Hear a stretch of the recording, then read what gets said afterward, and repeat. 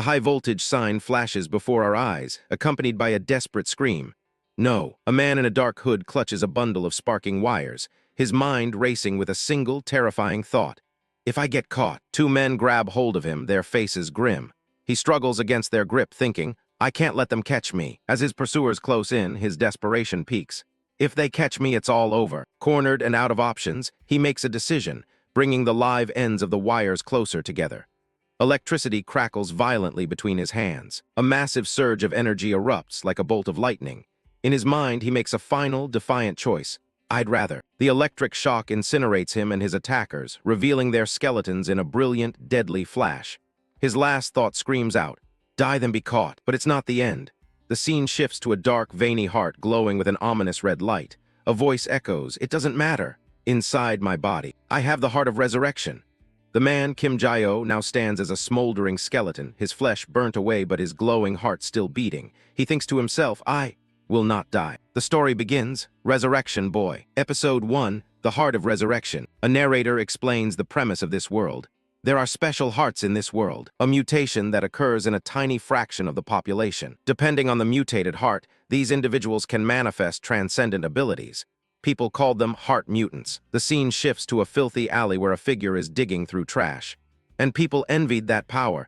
They call it a blessing from God. The figure scoffs at the thought. A blessing? Don't make me laugh. It's Kim Jae-oh, his body skeletal and his face half gone, now rummaging through garbage. He thinks bitterly, this heart is the reason I'm in this mess. His overriding thought is survival. Right now, I just need to find something to eat.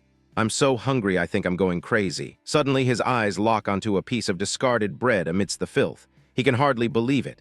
This bread was just thrown out. He takes a ravenous bite, overjoyed that it doesn't even smell bad. As Kim Jae-oh sits in the alley, a stray dog approaches him, wagging its tail. He looks over his shoulder, confused. Huh. Seeing the dog, he extends his skeletal hand, offering the bread he just found. What is it? Are you hungry too? Want some? The dog gently licks the food from his hand. Despite his own hunger, Kim Jae-oh feels a moment of connection, saying, good boy. Suddenly, he's surrounded by other stray animals. He hears unfamiliar voices nearby muttering, wait this way. And where are you running to? He thinks to himself, voices. Alarmed, Kim Jae-oh peeks around a corner, his mind jumping to a terrifying conclusion.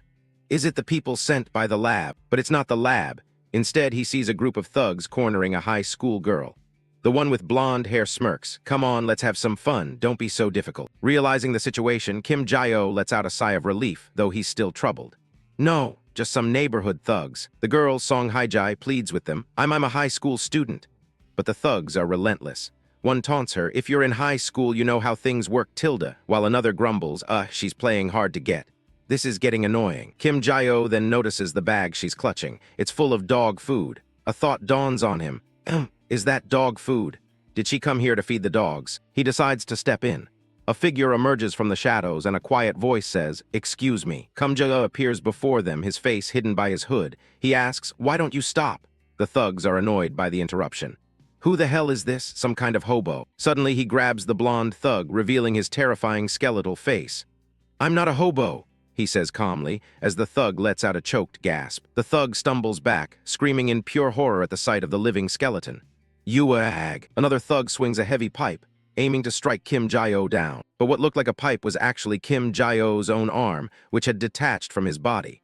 He now wields it like a club, his expression grim. Stop making a scene and get lost. The thugs scatter in terror, screaming, it's a ghost. The girl, Song Hae-jae, also screams, caught between shock and fear. After the thugs flee, Song Hae-jae sits on the ground, shaken but safe. She looks up at her strange savior and stammers, thank you. Kim Jae-oh swung his gaze toward her. His jaw unhinged in a silent screech as he thrust his skeletal arm out, looking as if he was about to pounce on her. Her brief moment of gratitude vanishes, replaced by sheer terror as the skeletal figure reaches for her. Song Hae-jae scrambles backward, screaming, Kaya-egg, stay back, stay back. Her terrified scream choked back when she saw the skeleton ignore her entirely. He scrambled toward the dog food on the ground, devouring it ravenously like he hadn't eaten in decades. But Song Hae-jae stops and looks back, a bead of sweat on her face as she processes the bizarre encounter. Her eyes fall upon the bag he dropped. She thinks to herself, that's the dog food. Caught red-handed eating the dog food, Kim Jae-oh apologizes profusely. I'm sorry, I scared you, didn't I? Do you mind if I eat some of this? Song Haijai is completely stunned, her face a mask of shock and disbelief. The fact that the living skeleton can talk is the final straw. She screams, "It can talk, Aog," and flees the alley in terror. Watching her run away, Kamja is filled with a familiar sense of resignation. "I knew it." She ran away. He turns back to the spilled kibble, trying to brush it off. "It's fine. At least now I can eat this dog food in peace." However, Song Haijai hasn't gone far. She peeks around a corner, heart pounding. WH, what was that? She watches as the stray dogs gather around him without any fear, and her terror begins to turn into questions. Was that a living person? No, is it even possible to be alive in that state? Wait, her mind flashes to the stories she's heard, and a stunning possibility emerges. Could he be a heart mutant? Realization and guilt wash over her. I heard heart mutants have all sorts of abilities, and he's the person who saved me. I was so rude to him. Taking a deep breath, she walks back into the alley.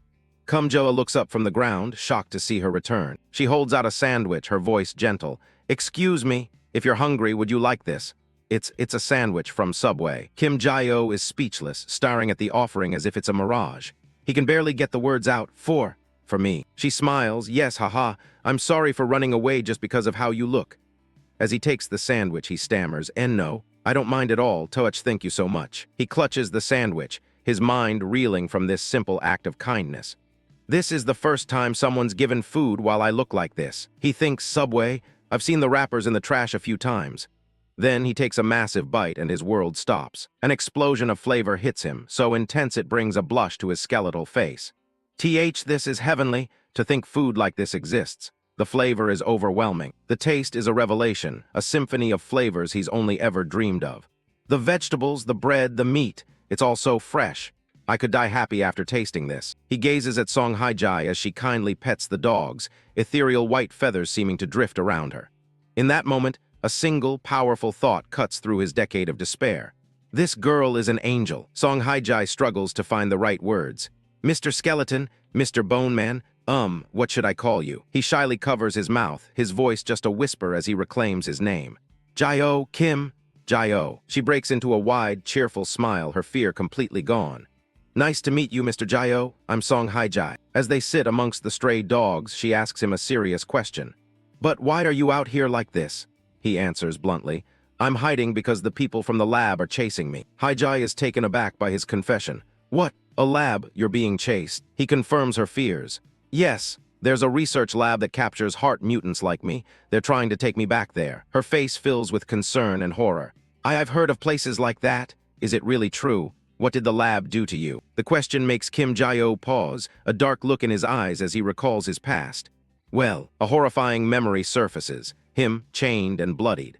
"I was subjected to experiments and torture for 10 years. I've been fed poison to test new drugs, and had my organs harvested to check for transplant compatibility." Haijai is horrified, tears welling in her eyes. For 10 years, you were tortured." He explains why he survived the endless torment. "Yes, because I have the heart of resurrection." An image shows his mutilated body regenerating around his glowing red heart. "It's an ability that regenerates my body no matter what is done to it." He hides his face in shame, pulling his tattered hood over his head. "That's why I ended up looking this hideous." Haijai's eyes narrow, not with pity or disgust, but with a sudden fierce determination. Joa braces himself for rejection, still hiding his face. Instead of leaving, she stands up decisively. "For now, please come with me." She grabs his hand and pulls him to his feet, starting to run. Where?"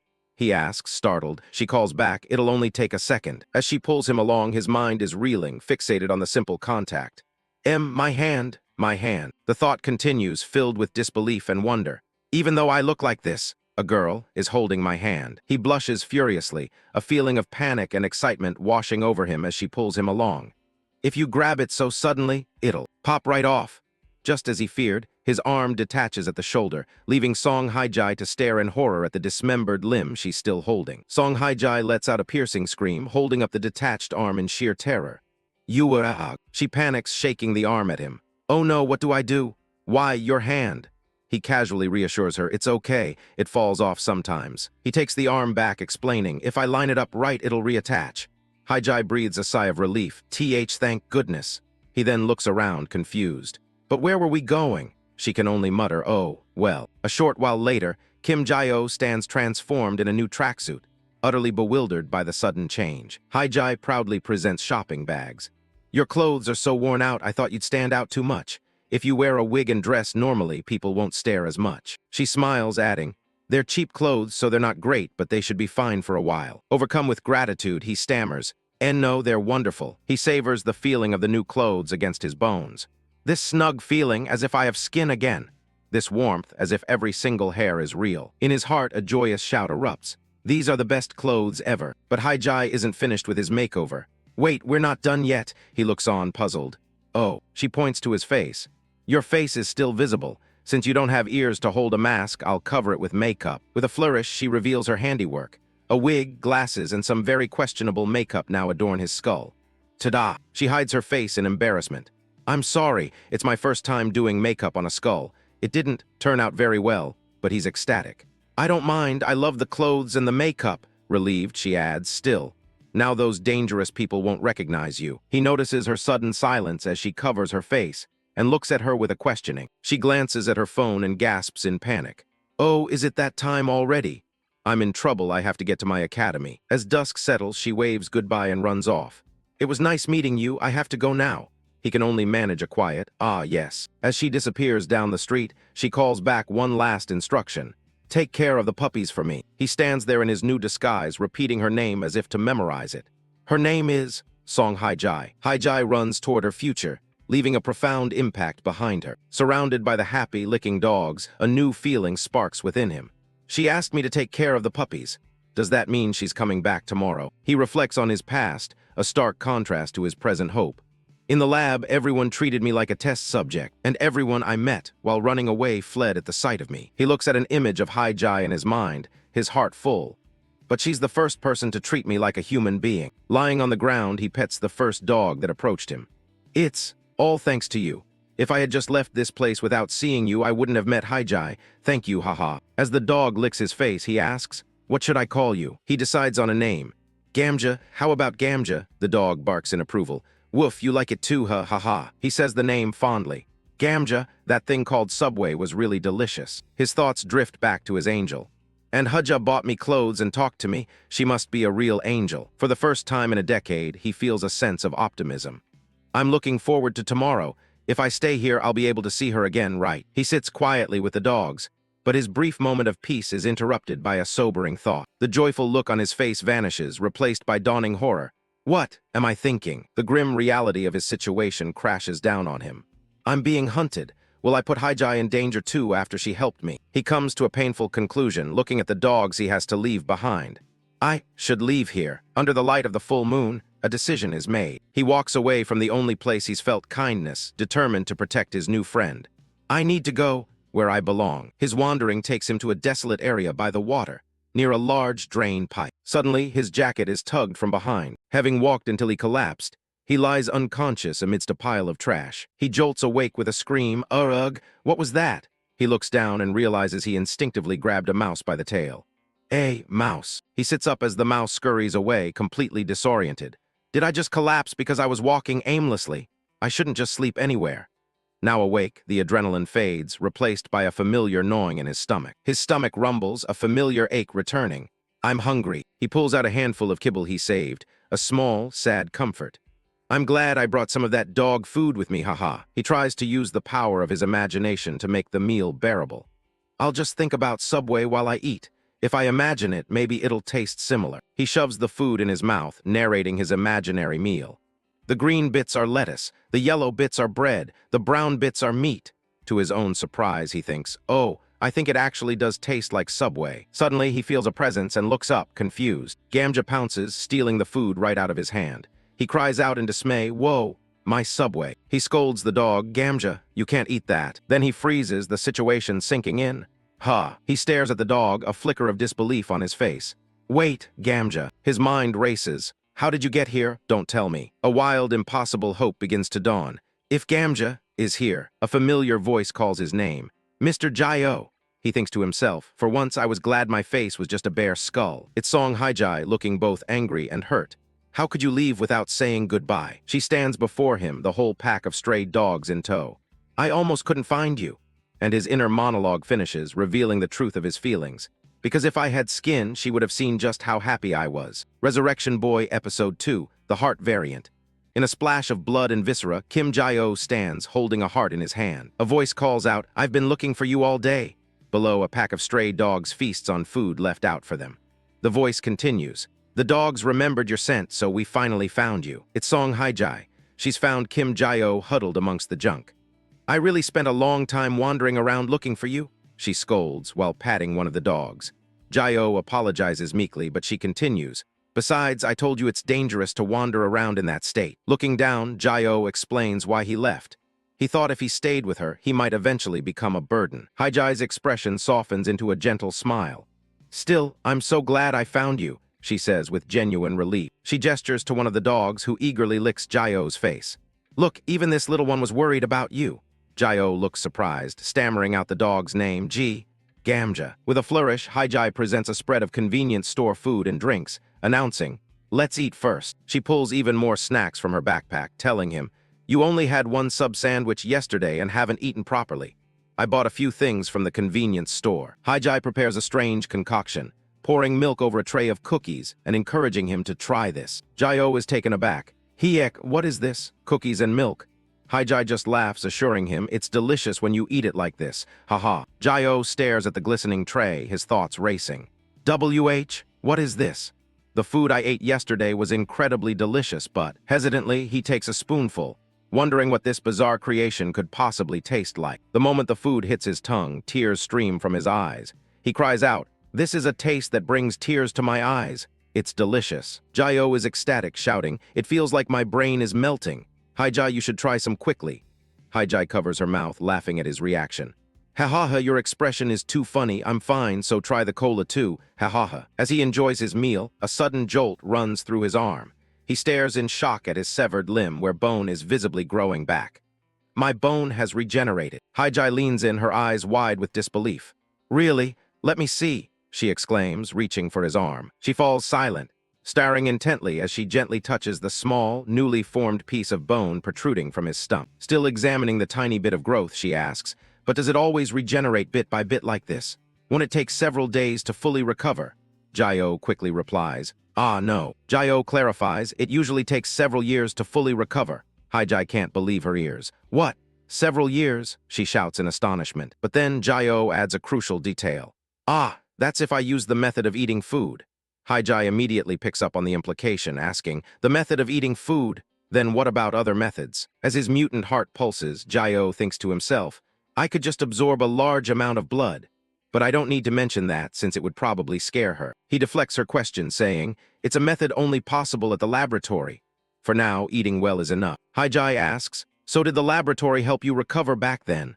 A dark look crosses Jae-oh's face as he thinks, "Right, because they needed to experiment on me as they pleased." He slumps over, his thoughts continuing, "That's why they're still chasing me so relentlessly, no matter where I hide." A bead of sweat runs down Hae-jae's face as she puts the pieces together.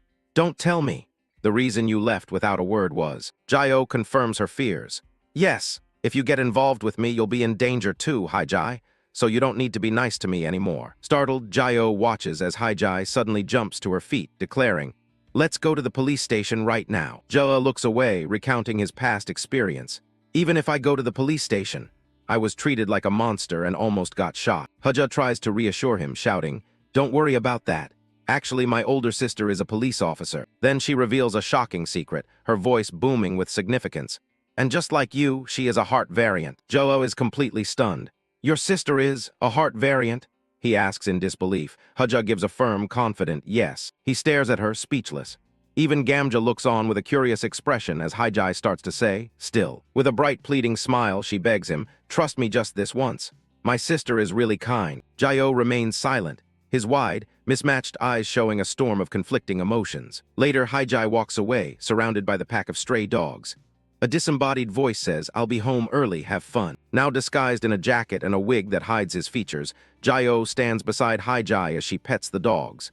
She tells them, "You'll hear from the shelter soon. You have to be good, okay?" Gamja sits patiently, tongue out and drooling, letting out a happy little bark. Jae crouches down, gently patting the dog's head. "I'm receiving help from you again," he says softly. "Thank you, Gamja." With newfound resolve, Jae makes a promise. "This time I won't run away like a coward. He glances at the dog, a small smile forming. And I'll come back to see you again, Gamja, haha. As they walk away, Haijai waves back at the dogs who are eagerly watching from behind a fence. A thought crosses Jaio's mind. It's the first time. He pulls his hood down, a wave of emotion washing over him. After 3 years of running and being chased, I finally have someone who reached out to me first. As Haijai smiles, he thinks, this feeling is strange, to think there is someone who would help me. For the first time, a glimmer of hope appears. Can I live without running away now? But just as the thought crosses his mind, a black van careens towards him at high speed. Jaio turns towards the sound, his brief moment of peace about to be shattered. Haijai can only watch in horror, her eyes wide with terror. The van slams into Jaio, sending him flying into the air.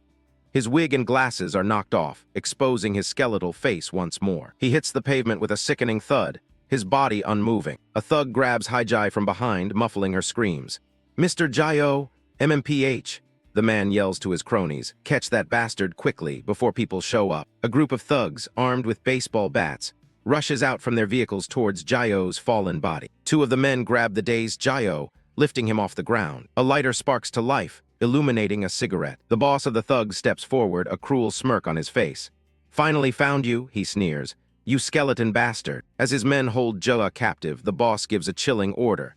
Take him, while paying him back for everything he's done. The thugs' convoy speeds away, leaving the scene behind. A horrifying scream echoes as the van's side mirror reflects the sickening sight of Jaio being dragged down the road. With a rope tied around his neck, Jaio is brutally dragged along the asphalt, his body scraping against the ground as he lets out a guttural scream of agony. He grits his teeth, his face a mask of pain and fury as the pavement grinds away at his body.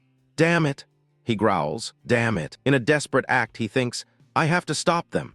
He digs his fingers into the road, trying to slow the van, but the asphalt only shreds his hands as he screams. His mind is filled with overwhelming guilt and self-blame. Because of me. Because of me. The worst part of his nightmare is the reality of Haijai's fate.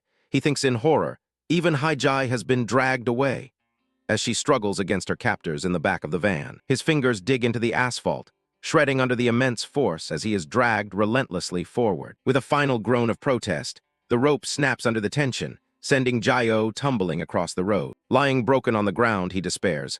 With this trash ability, I can't do anything. His voice is a whisper of pure desperation. Someone, please. And then help arrives from an unexpected place. The pack of stray dogs leaps over the guardrail, racing towards the speeding van. Jaio watches in stunned silence as the dogs swarm the road, grabbing the broken rope in their teeth. You guys, working as a team, the loyal dogs pull with all their might, trying to free their friend. The rope frays and finally snaps completely under their combined strength. The van screeches to a sudden, violent halt. With the van stopped, the pack of dogs surrounds Jaio's battered body, standing guard. They bark and growl furiously at the van, a protective barrier of fur and teeth around their friend. One of the thugs in the van looks back, cursing under his breath. Son of a bitch. The car doors swing open and the thugs step out onto the road, their intentions clear. Surrounded by the growling dogs, the thugs sneer.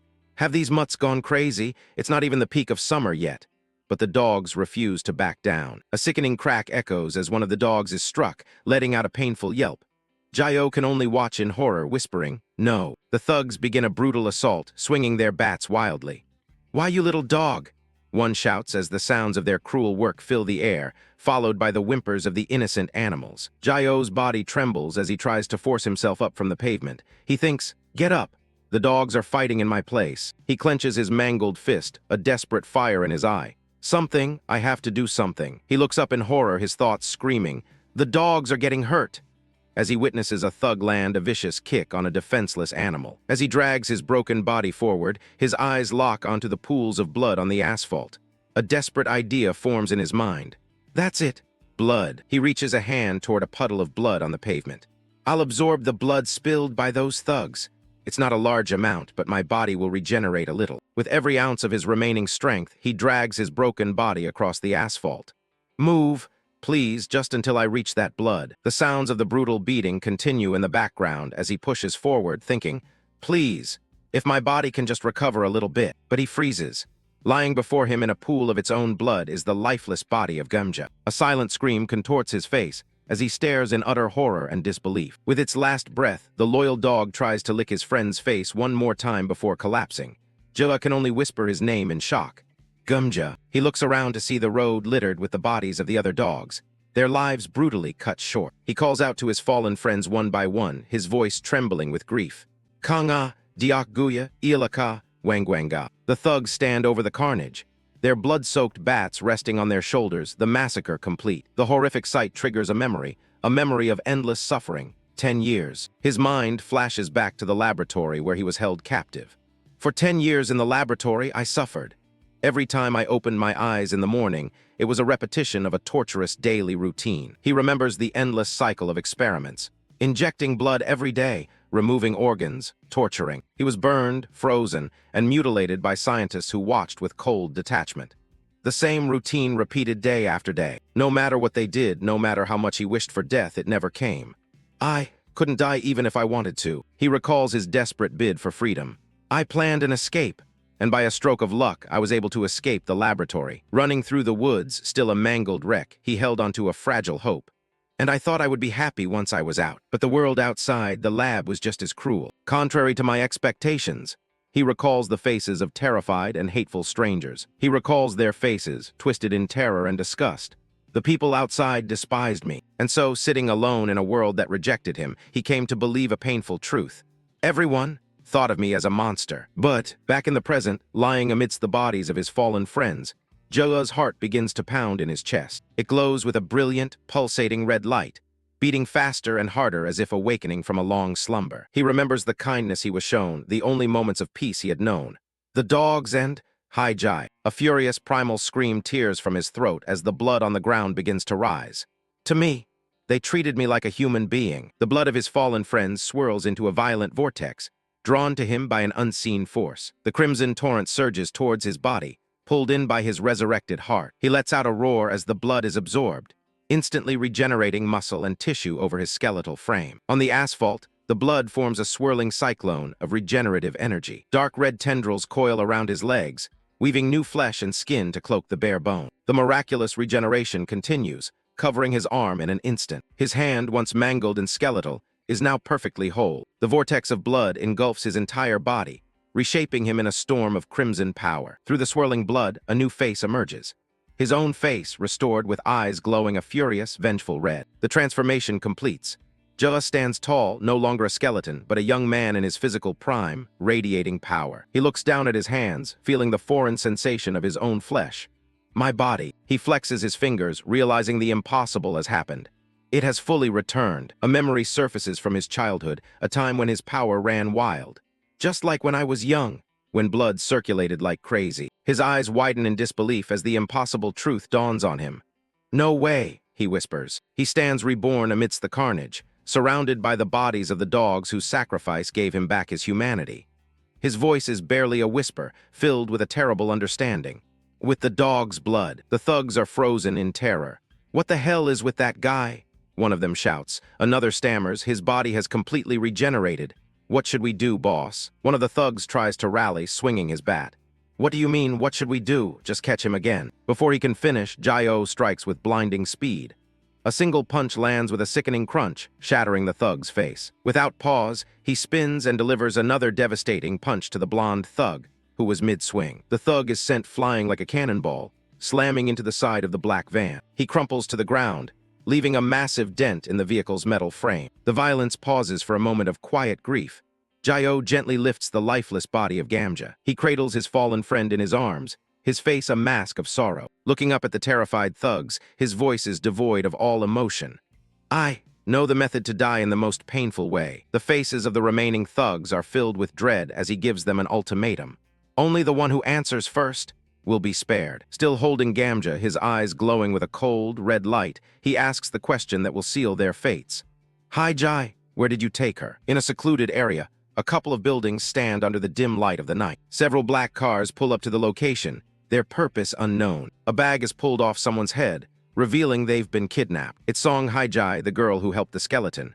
Kneeling on the floor, she shouts in defiance, "Who the hell are you people?" She looks to the side, sweat dripping down her face as she realizes the gravity of her situation. She's surrounded by a group of menacing thugs, their smirks promising nothing good. Her eyes widen in terror as she frantically looks around, asking, "WH, where is Where am I? Then she sees it, a horrific scene of butchery with dead bodies lying in pools of blood.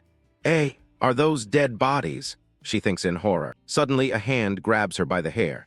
The man holding her mutters, "This little bitch is loud as hell." The gang's boss, a man with a scarred face, looms over her. "You got a few extra lives or something?" He sneers. He holds up a photo of the skeleton creature, test subject 10,101. "Don't blame us, blame that skeleton freak. You got dragged into this mess because you helped him." He yanks her hair, pulling her closer as he issues a chilling warning. "So if you want to live, keep your mouth shut." The boss's eyes narrow with cruel intent as he continues his threat. "Nobody here gives a damn." Haijai's eyes are wide with sheer terror as his final words land. "If a couple of people die." Just then a phone starts ringing, cutting through the tense atmosphere. The boss answers the call, clearly annoyed. "What? Why are you calling instead of coming back?" Whatever the voice on the other end said, he snapped back in a total panic. "Where the hell is that skeleton brat?" The caller is in a panic, shouting back through the phone, "What? What about the dogs?" He then delivers a completely baffling report. The skeleton turned into a human. Still on the phone, the boss demands, "What the hell are you saying? Speak clearly so I can understand you, idiot. What happened with the dogs?" Overhearing the call, Haijai's mind races. "Dogs? What does that mean?" "The dogs came to help." The man on the other end stammers, the skeleton." The boss sinks to the ground, finishing the sentence in disbelief. Lost him." He explodes with rage, screaming into the phone. "You useless piece of trash. Do you have any idea how much he's worth?" Losing his temper completely, the boss smashes the phone on the ground. "You fucking idiots. If you don't bring him back, you're dead meat." He turns his fury back on Haijai, grabbing her violently. "Hey, you know where that skeleton went, don't you? Spit it out now." He screams in her face, completely unhinged. "Talk, you stupid bitch. Fuck, do you know how much money that is?" "My money." Drenched in sweat, Haijai insists, I don't know." But the boss doesn't buy it for a single second. "Oh, you don't know, huh?" The boss pulls out a knife, his eyes glowing with menace. "Let's see if a few extra breathing holes jogs your memory." With the cold blade against her throat, Haijai has a horrifying realization. "Mister said he was being chased. I was so stupid." Tears stream down her face as the knife presses into her skin. She trembles, thinking, what should I do?" Just as the boss is about to strike, a loud thud echoes through the warehouse. He turns to see one of his men sent flying, crashing hard onto the concrete floor. Another thug is thrown backward through the air as the rest of the gang scrambles, caught completely off guard. Everyone's attention snaps to the entrance, where a shadowy figure stands silhouetted against the bright light. The boss turns, confused and alerted by the sudden intrusion. It's a young man with shaggy black hair covering his face. The boss internally scoffs. "Who's that brat?" One of the thugs confronts the newcomer. "Hey, who are you? Looking at your clothes, you're just some homeless beggar." Before the thug can react, the young man's hand flashes out, grabbing him by the throat. "Gah!" Struggling against the powerful grip, the thug chokes out, "You little sh*T," while his mind screams, "How is he so strong?" Kim Jae-oh speaks, his voice chillingly calm.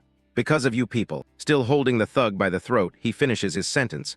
"All the dogs died." The other thugs finally react, charging forward as one of them yells, "What are you doing? Kill him." A heavy punch lands squarely on the side of Jae-oh's face. He barely reacts, spitting out a small spray of blood from the impact. Without hesitation, he throws a counterpunch that smashes directly into his attacker's face. The force of the blow sends the thug flying backward, a choked gasp escaping his lips. "Ka!" Another thug lunges forward, managing to grab Jae-oh from behind. "Got you, you punk!" he yells triumphantly. A third thug joins in, grabbing Jae-oh by the hair and slamming his head down with brutal force. Blood trickles down his face, but Jae-oh just looks up, his eyes wide and eerily calm. In a display of raw power, he grabs one of his attackers and flips him effortlessly over his head, slamming him into the ground. The boss and his remaining men stare in utter disbelief, completely speechless. Standing amidst the carnage, Jae-oh looks down at the blood-soaked floor. "You guys," he begins. He lifts his head, and his eyes are now glowing a terrifying orange red. "You were sent by Hermes' lab, weren't you?" Watching from the side, a horrifying realization hits Haijai. "Don't tell me." A memory of the skeleton flashes in her mind, and she connects the dots. "Mister." The boss finally understands, a wide, greedy grin spreading across his face. "Holy shit, that's it," he shouts, yanking Haijai's hair. "That brat is the skeleton." He remembers the warning from the brokers. The broker said he might be unrecognizable if he regenerates. "I almost didn't recognize you." A single word escapes the boss's lips. "Thanks." At the same moment, a gunshot rings out and a bloody hole appears in Jae-oh's back. The boss stands with a smoking gun, a cruel smirk on his face as he finishes his sentence. for crawling right into our trap. Seeing his chance, the boss shouts an order to his men. Get all the guns we got from the deal. They immediately obey, shouting, yes, sir, as they draw their pistols and open fire. The thugs unleash a hailstorm of bullets. The boss eggs them on, shouting, if we catch him, we'll make way more money anyway. Don't hold back, shoot him. The bullets rip through Jayo's body, but the boss just screams louder. Shoot him until he can't regenerate. The relentless barrage continues to tear him apart. Don't stop, keep firing, the boss yells. As his body is riddled with bullets, Jayo can only think one thing.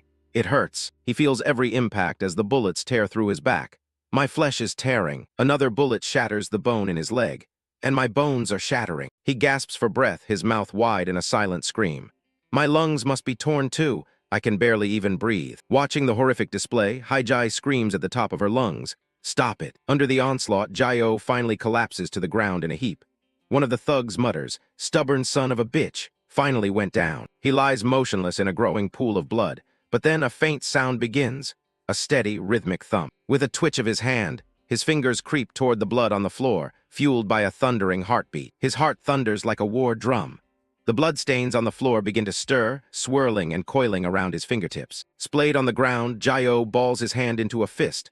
The blood, his own, the thugs who went down, and the victims being harvested, begins to spiral into his hand. Meanwhile, his heart hammers against his chest like a war drum. Deep inside his chest, his heart ignites, glowing with a brilliant red light and pulsing with unimaginable power. One of the thugs points a trembling finger, his face a mask of terror as he screams, "Boss!" Jayo's body begins to rise from the floor, pulled up by dark, bloody tendrils. "This guy is coming back to life!" the thug shrieks. The boss stares in utter disbelief, his cigarette dangling from his lips. He's getting up like a zombie. As he gets back to his feet, dark energy explodes from his body. The bullet holes and torn flesh regenerating at an impossible speed. Panicked, the boss screams at his men, "Are you just gonna stand there and watch? Do something, shoot." As the thugs open fire again, Jayo's internal monologue continues. "I can feel every single bullet embedding itself in my body." A bullet passes through his head, but he doesn't fall. He simply regenerates and endures. He stands firm against the onslaught, thinking, they aren't just piercing me, they're shattering and tearing me apart. In an endless, gruesome cycle, his body is destroyed and instantly recovers. Yet my body keeps recovering, and the pain and agony repeat. But amidst the agony, he comes to a chilling conclusion. But it doesn't hurt as much as I thought. His mind flashes back to the endless torment he suffered in the lab. Compared to, he remembers being burned alive, screaming in unimaginable pain. Everything I've endured. He recalls the feeling of being crushed, his body pulverized by machines. The memory fills him with a cold rage. The experiments and torture were far more painful. Snapping back to reality, he unleashes his fury, his fist smashing into a thug's face. He moves like a blur, spinning and kicking another thug with bone-shattering force. His eyes, glowing with red-hot anger, fix on his next victim. "So bullets like this," he punctuates his thought with another brutal punch. "I can endure as many as you've got." The remaining thugs are frozen in terror. "The guy, he's floating." One of them stammers as Jaya launches himself toward them, but his thoughts turn to the real source of his rage. However, he lands a devastating punch, the impact echoing through the warehouse. The thug is sent flying, crashing into a massive steel tank and denting it with the force of the impact. He punches one thug and kicks another simultaneously, his mind zeroing in on the real source of his rage. What drives me crazy is, his face contorts in fury as the reason for his rampage surfaces, and he unleashes a torrent of attacks on the remaining thugs. He thinks of the puppies who tried to save him, those kids who protected me. With that thought fueling his rage, he single-handedly takes out the entire group of thugs, sending them flying with his powerful attacks. As his fist connects with the final goon's face, he makes a solemn vow that I will never. Only the boss is left standing. Realizing he's outmatched, he grabs Haijai and uses her as a human shield. "Stay back," he screams. With a gun pressed to her head, he makes a desperate threat. "Stay back, or I'll shoot this bitch." But Jayo moves too fast for him to react. In an instant, he's there, his fist already buried in the boss's face. "Never again," he thinks. The impact is brutal, blood flying. As the boss's face caves in under the force of the blow, Jayo's expression is one of pure, unadulterated rage, his teeth gritted in a snarl. His punch was so powerful that it slammed the boss into another steel tank, his vow echoing in his mind. Be able to see them again. The tank shatters under the impact, the boss embedded deep within the twisted metal. The boss struggles to his feet, bloodied and broken but still defiant. His arrogance quickly fades. replaced by pure, primal fear as he stares at the monster before him. He scrambles backward, his hands held up in a pleading gesture. Please spare me. I'll do whatever you want. But Jayo's eyes are cold and unforgiving as he raises his fist for another strike. Too late, he says. He brings his fist down with incredible force, slamming the boss into the concrete floor. The boss chokes out a cry of pain, blood erupting from his mouth as the floor cracks beneath him. Kahuk! Jayo doesn't stop, his fist a relentless hammer pounding the boss's face into the ground. He continues the brutal assault, each punch driving the boss deeper into the shattered concrete. He pours every ounce of his grief and rage into the relentless assault, his fists blurring as he strikes again and again. The brutal punishment continues until the boss's face is completely shattered, driven deep into the fractured concrete below. His rage finally spent, Jayo slumps forward, the adrenaline leaving him as quickly as it came. His fist, bruised and bloodied, hangs limp at his side. The fight is over. He stands over the unconscious form of the boss, the bloody aftermath of his fury. The warehouse is silent now, save for the groans of the defeated. Jayo stands alone amidst the carnage. He catches his breath, steam rising from his body as the last vestiges of his anger fade. Seeing that it's finally over, Haijai calls out to him, her voice filled with awe and concern. Mister. He turns and takes a slow, heavy step toward her. Barefoot and battered, he walks across the blood-stained floor. He finally reaches her, his tattered clothes hanging off his frame as he looks down at her. Haijai looks up at him, her voice trembling. Are you sure you're okay? You were shot so many times. Suddenly, Jayo collapses into her, wrapping his arms around her in a desperate hug. Thank goodness, he whispers. The terrifying monster from moments ago is gone, replaced by a boy with tears streaming down his face. Haijai stares in shock, finishing her earlier thought. That you're alive. His face buried in her shoulder, Jayo finally lets his grief show. The puppies died saving me. His voice is choked with tears as he confesses his deepest fear. But I was so scared that you might have died too, Haijai. He pulls back slightly, looking at her with tear-filled eyes. Since you're alive, thank you. Haijai is taken aback, her own eyes welling up with tears. Why are you thanking me? She thinks, stunned by his words. Her hand gently rests on his torn shirt, a silent gesture of comfort. She pulls him back into a tight embrace, weeping with him. I'm the one who should be thankful. At the scene of the gang takedown, a detective yells impatiently at the officers. Look at your movements. Can't you move faster? Take the suspects into custody. Following his orders, a police officer cuffs one of the many gangsters left beaten and bruised from the earlier fight. Surveying the widespread damage and the sheer number of incapacitated thugs, another officer expresses his confusion. It's a violent incident caused by internal gang divisions, but they did this much damage just fighting amongst themselves. Watching from the safety of the woods, Song Haijai feels a wave of relief. Fortunately, it looks like all the gangsters are being arrested by the police. But Kim Jae-oh is worried, asking, Are you sure we don't need to be investigated or anything? Kim Jae-oh reminds her of the instructions she gave him earlier. Haijai told us to stay out of it for now. She said things would get complicated if a heart mutant was involved. Trusting in her plan, he decides it's best for them to leave the scene. Since she said she'd take care of it, let's just go for now. But as soon as they're safe, the grief of their recent loss overwhelms Haijai and she breaks down in tears. Wow! The immense sorrow hits Jayo as well, and he collapses, unable to hold back his own sobs. Before them lie the bodies of the dogs who sacrificed themselves. Jayo looks down at them, his voice cracking as he apologizes. I'm sorry. Guys. Haijai tearfully lists the names of their fallen friends one by one. Bajiki, Suru, Titingu, Choco, Biolai, Maru. She clutches one of the dogs, blaming herself for what happened. It's my fault.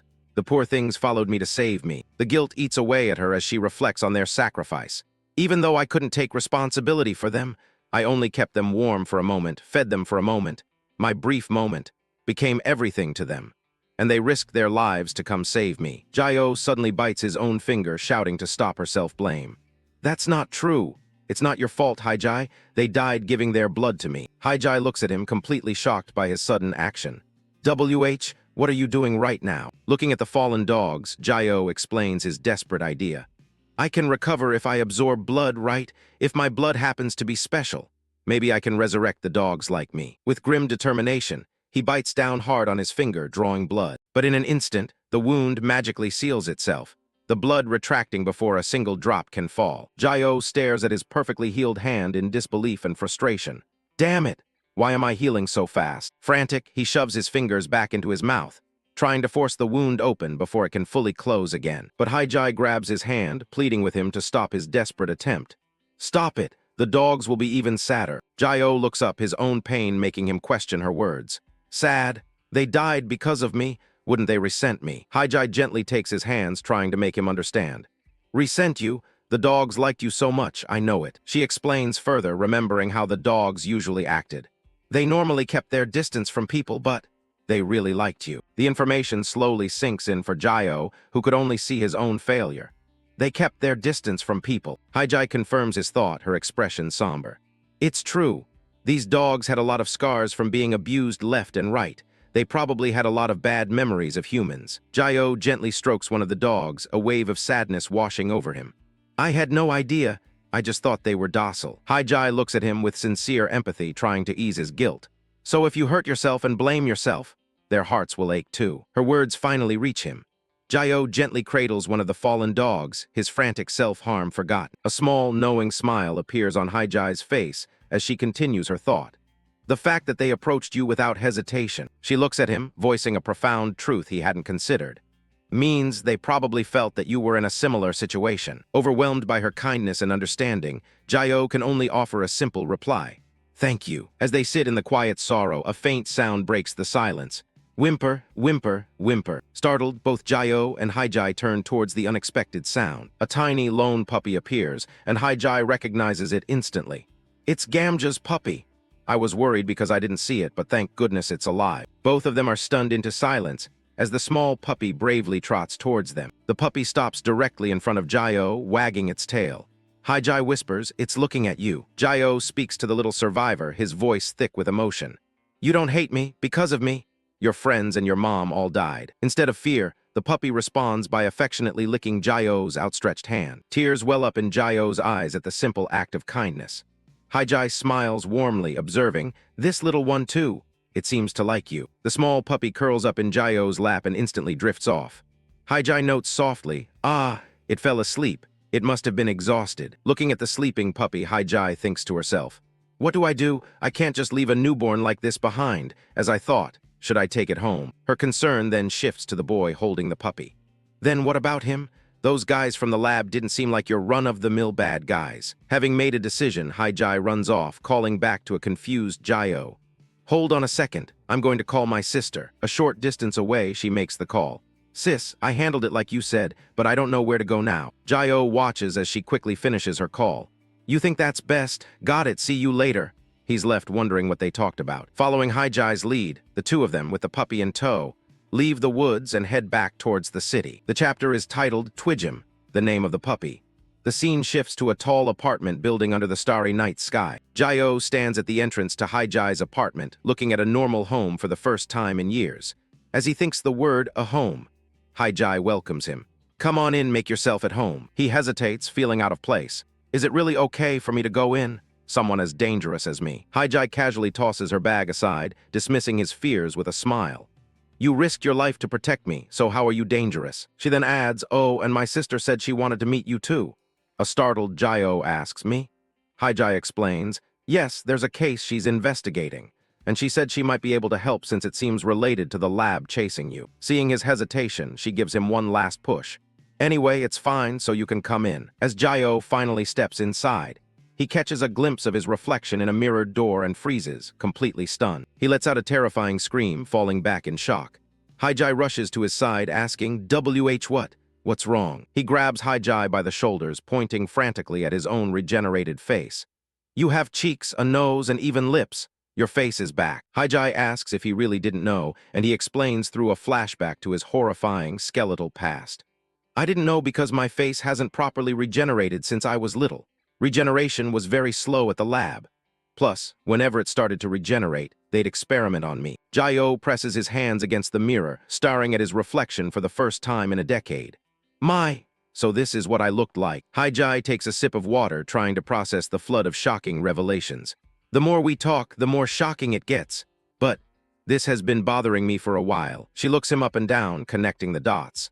"Now that you've fully regenerated, you really don't look like a middle-aged man. How old are you exactly? Even just a rough guess." The question catches Jayo off guard. "My age? It's been so long since I've thought about that." Jayo does a quick mental calculation, laying out the facts of his life. "I went into the lab when I was 7.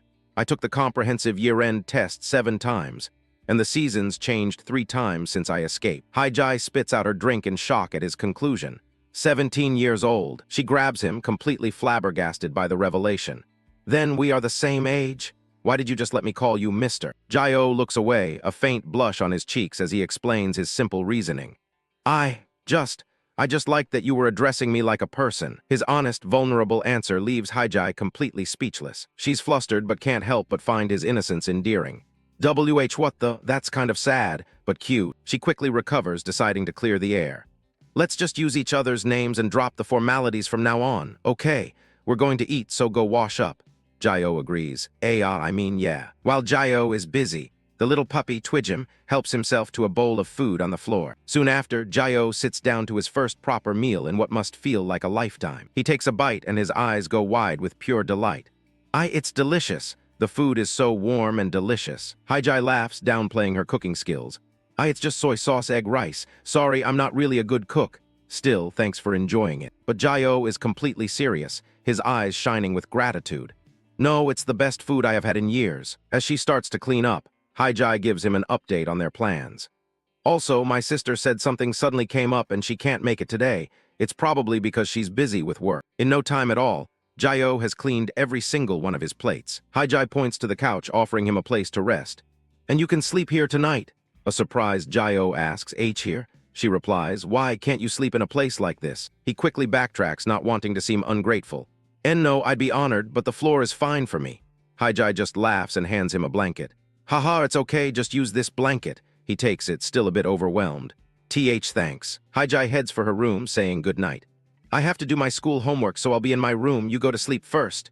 Jayo replies, why yeah, thanks. With a soft click, the door to her room closes, leaving him alone in the living room. Jayo stands in the quiet apartment, holding the blanket she gave him, a sense of peace settling over him for the first time. He looks around, his expression unreadable, taking in the unfamiliar but comforting space. Left alone in the living room, Jayo looks around in wonder at things he's only ever seen in books, if at all. TVs are that thin and big. He marvels at a simple pot of flowers, a sight completely alien to his previous life. People bring flowers into their homes too. It's so different from the lab. He sits on the sofa and is immediately shocked by the sensation. It's incredibly comfortable. Sofas are this soft. It's softer than the bed I slept on in the lab. Meanwhile, the little puppy is struggling to eat from its bowl, pushing it around the floor. The puppy tries to eat so enthusiastically that it ends up coughing up some of its food. The sound startles Jayo, whose instincts from the lab immediately kick in, sensing danger. He sees the puppy choking and struggling to breathe. Forgetting all his own troubles, he cries out in pure panic. Little guy. He leaps from the couch and rushes over to the puppy, ready to save it. But he freezes, unsure of what to do, as the puppy simply continues to eat the food it spilled on the floor. The puppy looks up at him, its face smeared with food, completely oblivious to his panic. Realizing his overreaction, Jayo calms down, a small, embarrassed smile on his face. Oh, it's nothing. Later that night, Jayo settles down on the couch, tucked into the blanket, with the small puppy sleeping soundly beside his pillow. He snuggles into the soft blanket, a feeling he's never experienced before. It's warm and cozy, so soft. I love it. The puppy wakes up and playfully clambers onto him. He smiles warmly at the little creature. You like it here too, huh? Looking at his new companion, he decides it needs a name. What should I name you? Since you're Gamja's puppy, Gamja, French fries. He settles on the perfect name. How about Twijim? You like it, right? The puppy licks its chops in agreement. From now on, your name is Twijim. As Twijim sleeps peacefully, Jayo feels a warmth spreading through him that has nothing to do with the blanket. It's warm. So this is what they call happiness. As he drifts off, he takes stock of all the new, good things in his life, starting with the simple meal he was so grateful for. I ate a delicious meal. His thoughts drift to the feeling of the hot bath, a luxury he had never known. It's so warm. He continues his blissful inventory, remembering the simple joy of the bath. I got to wash up with warm water. He holds Twijim close, savoring the feeling of safety. And I even get to sleep in a soft place like this. But as he lies there, a dark thought intrudes on his happiness. But his eyes snap open, the warmth replaced by a cold, hard realization. These are things that can easily be lost. His mind flashes back to the day of his escape, a chaotic scene of barefoot patients running for their lives down a sterile corridor. Everyone run. A younger, skeletal Jayo is among them, part of a desperate stampede towards freedom. The exit is that way. Suddenly, their path is blocked by heavily armed guards, An order rings out.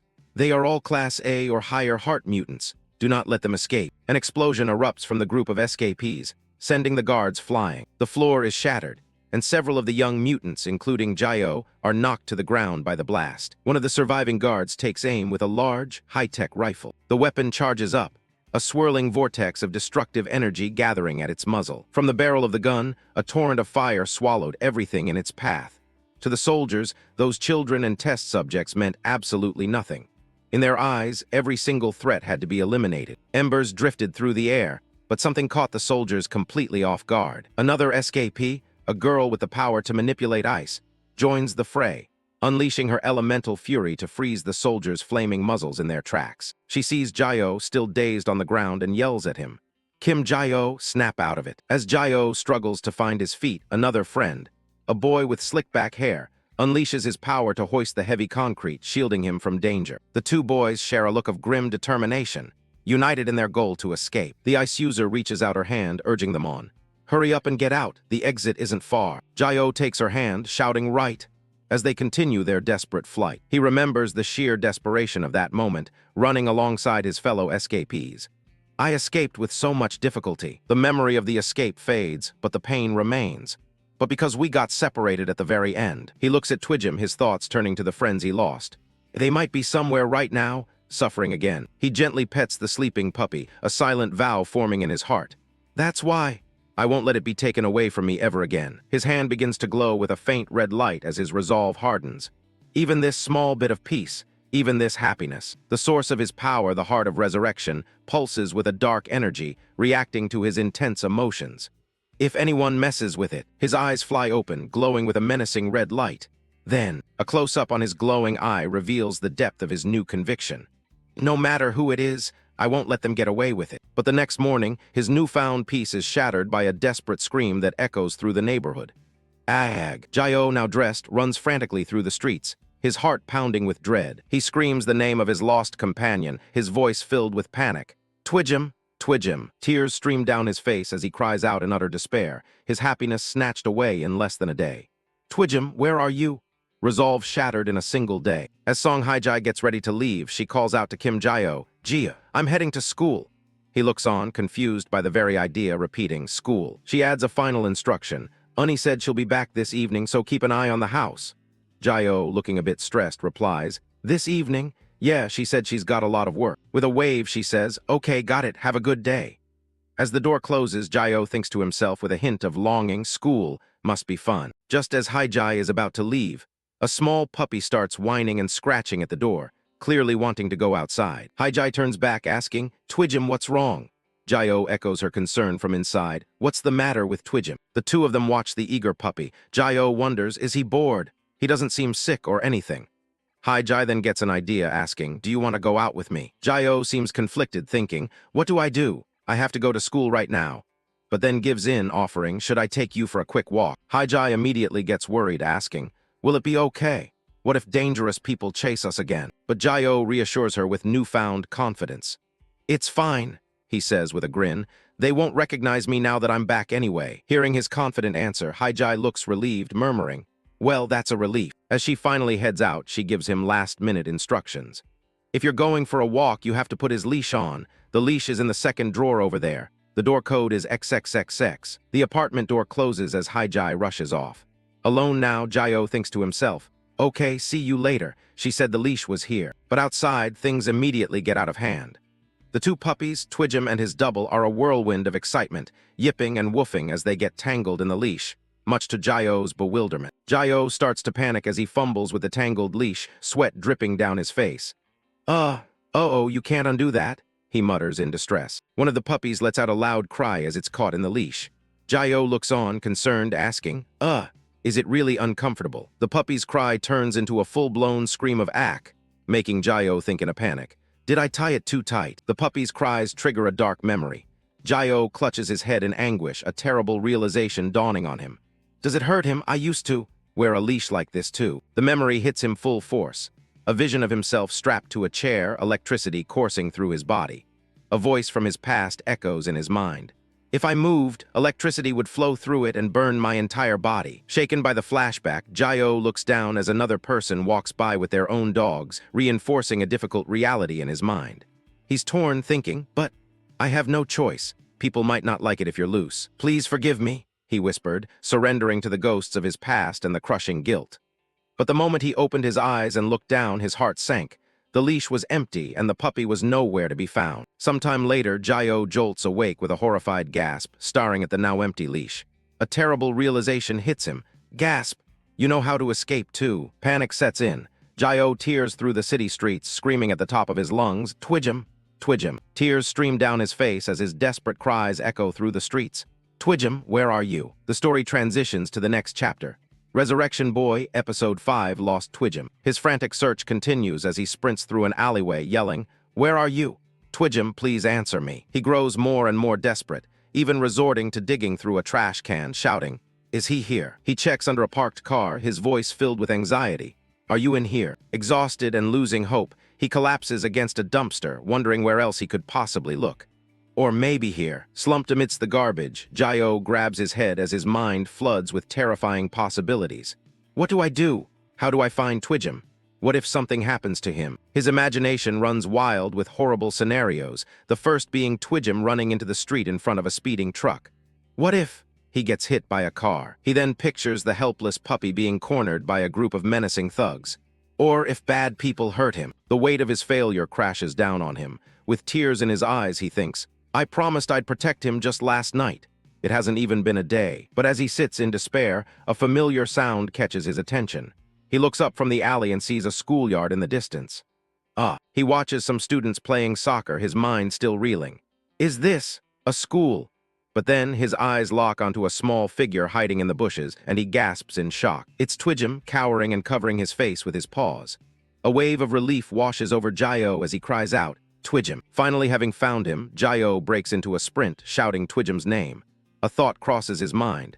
Did he chase Hyaji's scent all the way here? As Jayo sprints toward the school, a man who looks like a teacher on patrol, holding a back scratcher, notices him and watches with a look of utter confusion. The teacher tries to stop the sprinting boy, calling out, wait!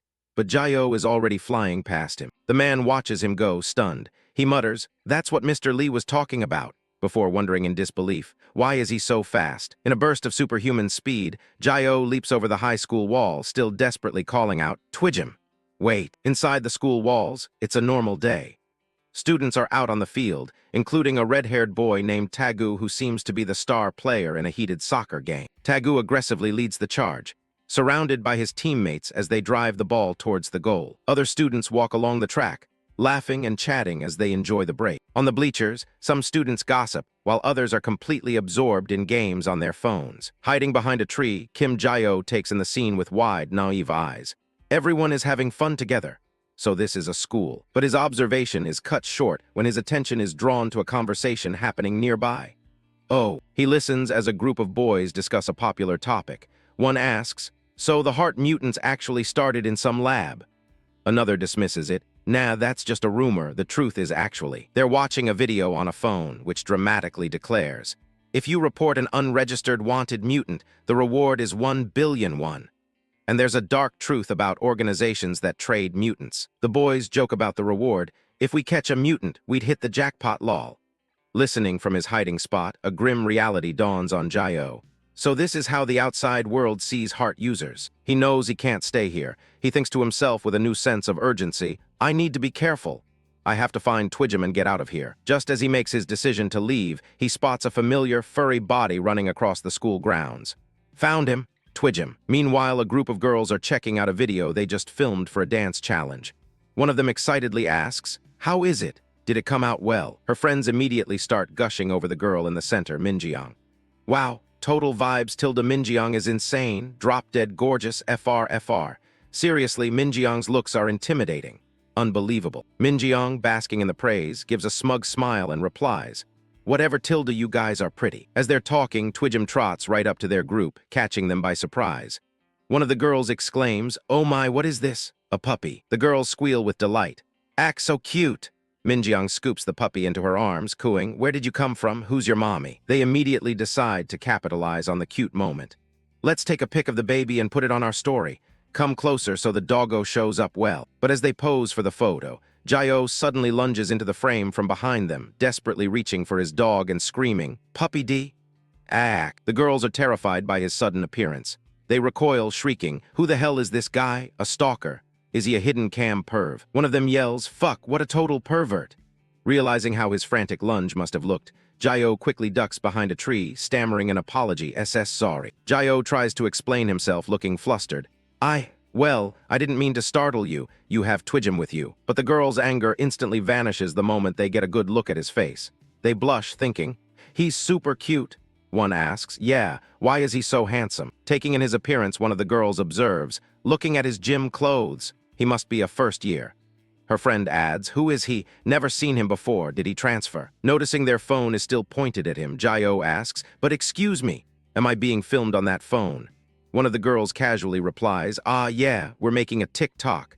Wanna film with us?" Another girl scolds her friend, "Hey, what are you doing asking a stranger?" But the friend shoots back, "Who cares, tilde he's handsome, tilde lol. He's a first year anyway, right? We can be friends starting nows." Jayo, however, panics, exclaiming, "No, I can't be filmed in videos." Minjiang cuts in, holding out her phone with an Instagram profile open. She says coolly, "Give me your Insta ID." Still holding Twidgem, she pushes the phone towards Jayo, adding, "I'll tag you." Her friends are stunned, whispering to each other in shock. "What the? I've never seen Minjiang ask for an Insta before. With a face like that makes sense." One of them pressures him, "Hurry up and tell me. Minjiang has over 100K followers. If you get tagged, your followers will go up fast too." But Jayo is utterly lost, asking in. "Sta." Minjiang assesses him with a predatory gaze, thinking to herself, "Well, he's definitely easy on the eyes. Him being shy is cute too. Would make good arm candy, no." As Jayo hesitates, muttering, but Minjiang scoffs internally. Playing hard to get, he's gonna give it anyway." But to her surprise, Jayo turns away, stating plainly, "I don't have anything like that." Minjiang is left speechless, her confident smile frozen on her face. "Huh." Even Twidgem seems to sense the sudden shift in mood. Jayo bows deeply and formally rejects her. "I appreciate the thought, but I have to decline," he says, then adds for emphasis, "I mean it." Minjiang can only stare, dumbfounded. Her friends are in absolute shock, covering their mouths as they whisper, "Whoa, no way. Did Minjiang just get rejected?" Humiliation quickly turns to rage. Minjiang's face twists into a furious snarl as she thinks, "That is one massive wall he put up. UFC King. B. Playing so damn hard to get." She starts to lash out. "This is FC King ridiculous. I'm just trying to tag you, just give me the ID." But Jayo calmly interrupts her, taking Twidgem from her arms and declaring, "This is my dog, so I'm taking him back." Ignoring the fuming girl completely, Jayo clutches his puppy tightly, apologizing softly, "Twidgem, I'm sorry. I'll never lose you again." Minjiang is left speechless behind him. On the other side of the schoolyard, someone was watching the guy happily flirting with the school goddess. Tagu, the school's top dog, had his face contorted with rage, his eyes burning with fury as he growled. "What?" Standing with Minjiang and her friends, who now look on with concern, Tagu growls, demanding to know, "Who's that bastard?" One of Tagu's friends points out Minjiang, nudging him. "Hey Tagu, isn't that your crush?" Tagu just growls in response. He glares at Kim Jayo, who is happily cradling Twidgem. Tagu mutters to himself, "That guy's using a dog to hit on Minjiang. I've been watching him. Who the hell is he?" His friend explains, "You don't know. Transfer student maybe. Looks like our grade." But Tagu is consumed by rage, his teeth clenched as he thinks, "That F** Seeker is making a move on Minjiang right in front of me." Tagu suddenly calls out to his friend, "Hey, toss me the ball." The friend looks confused, asking, "Why the ball?" As Tagu prepares to kick, his friend panics, yelling, "W. Wait, you broke someone's nose with a ball last time." But Tagu has already unleashed a powerful kick, warping the soccer ball with the force of the impact. His friend can only think, "That was." With a spinning kick, Tagu sends the ball flying with violent intent, coldly stating, "Not my problem." The ball hurtles directly towards Jayo and the puppy in his arms.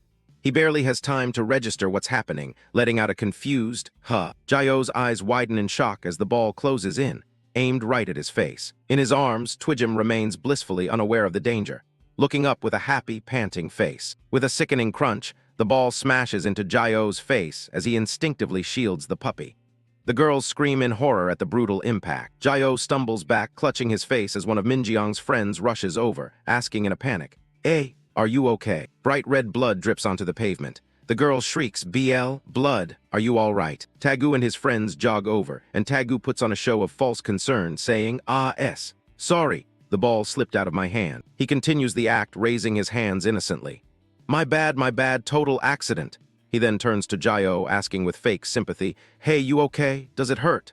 While Minjeong looks on, unimpressed. Leaning in close, Tagu drops the act, a smug grin on his face as he mutters a threat. Watch it. Jayo can only respond with a confused huh. Jayo looks up, his face covered in blood, but his eyes are cold with rage. Even Twidgem growls, sensing the hostility. Jayo's voice is low and dangerous. My dog almost got hurt. Apologize. Tagu throws his head back and erupts in laughter, pointing mockingly at Jayo's face. Puhahaha, double nosebleed. He immediately claps a hand over his mouth, horrified at his own outburst. He thinks to himself in a panic, gasp. Minjeong is watching, you are tard. As Tagu tries to recover his composure, the other students gather around, concerned for Jayo. They ask, hey, you okay? I think he got you right in the face, and suggest, shouldn't you go to the nurse's office? Still holding Twidgem, who is now growling at the bullies, Jayo calmly replies, I'm fine, but Twidgem almost got hurt. Be careful next time. Tagu scoffs, muttering, acting tough with a bloody nose. With a smirk, Tagu offers a lazy, insincere apology. Yeah, sorry, dogs are precious, right? Completely missing the sarcasm, Jayo accepts. Apology accepted. I'm really fine. Jayo turns to leave, calling out, I'm going now. Twidgem, let's go home, Tilda. As he walks away, one of Tagu's friends remarks, he's tougher than he looks. Tagu went easy on him, haha. Tagu angrily snaps, shut up. His eyes fixed on Jayo's retreating back, Tagu gives an order to his lackey. Find out who that bastard is and what class he's in. He adds menacingly, I don't like his attitude. Walking away from the school, Jayo clutches Twidgem and smiles with relief. He thinks to himself, I was really scared I'd lose Twidgem. He looks down at the sleeping puppy, a gentle smile on his face. But thanks to Twidgem, I got to see a school, haha. I met a lot of kids my age too. For the first time, he feels a sense of belonging. It's fun, he thinks wistfully. If I went here, would I have made many friends? Suddenly, a voice calls out from behind him. Hey, friend. Jayo stops, turning around in confusion. It's Tagu, who slings a seemingly friendly arm around Jayo's shoulder. I'm really sorry about earlier, he says with a grin. Jayo is taken aback. Friend, Tagu laughs. We're in the same grade, so we're friends, right? Haha. Tagu continues his act. Since you got hit by the ball, I felt bad just apologizing with words, so I'll treat you to some bread. Jayo can only stare, completely bewildered. What? The word triggers a powerful reaction in Jayo, who has been deprived of such simple things. His mind fills with images of delicious-looking bread as he exclaims, bread. He stammers, completely won over. Why? You're buying me bread. Really? Tagu pulls him along, sealing the deal. Yeah, dude, ha, there's some really delicious bread over there. Jayo, completely innocent, even asks, is there stuff for Twidgem to eat too? Tagu replies with a grin, of course, Tilda, I'll buy everything. As Tagu leads him away, he mutters, since I was showing off in front of the girls, you must be hungry. I'll give you plenty of bread. Jayo just looks on, confused. The friendly facade vanishes in an instant as Tagu swings his leg, aiming a powerful kick directly at Jayo. Tagu delivers a vicious kick to Jayo's back, forcing him to his knees as he collapses forward with a pained cry. Cuck. Jayo collapses to the ground in a secluded alleyway, clutching Twidgem to protect him from the fall. From behind, Tagu's friends mock him. He actually followed us. This guy's real. Haha. Looking up from the pavement, Jayo finally starts to realize he's been tricked.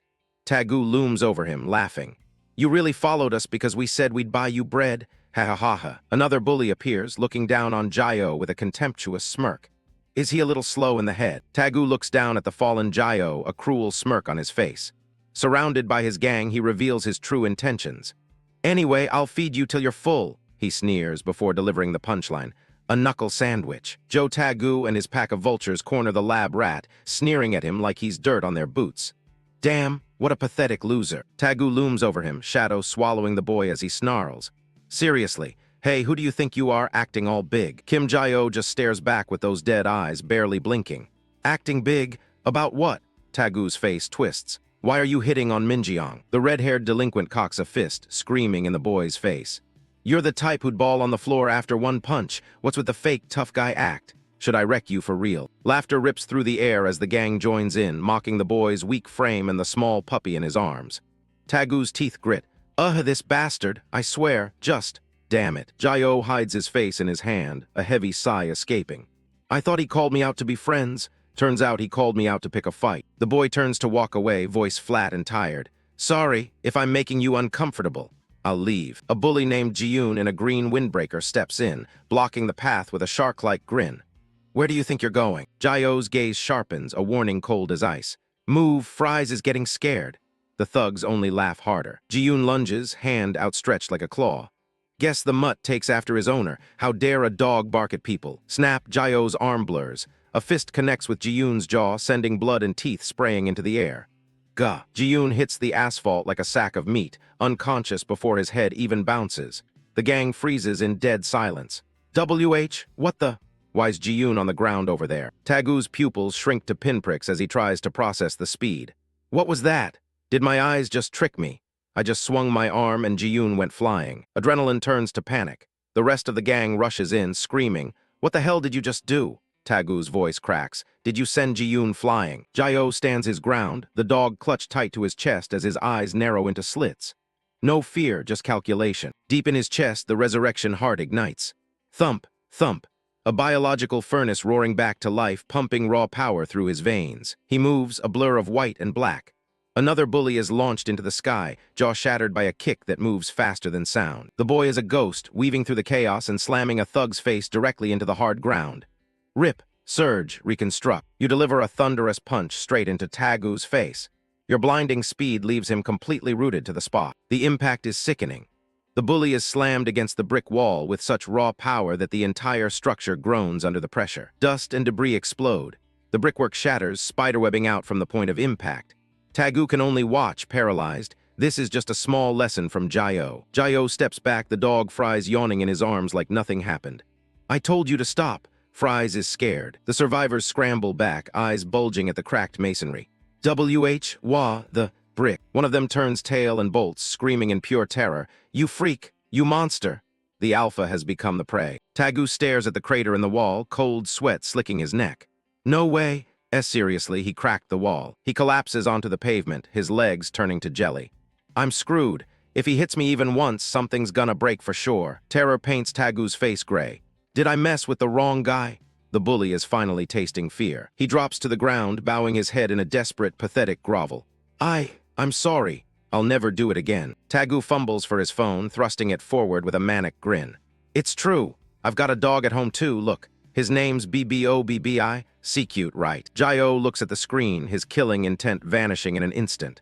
Oh, he actually does have a dog. Maybe he's not totally awful. Tagu pleads. Just let me off this once. From above, they look like two lost souls in a wasteland of cracked bricks.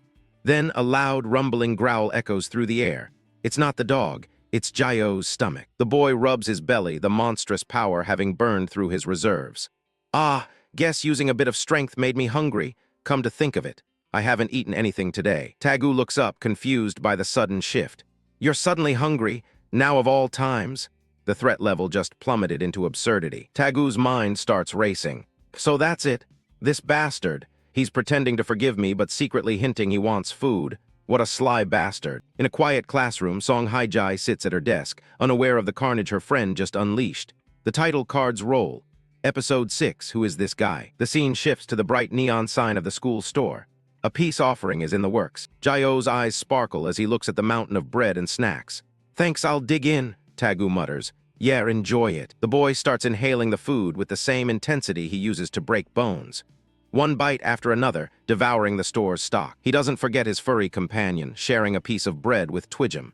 It's good, right? There are little strawberry-like bits in the bread. Tagu watches from across the table, his jaw clenched. What is this guy? He seems insanely strong, but he acts like a total dork.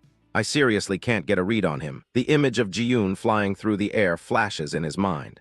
I mean, with one punch he sent a guy flying into the air. Is he some pro boxer who used to compete or something? Joe Tagu stares at the shattered wall, his sweat turning cold. But even for a pro, can you really slam someone into a wall hard enough to crack it? He grips his phone, watching Kim Jae-yo feed the puppy fries from across the table. I've never seen anything like that in my life. I'll need to take some special measures. Enter Na Young-chul, a mountain of a man with a man bun and a floral shirt, eyes fixed on his cards and a cigarette dangling from his lip. Oh, Tagu, long time no see. Tagu's voice trembles over the line, his face a mask of desperation. Sir, could you please help me out just this once? I'm really screwed here. Young Chul exhales a cloud of smoke, his expression hardening into a sneer. What? You got your ass beat by some punk? You've gotta be kidding me. Hey, you halfwit, you get beat up and you come crawling to me? Do I look that free to you? Tagu whispers into the receiver, sweat drenching his face as he begs for a lifeline. It's because his fists are just too much. This is my first and last request. Please, just help me save face this one time. The thugs wonder, who is it? Young Chul leans back.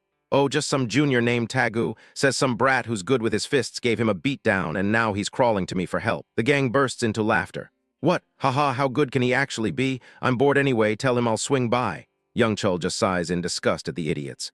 Truly pathetic. Tagu's eyes light up with relief, a massive weight lifting off his shoulders as the voice on the other end announces. Fine, I've got business near your school today anyway, so just bring him out. Tagu stammers gratefully. Really? Thank you so much, boss. He snaps the phone shut, a jagged predatory grin splitting his face. You're dead now, haha. Suddenly a hand enters the frame, holding a bag of snacks. Hey, do you want some too? Jayo stands there with a blank expression, holding out a piece of bread. I felt bad eating alone. Tagu's brain short-circuits at the whiplash. Tagu waves it off, sporting a fake, nervous smile. No, you go ahead and eat. You can have it all. You can also have the other bread and drinks. They're all yours. Jayo crouches down to feed Fries, the image of innocence in a tracksuit. Tagu watches him, his internal monologue screaming, how is someone like this that strong? Fries happily munches on the snack. Jayo's simplicity is more terrifying than his strength. Tagu's gaze drops to Jayo's hands. Wait a sec. He smashed that wall with such insane force his hands should be mangled.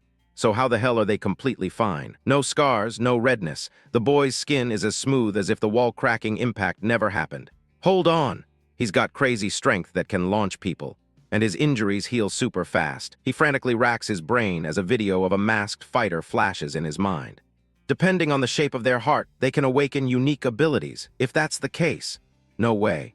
But they make up less than 0.001% of the population. You're almost never supposed to see one in the flesh. Tagu stands frozen, the truth hitting him like a freight train. Are you a heart mutant? PFFFD, Jayo sprays his drink all over the floor, coughing violently at Tagu's sudden question. Fries looks up, completely bewildered. Cough, I'm not. But that reaction says it all. Tagu covers his mouth, his eyes wide with horror and awe. A heart mutant. I've never actually seen one before. He looks almost the same as a normal person. Tagu stops breathing at the revelation, his hand instinctively covering his mouth. But wait, if he's a heart mutant, doesn't that make him incredibly dangerous? Slam, Young Chul nearly shatters the table as he stands up, chips flying everywhere. A heart mutant. The room goes silent. Young Chul's face is a mask of pure adrenaline-fueled excitement. What if the guys I called get beat up too? That guy next to you is a heart mutant. Tagu cowers, whispering back into the phone. Why, yes. He's a heart mutant. I had no idea he'd be this scary. So maybe, since he's dangerous, we should just forget about roughing him up and… Young Chul cuts him off, his voice a low, dangerous rumble. No, that's even better. We'll give that punk a proper beating, so make sure he can't go anywhere. Jayo wipes his mouth and stands up, ready to head out. I'm finished. I'll be going now. Tagu freezes, desperately whispering into the phone. Why yes, understood. Tagu's face goes pale as he searches for any excuse. Already? There's still lunch break left. Jayo gives a small, tired smile. Yeah, I need to head home now. Tagu's eyes narrow, the gears turning behind his red fringe. I'm supposed to keep him here until the guys arrive. In that case, cut to the wide-open expanse of the school's soccer field. Hey, instead of that, why don't we skip class and go hang out somewhere? Jayo stops. Skip. Class. A neon beacon appears. Game land. Jayo steps inside, the flashing lights and electronic music hitting him like a physical wave. Whoa. Everything's so shiny. What is this place? Tagu smirks. First time at an arcade. Jayo's cheeks flush a deep red, his eyes wide and sparking with genuine wonder. Yeah, I didn't even know places like this existed. Wow. He walks deeper into the neon maze, Fries trotting alongside him. Everything's new. This is amazing. He stops in front of a glass box, his hands pressing against the cool surface. Oh. That's the same character keychain Haijai has on her bag. Tagu stands by watching, a look of pure disbelief on his face. What, is it his first time seeing a claw machine too? He muses. What the hell has this guy been doing his entire life? He pulls out his wallet. Hey, I'll put money in, you try it. Jayo hesitates. Me, I just do this, right? No, move over. The metal claw descends, hovering over a purple cat plushie. Jayo's face is glued to the glass. You just move this claw and grab the doll. The claw is moving. Whoa, the plushie drops into the prize chute. A clean win on the first try. Jayo clutches the purple doll to his chest, a massive, genuine smile lighting up his face. Now I've got the same doll as Haijai. Tagu watches the monster giggle over a stuffed toy, a dark shadow crossing his face as he smirks. Perfect, he's totally into it. No problem stalling him until the guys show up. Tagu leads him deeper into the neon belly of the city. Then I guess you've never been to a coin karaoke either. Jayo blinks lost. Coin karaoke. They cram into a tiny, soundproof box. You sing in these little rooms. Tagu grabs the remote, eyes scanning the list. Tell me a song you want to sing, I'll punch it in. Jayo scratches his head, a blush creeping up his neck. A song? I don't know any songs. Tagu rolls his eyes. Hey, just sing anything, don't act shy when it's just guys here. The screen lights up with cartoon monkeys and bears. A nursery rhyme. Ah, then Jayo grips the mic like a lifeline, belting out the lyrics with terrifying sincerity. When I held my mom's Tilda hand and went out to play Tilda, I ate cotton. Can, die. Tagu's jaw drops. Who sings a kiddie song in karaoke? How long are you going to keep this pure boy act up? Jayo stops, his face falling into a mask of sadness. Am I not supposed to sing this? It's the only song I know. The silence in the booth is heavy. Jayo looks at his shoes. Before I was separated from my family at 7, my mom taught it to me. After that, I couldn't live a normal life, so I never really learned any other songs. The words hit Tagu like a physical blow. Separated from his family at 7. Can't live a normal life. Tagu watches him cradle the puppy. The monster is just a broken kid. What is this guy? Are heart mutants all like this? Tears well up in Tagu's eyes, his face contorted with uncharacteristic empathy. Damn, he's hitting me right in the feels. He snaps out of it, slamming a 10,001 bill into Jayo's hand. So you couldn't live a normal life? Then you've got to live an extraordinary one. Come on, I'll show you a whole new world. Jayo is baffled, The arcade explodes into a frenzy of noise. They hammer away at the drums, a rhythmic war. Hit faster. Tagu roars, yoo-hoo. They face off in a classic brawler. Tagu screams as his character takes a hit. Hey, no cheating. That's not how you play, you idiot. Jayo looks focused. Isn't this how you're supposed to play? The dance floor lights up. Jayo tries to follow the arrows, his legs tangling as he slips. NGH. Tagu cackles, watching the powerhouse struggle with a rhythm game. Are you actually hopeless at this? Ha ha ha. Jayo pants, a small smile appearing. It's hard, haha. The sun begins to dip, painting the sky in shades of gold and blue. They stumble out of game land, the cool air hitting their sweaty faces. Tagu leans on his knees, gasping for breath. Huff, huff. I'm exhausted from playing. Tagu chugs a bottle of water, handing one to Jayo. I told you it'd be fun, didn't I? Jayo beams, truly happy. Arcades are really fun.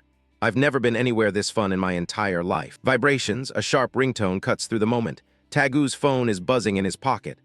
He checks the screen, his blood turning to ice. The realization hits like a sledgehammer. Anyway, who's even calling at this time? He stops. You little punk, haha. Na Youngchul's voice screams through the speaker, distorted with rage. You little piece of trash. Answer your damn phone when it rings. Cold sweat drenches Tagu. The mission, the hit. He forgot everything. Oh crap. Brother Youngchul. I was supposed to keep this guy here so he could beat him up for me. I totally forgot because I was busy having fun. He looks down at a strip of photos in his hand. 4 frames of genuine laughter. I even got excited and took God Life 4 Cuts photos with him. I'm actually an idiot, aren't I? The pictures tell the story. 2 boys making heart shapes with their hands. For a few hours, they weren't predator and prey. They were just friends. Tagu's gaze lingers on Jayo. The boy is busy with the dog, oblivious to the storm approaching. Overhead, the alleyway looks narrow and trap-like. Tagu watches Jayo walk away, the shadow of his betrayal looming large. The shadow takes form. A group of men block the path, their faces obscured by the gloom. What? Tagu prostrates himself, bowing as low as humanly possible. I'm sorry, sir. Turns out he's not actually a heart mutant. Na Youngchul looms over him, his face a mask of disappointment and fury. Are you screwing with me right now? Tagu grovels, I'm sorry. I'm really sorry. Tagu takes the heat, his face already bruised from the punishment. Yeah, all 3 of these. This isn't his fault. Flashback, Jayo in the booth, the puppy his only anchor. You're telling me that puppy is his only family. Tagu covers his face, the guilt gnawing at his gut. Damn it, that's so damn sad. He pulls out his phone, showing a picture of a small white dog. Honestly, I kind of get how he feels. My BBOB buys 17 now, so I don't know when he'll cross the Rainbow Bridge either. Tagu is a sobbing mess, the tough guy facade completely shattered. Just thinking about BBOBBI dying. It makes my eyes water. NGH? Honestly, when my buddies tried to mess with my dog, I nearly killed them. Oh man, it's okay. Back in the present, Tagu looks up, a new resolve in his eyes. Right. This isn't about him, it's about the dog. If he dies or disappears, what happens to the puppy? Wham! A massive fist connects with Tagu's face, sending him reeling. Gah! Tagu trembles on the ground, his body racking with fear and pain. Fingers wind into his red hair, yanking his head back with brutal force. Tagu. Na Youngchul's eyes are cold, dead pools of violence. Do I look like I'm joking to you? Where's the mutant? Kim Jae-oh sits at the arcade, completely tuned out while Joe Tagu screams in his ear. One guy is playing a game, the other is playing with fire. Shadows loom in the alleyway, metal pipes and wooden bats. A pack of wolves waiting for the signal to rip into their prey. Na Youngchul grips Tagu's hair like he's holding a piece of trash. He growls, asking if the kid thinks everyone gathered here just to catch one person. Tagu's hands are pressed together in a desperate prayer. He begs, stuttering that it's all a misunderstanding and he was with the guy all day. He spins a web of lies to protect his friend. Jae-oh is just an average loser who got winded playing a rhythm game and collapsed. Tagu shouts it into the predator's face. Jae-oh is just a pathetic nerd, and he's sorry the big man came all this way for nothing. Youngchul stares him down. Cold, unmoving, he doesn't buy a single word of the desperate performance. He scratches his head with a frustrated sigh. So according to the brat, there is no mutant. The predator shifts tactics. He pulls Tagu into a mock embrace, asking if the kid is upset that he raised his voice and laid a hand on him. Youngchul lights a cigarette, the flame dancing in his eyes. He tells the brat that a lie is written all over his face. He leans in close, the smoke curling around them. He wants to know why the story suddenly changed. The world has gone to hell because of mutants. He claims they have to do this much just so they can all walk away fine. Youngchul laughs, a cruel, mocking sound. He finds it cute that the brat was actually worried about them. Tagu's face is slick with sweat and blood. He tries to protest, but the words die in his throat. Youngchul holds up a hand, 5 fingers extended. 500, the price of a friend's soul. The offer is on the table. Turn the mutant over to the boss and walk away with a fat stack of cash. Clean and neat. Tagu freezes as the realization hits him like a freight train. This isn't just a gang fight. This is human trafficking. The news is full of it. Heart mutants disappearing into thin air. Research labs and government facilities paying top dollar for live specimens. Tagu's hand trembles against the cold pavement. The man he idolized as a big brother is just another predator in a floral shirt. He keeps the lie alive, pleading with the monster to just believe him. Jae-oh is nothing special. Patience snaps. Youngchul's leg swings in a brutal arc, his foot connecting with Tagu's chest. You little shit. The force of the kick sends Tagu flying through the air. He's nothing but a ragdoll in the path of a storm. He hits the ground hard, gasping for air that won't come. His lungs are screaming, his chest feels crushed. Youngchul looms over him, fury etched into his features. He's been letting things slide, but now he's officially pissed off. A heavy boot grinds into Tagu's back. The predator is done playing games. Youngchul barks an order to his lackeys. Beat the boy until his resolve breaks and the truth comes spilling out. The circle closes in. Fists and feet rain down on Tagu as he curls into a ball, trying to protect what's left of himself. The pain is a white-hot blur. Every blow is a reminder of his own weakness. The past bleeds into the present. A younger Tagu, smaller and more fragile, takes the same beating from a group of bullies. He cries out for them to stop, but the world is deaf to a loser's pleas. The punches keep coming. Then a shadow falls over the bullies. A voice cuts through the violence, asking who gave them permission to bully their own friend. The bullies scatter like rats in the light. Youngchul stands tall, the hero of a story that's actually a horror. Youngchul reaches out a hand. He calls the boy's name, pulling him up from the dirt. He tells the kid he's his Hayoung now. A big brother who won't let him get beat up just for existing. Back then he seemed loyal. He seemed cool. He was everything a weak kid wanted to be. Tagu wanted that life. He wanted to be the one standing over others, looking cool and untouchable. Now the reality is blood on the pavement. The brat isn't saying anything, and the lackeys are starting to doubt if he knows anything at all. Youngchul isn't fooled. He's watched this kid for years, and he can spot a lie in a single look. He squats down, his voice dropping to a low, sinister rumble. If Tagu tries to sell the mutant on his own, he'll only get a fraction of the price. Tagu stares up with a shattered expression. Loyalty is a luxury for those who don't have their bodies on the line. Youngchul stands up and gestures to his men. Bring the chains. The interrogation is entering its final, most brutal stage. He wraps the cold iron around his fist. Metal on bone. He tells the boy that making real money and being unashamed is how you live the coolest life. Na Youngchul flashes a jagged smile, the chain wrapped tight around his fist. Let's both live cool lives, you and me. A predator's invitation. He yanks Joe Tagu's hair, the cold iron biting into his scalp. Tagu spits through the pain. Sir. Sorry, but. Tagu stares into the eyes of his former idol. The illusion shatters. Right now you look really uncool. Reality sets in. Tagu's heart hammers against his ribs. What did I just say? Young Chul's voice drops to a lethal whisper. That's so. Fury erupts. Young Chul's face contorts into a mask of pure hate. I see. Tagu, you little piece of shit. Tagu's hands fly up, a useless shield against the inevitable. Yes, sir, I'm sorry. I misspoke. The chain-wrapped fist descends like a wrecking ball. Just die, you bastard. Snap, the world stops. A hand clamps onto Young Chul's wrist, halting the kill shot midair. Kim Jae-oh stares at the metal. Analytical, cold, the chain, about as thick as a pinky finger. And it's got weld marks and rough edges. He stands there, casually holding Twidgem like he's out for a stroll. If you beat someone with this, the wounds'll last a long time. Shock ripples through the alley. The thugs freeze. Tagu looks up, his world spinning. How does he? Jae-oh squats down, his eyes never leaving the target. I came to find you. You were taking too long, so. Tagu's voice is a broken rasp. He begs his friend to escape.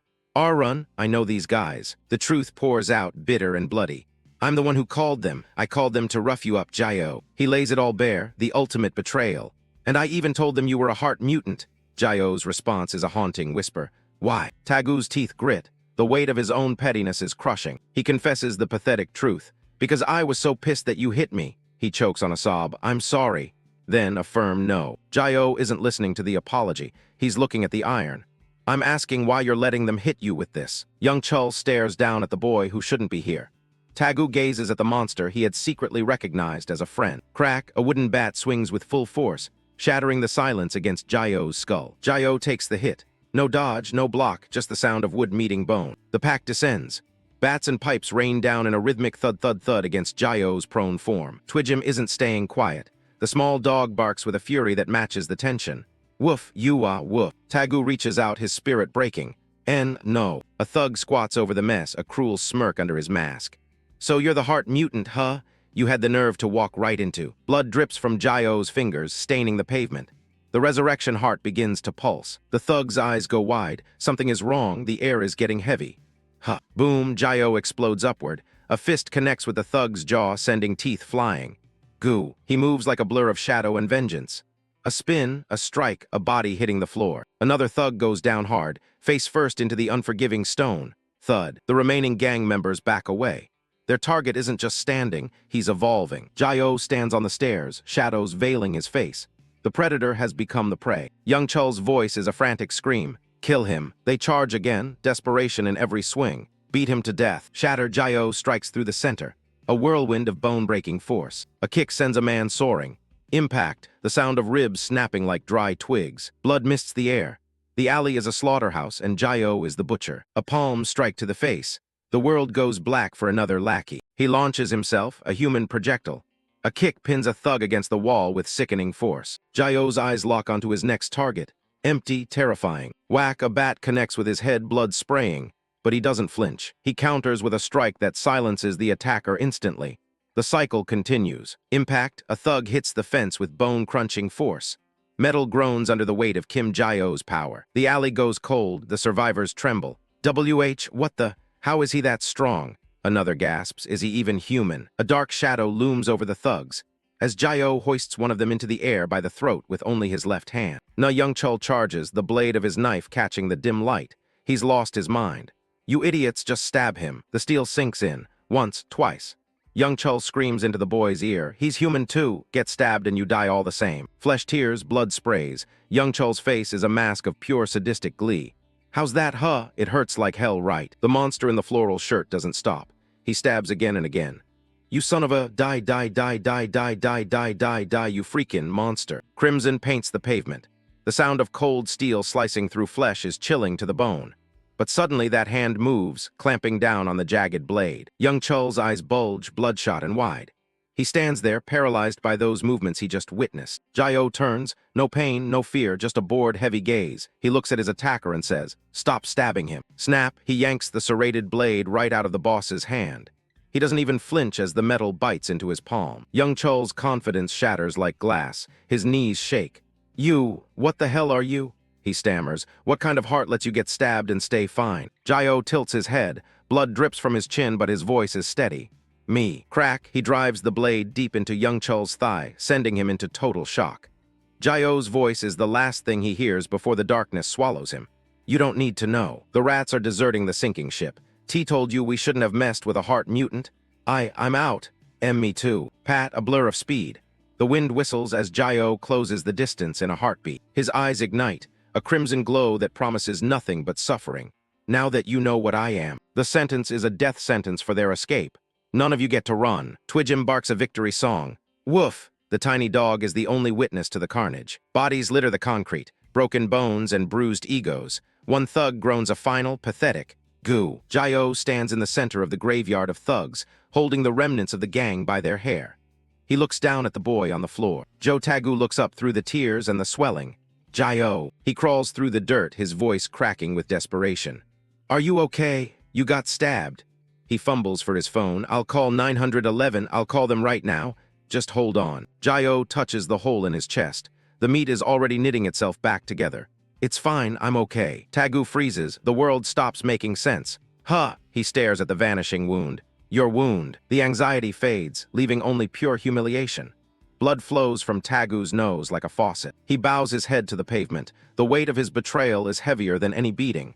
I'm sorry. Thud, Tagu's inner monologue is a screaming choir of regret. You freaking idiot, Joe Tagu. You should have just died instead. I told you to choose your friends more carefully. Jayo looks at him, completely dazed, while Tagu's voice remains thick with regret and fury. You even tried to sell your friend, you bastard. The dam breaks. Tagu sobs into the ground. I'm sorry. I sold you out. I used to hang out with those guys all the time. The pathetic truth spills out. Whenever I was with them, it all just seemed okay somehow. I thought that was what cool looked like. Turns out I'm just a thug no different from those bastards. Jayo reaches into his pocket. Suyuke? He pulls out something white and absorbent. He holds it out to the crying mess on the floor. You've got a nosebleed. Here. Tagu blinks through the tears. You're giving me this to wipe the blood? Jayo nods. Yeah. He takes it, then the realization hits. This is... He stares at the quilted fabric. A puppy pee pad, you bastard. He presses the pad to his face anyway. Still, I should wipe before I get hit again. While he's bracing himself for another round of blows, Jayo speaks softly. You said it yourself just now, that someone like you doesn't even deserve to be called a friend. A rare, small smile touches Jayo's lips. So it wasn't just me who thought of us as friends. That's enough for me. Tagu's heart swells. The silence is louder than the fight ever was. Juroruk, new tears flow, but these ones are different. He lunges forward, throwing his arms around the boy he tried to sell. Jayo? Gah. Uwa. He wails into Jayo's shoulder, a mix of grief and gratitude. I'm sorry. You're seriously a damn cool guy. Na Youngchul drops to his knees, his massive frame trembling as he begs. Let me go. I've learned my lesson. The coward cowers before his subordinates, desperately trying to buy his freedom. I won't tell a soul that you're a heart mutant. You have my word. Joe Tagu grits his teeth, looking down at the pathetic display with pure contempt. Ha! Snap! Joe Tagu's leg whips out, his boot connecting with a heavy man's jaw. Fuwook you! You should have apologized first, you fat pig. He snarls. Stop acting like a tough guy, you piece of shit. Another strike. Joe Tagu doesn't let up, his face twisted in rage. Jayo, this guy is a total scumbag. You bloated yourself up like a hog. Impact, the force sends Na Youngchul's head snapping back as he gasps. Cough, Tagu. Wait, I knew you were all talk the moment I saw you. Kim Jayo stands back, clutching the small dog to his chest as he watches the one-sided beating. Didn't you say you guys were friends? Joe Tagu roars back. Just die, you pig. Joe Tagu turns to the boy with the cold eyes, looking for orders. Jayo, what should we do with these scumbags? Hand 'em over to the cops. Or should I beat 'em senseless first so they keep their mouths shut about you? A sudden shout cuts through the alley, freezing the violence in its tracks. Wait a second. Na Youngchul presses his hands together in a frantic prayer for mercy. I won't say a word, I swear. Just please don't call the police. Red and blue lights flicker against the brick walls. The law has arrived. Excuse me, gentlemen, could you step over here for a moment? Two officers approach with professional detachment. We're from the Siadam police substation. We received a report from a neighbor. We'll need your cooperation. The rest of the gang freezes, their faces pale under the sudden scrutiny of the police. Joe Tagu pivots instantly, putting on a helpful act as he greets the officers. Officers, you're just in time. I was about to call you myself. The predator becomes the prey. Joe Tagu points a finger at the bruised thug. These guys are absolute pieces of shit. These bastards are out here selling people. The accusation lands like a hammer blow. If you go to their hideout, you'll find plenty of evidence. Na Youngchul's face is a swollen mess of desperation. They're over 20. They're real criminals. Lock them up already. He can only stutter. W8. A guttural scream erupts from the alley as the gravity of the situation sinks in. Og. Na Youngchul collapses onto the hard pavement, thrashing like a landed fish. Help! Someone help me. The thug plays his last card. Pity. Ugh, I think my bones are broken. He even stabbed me in the leg. Kim Jae-oh watches the performance with a blank stare. What the hell is he doing? Tears and snot stream down the man's face as he yells for the police to save him. Officers, thank God you're here. That bastard beat us half to death. Look at what he did to us. Joe Tagu explodes, his face turning red with disbelief. Huh, what kind of bullshit is that? Who beat who? Kim Jae-oh remains completely dazed. The contrast between his pristine appearance and the pathetic wrecks at his feet is jarring. You guys were the ones trying to kidnap me. So why are you the ones covered in blood? Na Youngchul points a trembling finger at the silent boy. Look at him. That bastard doesn't have a scratch on him. We're the ones who got hurt. That punk just started wailing on us out of nowhere. The scene is a chaotic mess of bodies and shouting. Na Youngchul screams, "No, I'm the proof. Look at my face. We took way more hits. I can't breathe, boss." Gak. Joe Tagu fires back. Officer, these bastards are all full of shit. The police try to regain control of the volatile crowd. Everyone, calm down. We'll sort out the details at the station. Na Youngchul leans in, his eyes wide with a dangerous secret. More importantly, that guy? He's a heart mutant. Silence. Kim Jae-oh's pupil's contract as the secret he fought so hard to hide is dragged into the light. Na Youngchul spits. Is a heart mutant allowed to just beat people up like this? The officer's expressions shift to something much more dangerous. A heart mutant? Don't we have that mutant special act for this? The law closes in, demanding an identity that doesn't exist. Are you sure you're a heart mutant? Give me your ID card or registration number. A cold sweat breaks across Kim Jae-oh's brow. I don't have anything like that. The officer's eyes narrow, sensing a major violation. You're a heart mutant and you aren't registered with the state. You realize that's a violation of the Mutant Special Act. The situation spirals. The police surround the boy like wolves. We'll start by getting you registered. State your identity and your ability. Trapped, the words echo in his mind like a death sentence. Identity, registration. Flashback to the agony. The skeleton in the tank. Jae-oh remembers the horror. If those bastards from the laboratory find my info, what then? I finally stopped looking like a skeleton. It's harder for them to find me now. One wrong move and the lab finds him. He thinks, but the moment I register, they'll track me down instantly. The officer's hand drops to his belt. Sir, I need you to cooperate. A voice breaks the tension, a girl rushing into the center of the conflict. Wait, hold on. Song Hae-jae stops, her breath coming in ragged gasps as she forces a smile. Huff, huff, hello. The officers look at the high school girl with confusion. Who are you? Song Hae-jae thrusts her phone forward, the screen glowing with a call from my sister. Can you take this call? Just take it, please. The officer takes the device, his skepticism clear. Hello. A sharp, authoritative voice rings through the speaker. This is Superintendent Song Hae-in, team leader of the Mutant Special Team. My ID number is A031111S. You can verify it yourself. Officer Han Seok-jin snaps into a rigid salute, terror leaking through his voice. Salute. He bellows into the phone. This is Officer Han Seok-jin from the Seotum Police Substation, ma'am. The voice on the other end is ice cold, cutting through the chaos. This case is an attempted kidnapping of a heart mutant. Process the kidnappers according to standard procedure.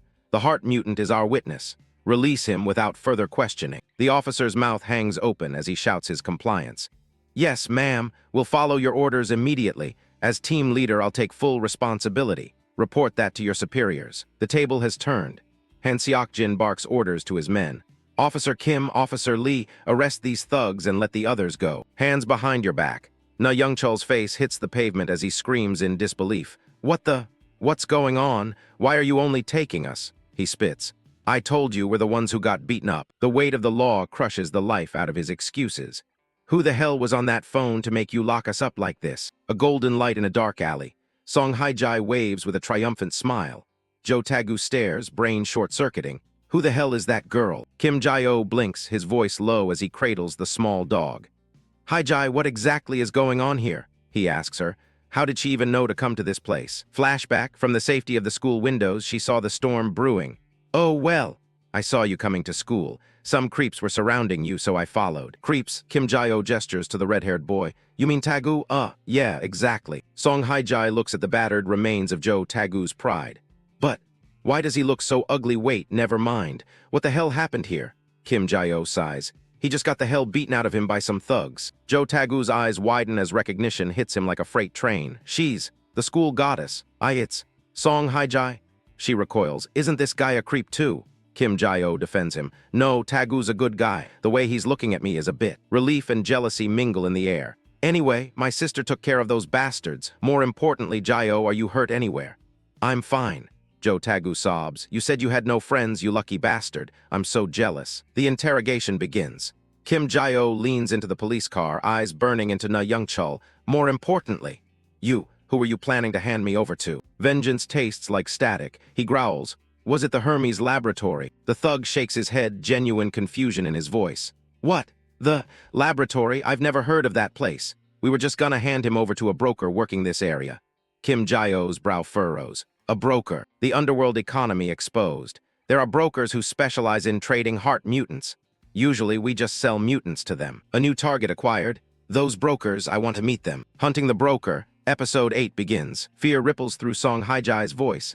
No way. Haijai slams her hand on the table as they eat their convenience store meal. That's way too dangerous. Do you have any idea how psycho those brokers are? Shadows of monsters loom in their minds. My sister told me they only hunt heart mutants. They're absolute monsters.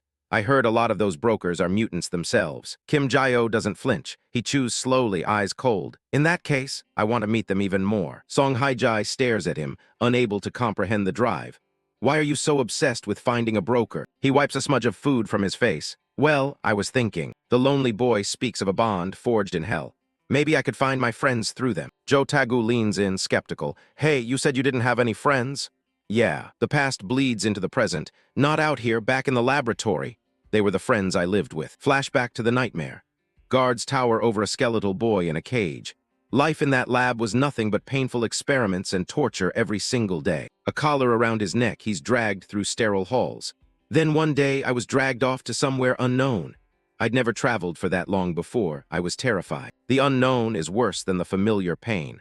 I wondered what kind of agonizing experiments they had planned for me this time. And the place they threw me into was. Blades whistle through the air. Swords. Steel bites into glass, vibrating with lethal intent. The swords are flying. Agony white-hot. The skeletal boy screams as he imagines those blades piercing through his fragile frame. Are they going to use those to stab me over and over again? I am so scared. A shove forward into the abyss. Those men behind me. They're scary too. Get in there, now. He trembles. If I don't go in, there's no telling what they'll do to me. Clank, the heavy door slides shut, locking him in the dark. The learning class.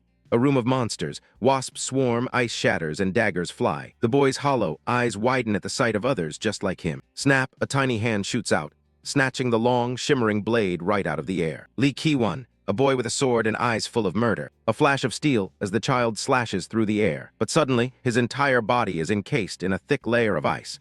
The skeletal boy screams silently inside his frozen tomb. A chilling welcome. A room full of children in numbered gowns, their eyes sharp with a survival instinct no child should ever possess. Skeletal Jae-oh trembles as daggers whistle past his head. Yuhana delivers a sharp slap to the back of Lee Ki-won's head, her voice full of lecture. What the hell are you doing, you psycho? The brat cringes, pointing a finger. Isn't that thing a monster? She snarls back. No, you idiot. She gestures to the terrified skeleton. Look at the lab coat, moron. Can't you tell? He's a test subject just like us. Skeletal Jae-oh's jaw hangs open in disbelief. He's not a freak here. He's just another piece of meat. Wait. What? The others crowd around, their curiosity overriding their fear. He really is a skeleton. A living skeleton. The shock is still fresh. He hides his face behind his hands, trembling like a leaf. Don't look at this hideous face. Faces of fellow mutants peer down at him. Not with disgust, but with the cold recognition of shared trauma. Lee Jun leans in, his tone surprisingly gentle. Hey, come on, you look fine. You just look like a skeleton because you're a mutant. His body slowly relaxes as the care from those his age begins to sink in. Scary, isn't it? Are you okay? Is this your first time in the learning class? Skeletal Jae-oh stammers. Ah, yeah. They introduce themselves, the monsters claiming their names. I'm Lee Jun, nice to meet you. Hi, I'm Lee Ki-won. I'm Yuhana. Shin Ha-yoon waves with a sheepish grin. Sorry for calling you skeleton, Ha-young. I'm Shin Ha-yoon. For the first time, the hollow sockets of his eyes seem to brighten. That was the first time I met my friends. What's your name? Back in the present, Kim Jae-oh stares into his convenient store bun, the memory bitter. Turns out, that place gathered test subject kids from various labs and gave us a basic education. Since we were all test subject, every single one of us was a heart mutant. The bond of blood and misery. Maybe that's why we bonded so quickly. Classes only happened a few times a year, so we didn't see each other often, but he trails off, the weight of the years pressing down on him. Joe Tagu is a blubbering mess, tears and snot streaming down his face. Damn it! Jayo, just what kind of life have you been living? Song Haijai watches him, soft-eyed. So you actually had friends like that? The question that haunts every survivor. Then where are they now? He whispers. My friends. Chaos, blood, running for their lives as the lab lights flicker red. On the day we escaped the laboratory together. The lab was chasing us. We had to scatter. Song Haijai connects the dots, her gaze sharpening. I see. So that's why you're looking for the broker, because they might have targeted your friends after you all split up. He nods slowly. Yeah. She places her hands on the table, determination in her eyes. Jayo, I really hope you find them. I'll do everything I can to help. Joe Tagu pumps a fist. I'll help too. Thanks, both of you. A thief's intuition pays off. Joe Tagu holds up a sleek smartphone with a smirk. Good thing I swiped Youngchial's phone. The broker's number should be in here. He taps the screen, revealing a chilling conversation. Aha, found it, look at this. He was planning to grab you and hand you over at 7:00 tonight. Kim Jayo's eyes widen as he checks the clock. 7 o'clock. That's right now. Somewhere in a desolate warehouse, the silence is shattered by a guttural scream. Ag, damn it. Thugs swarm like rats, blades glinting in the dim light. Everyone grab your weapons, stab him to death. They rush toward a lone, hooded figure. This guy effortlessly slips through the thug's slashes. A silver flash glints before his eyes, catching his attention as he speaks. A blade. Watching the thugs swing their blades in a chaotic mess with a bored expression, the hooded figure raises his hand. A blade slowly grinds out, tearing through his palm from the inside. If you swing it like that, rip, snap, shred. Thugs collapse in sprays of crimson as he passes through them like a ghost. It won't cut a thing. Bodies pile up on the cold concrete. The hooded boy hasn't even broken a sweat. A desperate thug levels a pistol, his hands shaking.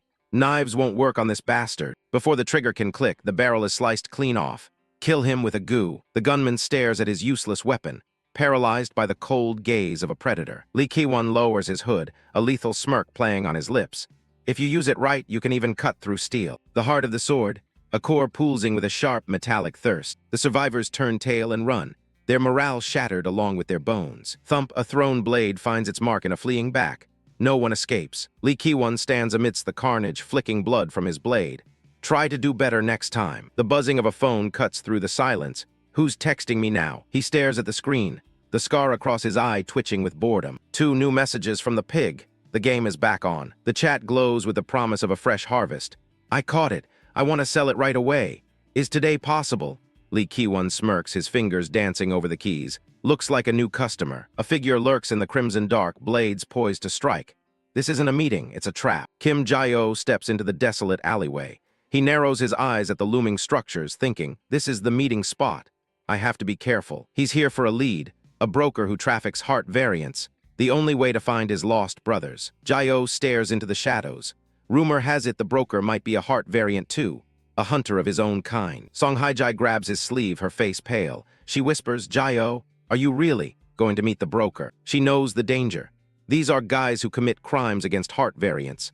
I heard that sometimes they're heart variants themselves. Jayo doesn't back down. Doesn't that mean they've met a lot of other mutants?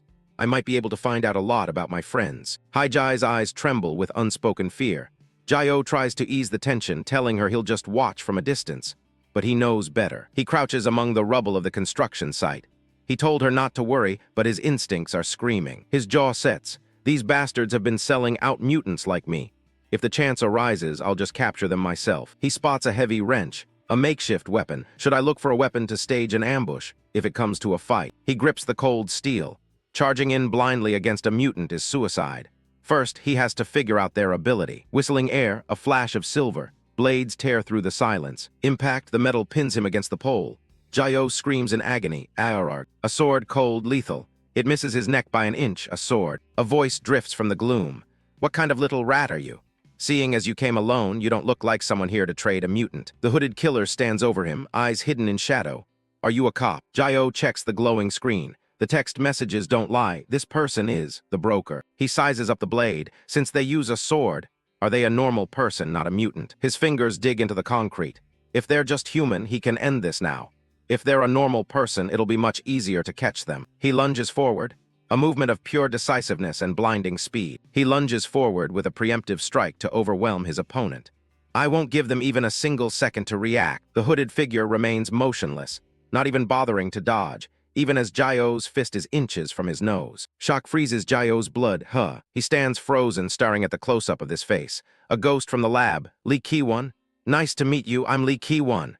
That greeting echoes from 10 years ago. The killer's eyes turn lethal. How do you know my name? A horizontal slash. Blood erupts as Jayo is tossed through the air. He slams into the dirt. Dust settles over his broken form. He groans, trying to pull himself up. His limbs aren't responding. He looks at his feet, shredded meat. I can't put any strength into it. My tendons were cut. He looks at the monster standing over him, and sword skills that defy common sense. This is a professional. Flashback 10 years ago, chaos in the lab. Everyone this way, hurry, run. A boy's voice leads them through the carnage. The ceiling caves in. Tons of concrete rain down on the fleeing children. Through the dust, a skeletal face looks back in terror as the group finds themselves cornered. But suddenly, streaks of light tear through the massive concrete slabs. Before Jayo's very eyes, a boy with a sword in hand slices through the thick concrete as if it were mere butter. Jayo is completely blindsided by his friend's terrifying display of power. Ki-won was there. He remembers the cold determination in those eyes as the boy turned back and declared, I'll open the path. Back in the present, the killer demands answers. How did you know my name? It's definitely Lee Ki-won. Jayo realizes the truth. Then the impossible happens. The boy with the severed tendons starts to stand up. Ki-won stares in disbelief. You're standing up even though I severed all your tendons. Are you a heart variant by any chance? Jayo shouts, blood dripping from his lips. Ki-won, it's me, Kim Jayo. Skeleton, Kim Jayo. The killer's world shatters. The dead boy from the lab is standing right in front of him. What? Skeleton. Lee Ki-won freezes, finger trembling in the air as the realization hits like a sledgehammer. Wait, if you're Kim Jayo, then from the lab. Kim Jayo offers a pained, bloody smile. The nightmare of the past is standing right in front of him. You were alive, Lee Ki-won. It's been a long time. The sword doesn't drop. The attacker's eyes are wide with a mix of shock and suspicion. You're really Kim Jayo? Jayo doesn't flinch, standing tall. Yeah. Jayo steps forward, the ghost of the lab finally given flesh. The Kim Jayo who took classes with you at the lab. Somehow I've completely regenerated. You finally recognize me. He rushes in, desperate for a reunion after a decade of hell. Ki-won, it's been so long. A silver flash. The reunion is cut short by cold steel ripping through skin and bone. Agony. Jayo's eyes widen as blood sprays. He stumbles back, the sound of the blade still ringing in his ears. The wound is deep, but the betrayal hurts more. Jayo clutches his arm, teeth gritted. I thought you recognized me? Why? Ki-won stares, unmoving. His icy gaze catches the light as he speaks. Seeing your wounds heal, you really are Kim Jayo. Flesh knits together. Steam rises from the closing gash. Exactly, look at this. No more talking. The assassin dives back in, a blur of lavender hair and lethal intent. The sword arcs through the air, a crescent of death. Jayo hits the dirt, rolling as the blade whistles over his head. Wah, what the? He claws at the ground, trying to find his footing.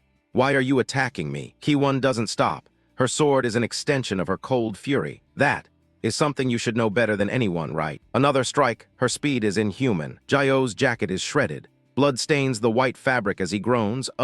He way too fast. Every dodge is a millimeter late. I'm trying my best to dodge, but I keep getting cut. At this rate, I'm just going to waste blood. He has to close the distance. Suppress the source, I have to suppress her first. A desperate gamble. Jayo lunges forward, searching for an opening to close the distance. But before he can even make a move, his fist is halted as a blade pierces straight through his arm. A close-up of Ki-won's superior combat skills. In a single fluid motion, he effortlessly dodges the attack and impales Jayo with a lethal strike. Ki-won smirks. Do you really think a punch will work against me when I'm holding a sword? Jayo's eyes burn with a dark fire. I know just how good you are with a sword. Realizing the hidden meaning behind Jayo's words, a flicker of hesitation flashes across his face. A grip like a vice. Ki-won wonders in disbelief. Is he holding onto the blade while his arm is still regenerating? The sword is stuck. Ki-won tries to wrench it back, but it's wedged tight in the flesh, giving Jayo just enough time to reach out and seize his arm. Shock turns into utter disbelief. As Jayo twists his body with explosive force, a panicked Ki-won gasps. What kind of monstrous grip strength is this? Jayo plants his foot firmly into the ground, his body arching back like a drawn bow. With a monstrous burst of strength, he hurls Ki-won straight into the construction scaffolding. Dust and metal clatter in the silence of the construction site. Ki-won scrambles to his feet. I thought you were just some scrawny, weak loser. But now that you've put on some muscle, you actually look somewhat useful. He glares intensely at Jio, the scar over his eye twitching. If you had this kind of power all along, then why the hell did you run away that day? The accusation hits Jio harder than any blade. I ran away. His voice chokes up with a decade of resentment. That's right. That day when we all escaped that lab together. Flashback, the smell of ozone and burning flesh. Soldiers in black gear surround the terrified children in the corridors of Hermes' lab. Huddled against the cold concrete, the kids wait for a miracle that never comes. A younger Kiwon, her face smudged with dirt, screams for help. Kim Jae-oh, we're short on iron. Get me that steel pipe over there. A skeletal figure stands shrouded in darkness. Known only as the skeleton of the laboratory, an iron pipe lies discarded at his feet. Your memory is a nightmare stained with betrayal. In that moment, when we were all surrounded and staring death in the face, the skeleton turned his back. He ran away, leaving the others to face the muzzles of the guns alone. Along with a cold accusation, you ran away by yourself. Back in the present, Jae-oh looks away, sweat beading on his forehead. He stands amidst the rubble of the construction site, the same way he stood in the lab. I had no choice. If I had stayed, we all would have died. Kiwon's hand slowly brushes against the rusted steel frame, his knuckles turning white from the grip. You coward. From Kiwon's hand, a dark, organic corruption spreads rapidly, creeping through the very lattice of the steel frame. Blood vein-like roots pulse and crawl across the metal, transforming the entire structure into a weapon for his cold fury. He looks down at the boy who by all rights should be dead, his voice echoing through the hollow construction site. I've seen it all. The full extent of your regeneration. Jae-oh's heart thumps against his ribs as the air grows thick with lethal intent. What? If you're in pieces, it'll take you quite a while to recover. Go ahead, try running away again. No sooner had the words left his lips than a rain of blades cascaded down from the shadows. Steel bites deep. Kim Jae-oh crosses his arms, flesh shredding as he shields his vitals. I have to block with my arms to recover. The impact should have crushed him, but his eyes snap open as he detects a sword's flash slicing through his torso. No, it's something else. So the rain of swords was nothing but a smokescreen for a single fatal strike. Kiwon flashes past him with a brutal slash, his blade slicing through the thick steel frames as if they were nothing. The entire site shudders, the structures giving way and collapsing. People on the street scream as the sky is swallowed by dust. What the hell is this? Ji-yoon clutches her chest, her eyes wide with terror as she stares toward the heart of the collapse. Isn't that where Jae-oh went? Quick, hurry, call the emergency services. Taegu asks, his voice trembling with worry. Shouldn't we get there first? Amidst the settling grit, a name is whispered like a ghost story. Kim Jae-oh. Kiwon stares at the boy standing amidst the ruins, his wounds already knitting back together. Your regeneration has become incomparably faster than before. To think you're unfazed after taking that hit. Jae-oh wipes a smear of blood from his jaw, his gaze steady and ancient. It seems you've misunderstood something. I never ran away. The weight of 10 years of survival flares in his eyes as he faces Kiwon. The day we escaped the lab, I fought to the bitter end to protect everyone. Even coming here today was to save our friends, just in case they were captured. Kiwon's eyes narrow, the mask of the killer cracking under the weight of his truth. You're saying there was a misunderstanding. The dust finally settles, revealing the wreckage to the world outside. Voices from the crowd filter into the jagged silence. Is there someone inside? Isn't that a mutant? Jae-oh watches the shadows of the curious and the scared gathering. The hunt is over. People, that's enough for a special greeting, Kiwon says, wrenching his hand away from Jae-oh. With a sharp click, Kiwon sheathes her blade. The bloodlust vanishes, replaced by cold calculation. I've caused too much of a scene. If you want to talk more, come to my hideout. He turns to leave, the hood once again hiding the scar on her face.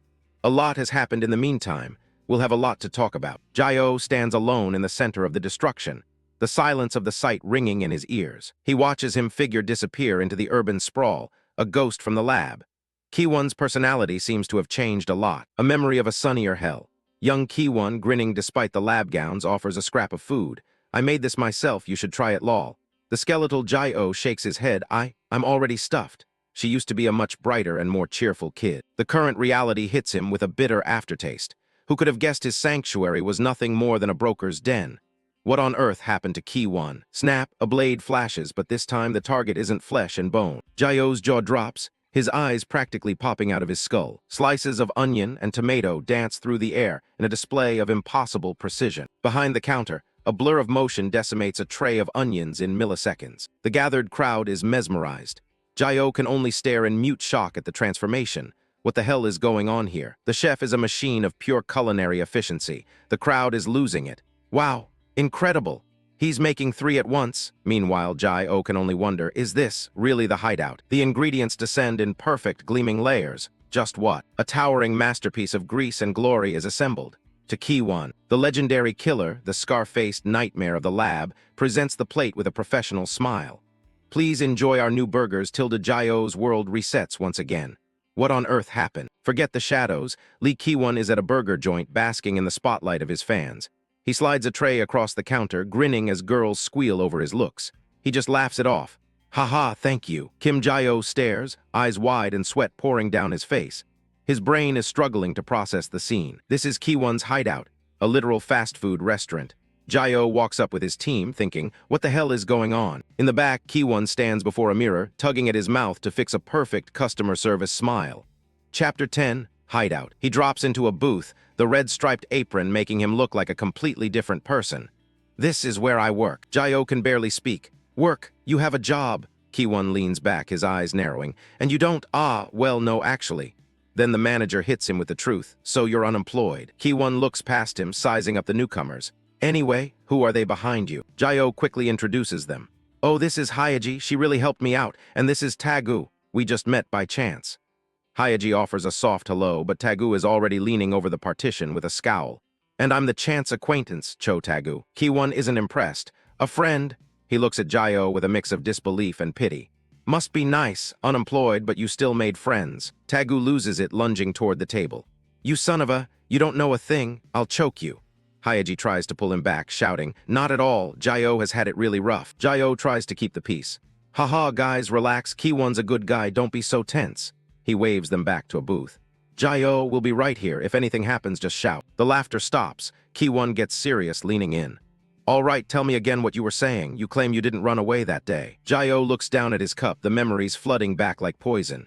Back then, there was a bomb right where we tried to escape. A decade ago, the laboratory was a cage about to burst. The moment they surrounded us, soldiers had the children pinned down in the rubble. A charred, skeletal Jai-O stared at the ceiling, his heart hammering. I heard it clearly, the ticking of a time bomb. He knew the sound of death. They tested explosives on us so many times. I remember that sound and the hiss of the fuse perfectly. The lab didn't want any survivors. Those bastards from the lab surrounded us, and they were gonna blow the building to bury us under the rubble. He pictured the bodies strewn across the floor. If it went off, the strongest might have survived, but I knew for certain that the weak would surely die. He didn't hesitate, so I grabbed as much of the explosives as I could carry, and I just ran. A small figure sprinting into the dark with a payload of fire. He made it clear of the others, and then the world turned into white heat. Back in the present, Jai-O's hands are steady. I don't know if the blast threw me back, but I woke up in the middle of some deep woods. He looks at Ki-won with a heavy gaze. I went back right away, but no one was there anymore, so I believed that you all managed to escape. Ki-won looks away, the memory clicking into place. A bomb! I definitely heard an explosion in the distance then. He turns back, his eyes sharp and suspicious. You really carried the bomb away yourself? Jai-O just nods. Yeah, I can survive an explosion, so. Ki-won buries his face in his hand, a dry laugh escaping him. Ha, and you expect me to believe that? Jai-O leans in, desperate for him to understand. I know it sounds crazy, but it's the truth. There were too many bombs, no time to explain. A single tear rolls down Ki-won's cheek. I believe you. Jai-O is caught off guard. Huh, he didn't expect him to crack that easily. Suddenly, Ki-won's hand is a blur. A knife flashes, and an onion is pulverized into perfect rings in a heartbeat. Jai-O stares in total shock. The speed is beyond anything a normal human can do. Ingredients explode into the air. Tomato, lettuce, onion, all dancing in a perfect arc. Ki-won is a whirlwind behind the counter, flipping components and building a masterpiece with lethal precision. He sets a gourmet burger down with a flourish. I knew it would end like this, from lab rat to master chef. Jai-O's eyes are like saucers. What does this all mean? Is this all for me? Ki-won slides it over. I heard you had a rough time, so here, a gift. Jai-O digs in, moaning at the taste. Thanks, this is delicious. Behind them, the fans are back. Manager Oppa, can we take a picture with you? Me too. Ki-won flashes a peace sign for a selfie, the model professional. Sure, no problem. He sits back down with Jai-O, the fans still squealing in the background. I'm sorry, Kim Jai-O. Thank you, Oppa. He looks down, his expression heavy. I almost cut you down without even listening. Jai-O just shrugs, unbothered. Whatever, it didn't even hurt that much. Jio stuffs his face, eyes sparkling with envy. Man, this is really good. Do you eat like this every day? I'm jealous. Kiwon smiles, pushing the tray closer. If it's not enough, have more. He points to the badge on his chest, glowing with pride. I am the store manager after all. Jio is genuinely impressed. So cool, you look like a totally normal person. Kiwon just chuckles. It's a piece of cake. Kiwon isn't just surviving, he's thriving. He looks Jio in the eye, the fast food lights reflecting in his gaze. Nothing to it, you can be normal too. Then comes the pitch. Want a job here. Jio's face is a mask of pure disbelief, sweat beads forming on his forehead. Seriously, Kiwon doesn't blink. I'll use my authority to give you 151 above minimum wage. In the back, Tagu's eyes narrow with suspicion. He's kinda weird. Hyaji whispers. SHH, he can hear you. A palm slams into the air, a command for silence. Wait, Jio isn't letting it go. He levels a finger at his old brother, the burger joint mask starting to slip. Now that I think about it, we met at the place where the broker meeting was set up. Why were you working as a broker? The atmosphere shifts, the red background screaming of the lab's shadow. Those bastards kept us in the lab and did God knows what. How could you possibly work for them? He spits the word like a curse. You scumbag. Kiwon remains calm, his voice a low vibration. If you're really a broker, it's an act. Jio's finger wavers. Huh. Kiwon scratches his head, the manager persona fatting into something more calculated. Pretended to be a broker. He leans in, sharing the secret. In my spare time, I pretend to be a broker, to lure out and catch the people who kidnap mutants. His eye turns cold, a predator's focus. I'm doing this to wipe those filthy animals out. Jio's eyes light up with sudden hope. Really? Kiwon gives a sharp nod. Of course. The tension snaps. Jio exhales, the weight of the world lifting. Phew, what a relief. I was scared you'd actually become a broker. He looks at Kiwon, admiring the hustle. So you work here and go undercover as a broker? Kiwon shrugs. Well, someone's gotta do it. Jio flashes a thumbs up, a wide grin spreading across his face. Awesome. Kiwon hides his face, a faint blush of embarrassment. I know, you idiot. Jio can see the effort. You're really giving it your all. Jio goes back to the burger, his mouth full as he talks.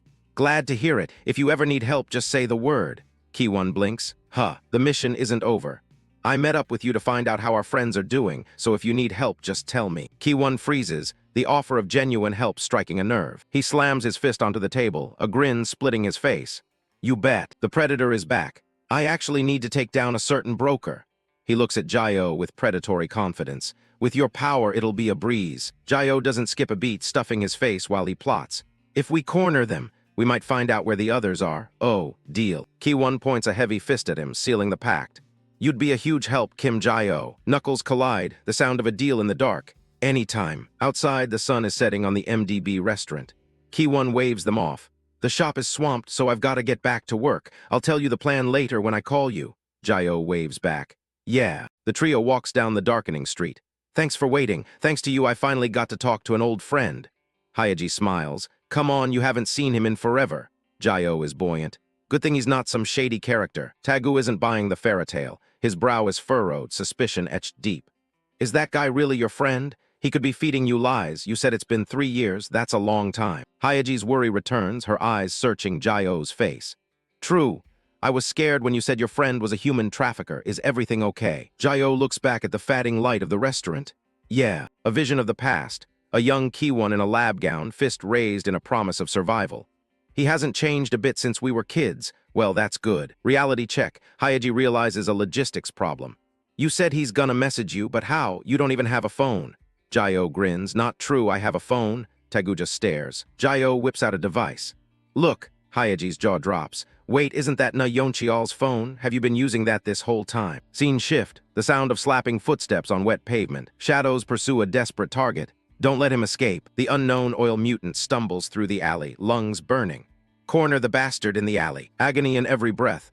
Damn it! Stop chasing me already! He coughs, a thick yellow liquid dripping from his chin. He turns, spitting a stream of viscid fluid. What the hell? Oil! The thugs scramble. Watch out, it's that scumbag's ability. Looking back at his pursuers, who were finally slowing down, a smirk spread across his face. I'm alive. A heavy fist connects, the sound of bone on flesh ringing out. He hits the deck hard, a hulking shadow looms over him. Where do you think you're going? The mutant's scream echoes. Arr. He begs from the dirt, tears mixing with the grime. Please, I beg you, my heart. It's really nothing special. All it can do is spit out oil. A thug grabs a handful of hair, wrenching his head back. Wow, this pathetic loser is a heart mutant. They look down on him with pure disgust. Not all mutants are strong. Trash like him is no better than a regular human. The thug laughs. Seriously, ha ha ha. A jagged grin and a cigarette. Well, it's easy money for us. They're paying a whole billion for one head. The unknown oil mutant, a pathetic figure in a bloodied purple tracksuit, lets out a soul-shattering scream. Teeth gritted, tears mixing with filth. Arg! A cold presence enters the alley. Lee Ki-won, a killer in a green jacket and white hoodie, stands over the thugs. Is that all they're offering? The thugs spin around, eyes wide. Huh, a challenge from the gutter. The thugs bark. Who the hell are you? Lee Ki-won stares back, his scar-riven eye cold and empty. Movement too fast to track. A blade rips through the air and a thug's neck is opened. Blood spray. Gah, how did you get in? Ki-won stands amidst the panic, a lethal calm on his face. If we're risking our lives like this, they should pay more. He counts his prey. About 10 of them. The thugs scream in terror. This freak's a mutant, kill him. Lee Ki-won doesn't flinch, he just accelerates. Better finish this quickly. The alleyway becomes a butcher shop. Limbs fly, blood paints the walls, a symphony of zack, zack, zack, as the thugs are dismantled. A survivor fumbles for his weapon, hands shaking. Pull out your guns, bastards. A hand clamps onto the barrel with the strength of a hydraulic press. Lee Ki-won whispers, you know what? He leans in, the smell of cordite and death between them. Your gun is made of metal, too. Inside, the resurrection heart thumps with a mechanical rhythm. Surge, rip, reconstruct, metal spikes explode from the heart's core. The pistol groans, its molecular structure buckling under Ki-won's influence. Pure terror washes over the thug's face as he pulls the trigger over and over. Click, click, click, but the gun refuses to fire. What the hell is this? A wet crunch as spikes of rebar erupt from the gun, shredding the thug's hand and piercing his torso. Agony white-hot, the thug's final breath is a scream. Arg! Lee Ki-won stands over the carnage, his silhouette sharp against the night. The thug collapses with a final gack. He turns away, the casual violence of the moment already forgotten. Next time, try collapsing somewhere without all this damn rebar. The unknown oil mutant looks up, sobbing with gratitude. Thank you for saving me. A desperate hope flickers in his eyes. You're a heart mutant too, just like me. Hope overflows on his face. I thought I was a goner when those thugs showed up. Thank you so much. But Lee Ki-won's voice is cold as ice. Shut UP. The mutant's smile vanishes instantly. Huh. He pulls out his phone, the screen glowing in the dark. Yes, boss. I've recovered the stolen mutant. The unknown oil mutant's world shatters. What? The lab? Ki-won's report is clinical. He can be sent straight to the lab. The realization of betrayal hits harder than a punch. What do you mean? Ki-won looks at the phone, his expression bored. You're too loud. I'm the broker who's selling you. In a sterile room filled with the bodies of lab rats, the boss, unnamed, listens with a smirk. Classic Lee Ki-won. The boss's voice is thick with greedy satisfaction. He works efficiently. You can always count on him. He's on a completely different level compared to those useless lab rats lying around. Lee Ki-won isn't finished. Also, there's something else I need to report. The air in the alleyway goes cold. I found Kim Jae-oh. On the other end, the boss's smirk vanishes. Kim Jae-oh. Lee Ki-won stands among the corpses, a merchant counting his profit. You promised any reward if I caught him. Is the deal still on? The boss's grin returns, wider and more predatory than before. Then, of course, the deal is struck in blood. Lee Ki-won looks into the distance, a predator tracking his next meal. I'll hand him over to you tomorrow. Standing over the bodies of some thugs he just took out, Lee Ki-won pulls out his phone to check in on a deal. He wants to make sure the reward he was promised for capturing Kim Jae-oh is still on the table. The person on the other end confirms the deal, and Ki-won can't help but let a dark smirk cross his face. It looks like everything is going according to plan for the broker. Ki-won promises to hand over his target by tomorrow, keeping his voice cold and professional. He stands amidst the blood-stained floor, already thinking ahead to the next day. The scene shifts from a violent industrial zone to a quiet kitchen where someone is expertly dicing carrots. It's a jarring contrast to the carnage we just saw. Surprisingly, it's Ki-won himself behind the stove, wearing an apron and stirring a pot. Even while cooking, he's still obsessing over how he's going to bring in Jae-oh. He knows luring him out will be easy since Jae-oh trusts him completely and doesn't suspect a thing. A close-up on his scarred eye shows just how focused he is on the betrayal. Ki-won thinks back to how much stronger the kid has gotten since their days in the lab. He's no longer just a weak skeleton, he's a legitimate threat now. The biggest issue is that Jae-oh's regeneration is insane, meaning he can heal instantly even if he's chopped to pieces. Ki-won realizes he needs more than just a sharp blade to win this fight.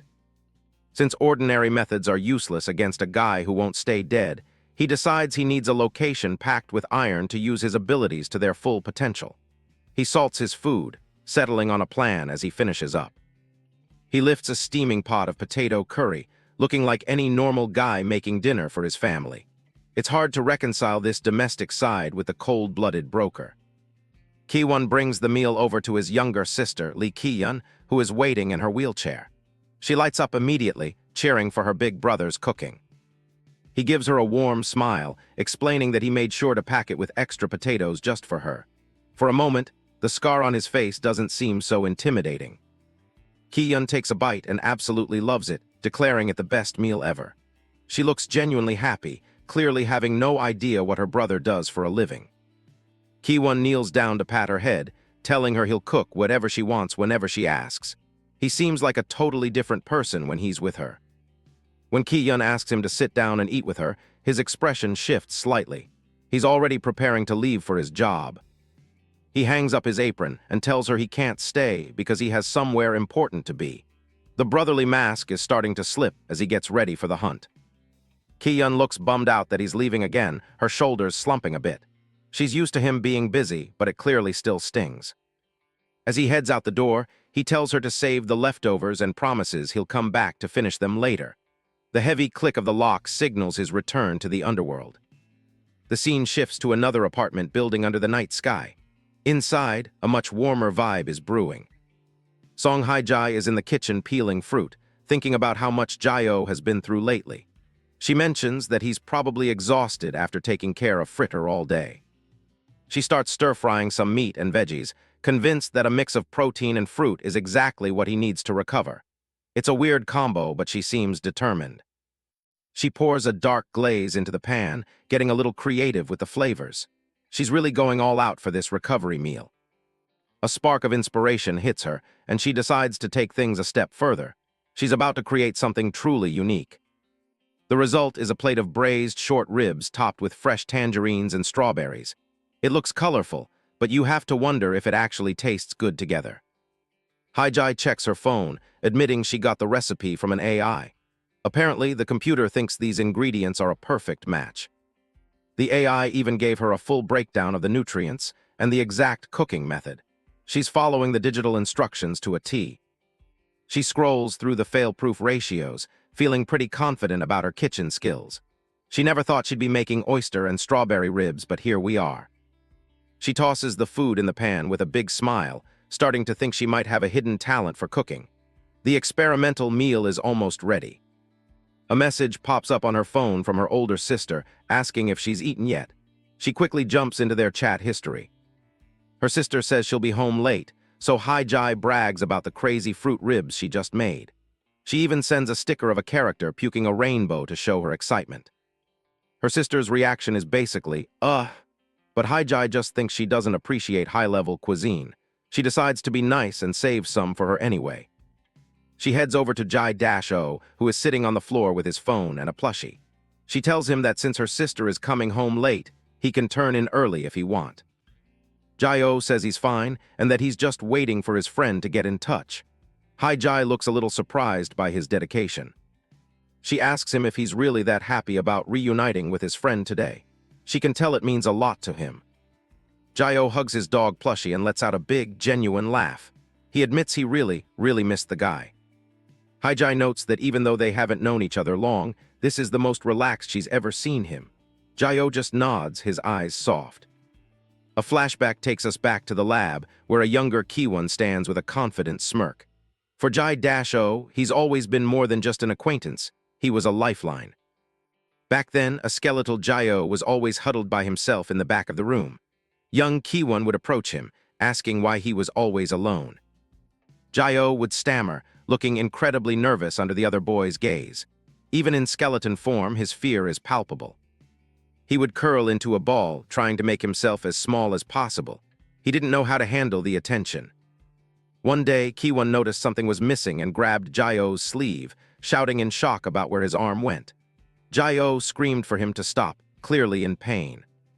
He tried to cover up the empty shoulder, making excuses about it being an old wound from an experiment. He pleaded with Kiwon not to look too closely at the sensitive area. Younger Lee Kiwon stands over young Kim Jae-oh with a casual smirk. He asks if Jae-oh was really feeling down over something so trivial, his eyes narrow and dismissive. Without warning, Kiwon reaches out and pulls back Jae-oh's sleeve, demanding to see his arm. Jae-oh looks completely caught off guard, stammering out a question as to why he wants to see it. Kiwon dramatically yells "Tada!" as he presents his handiwork. Jae-oh catches a glimpse of himself in a nearby mirror, his eyes widening in pure horror at what he sees. A huge, gleaming metal blade has been crudely attached to Jae-oh's missing arm. The skeletal boy lets out a terrified shriek, completely overwhelmed by the upgrade. From above, we see Kiwon looking proud of his creation while Jae-oh stands frozen in shock. Kiwon asks him what he thinks, genuinely convinced that a sword for an arm is the coolest thing ever. Suddenly, another girl in a patient gown walks in and calls out Kiwon for bullying Jae-oh again. Kiwon flinches, clearly not expecting to be caught in the middle of his experiment. Kiwon immediately gets defensive, claiming he didn't bully anyone and was just making Jae-oh look cooler. Jae-oh, surprisingly, starts nodding along, mesmerized by the idea of an arm that's a sword. A close-up of Jae-oh's skull shows a faint blush as he stares at the blade with starry eyes. He whispers that it's actually awesome, his initial fear completely replaced by admiration. The girl just stands there with a drop of sweat on her head, looking completely confused by the logic of these two boys. She clearly doesn't see the coolness in a permanent weapon attachment. Kiwon is thrilled that Jae-oh understands his sense of style, calling him a little punk with a smirk. He thrusts his fist forward in a sudden gesture. Jae-oh stares at the fist, tilting his head in total confusion. He spent so much time isolated that he has no idea what this human gesture even means. Kiwon explains that when friends truly trust each other, they bump fists to prove their bond. The girl in the background just watches, thinking the whole display is incredibly cringy. We see the moment their fists connect, a small thump indicating the start of their friendship. To Jae-oh, this simple act makes them feel like real friends for the first time. Back in the present, Kim Jae-oh has a soft smile on his face as he hugs his dog Plushie. He tells Song Hae-jae that Kiwon was a really cool friend back then, and he spent all his time following him around.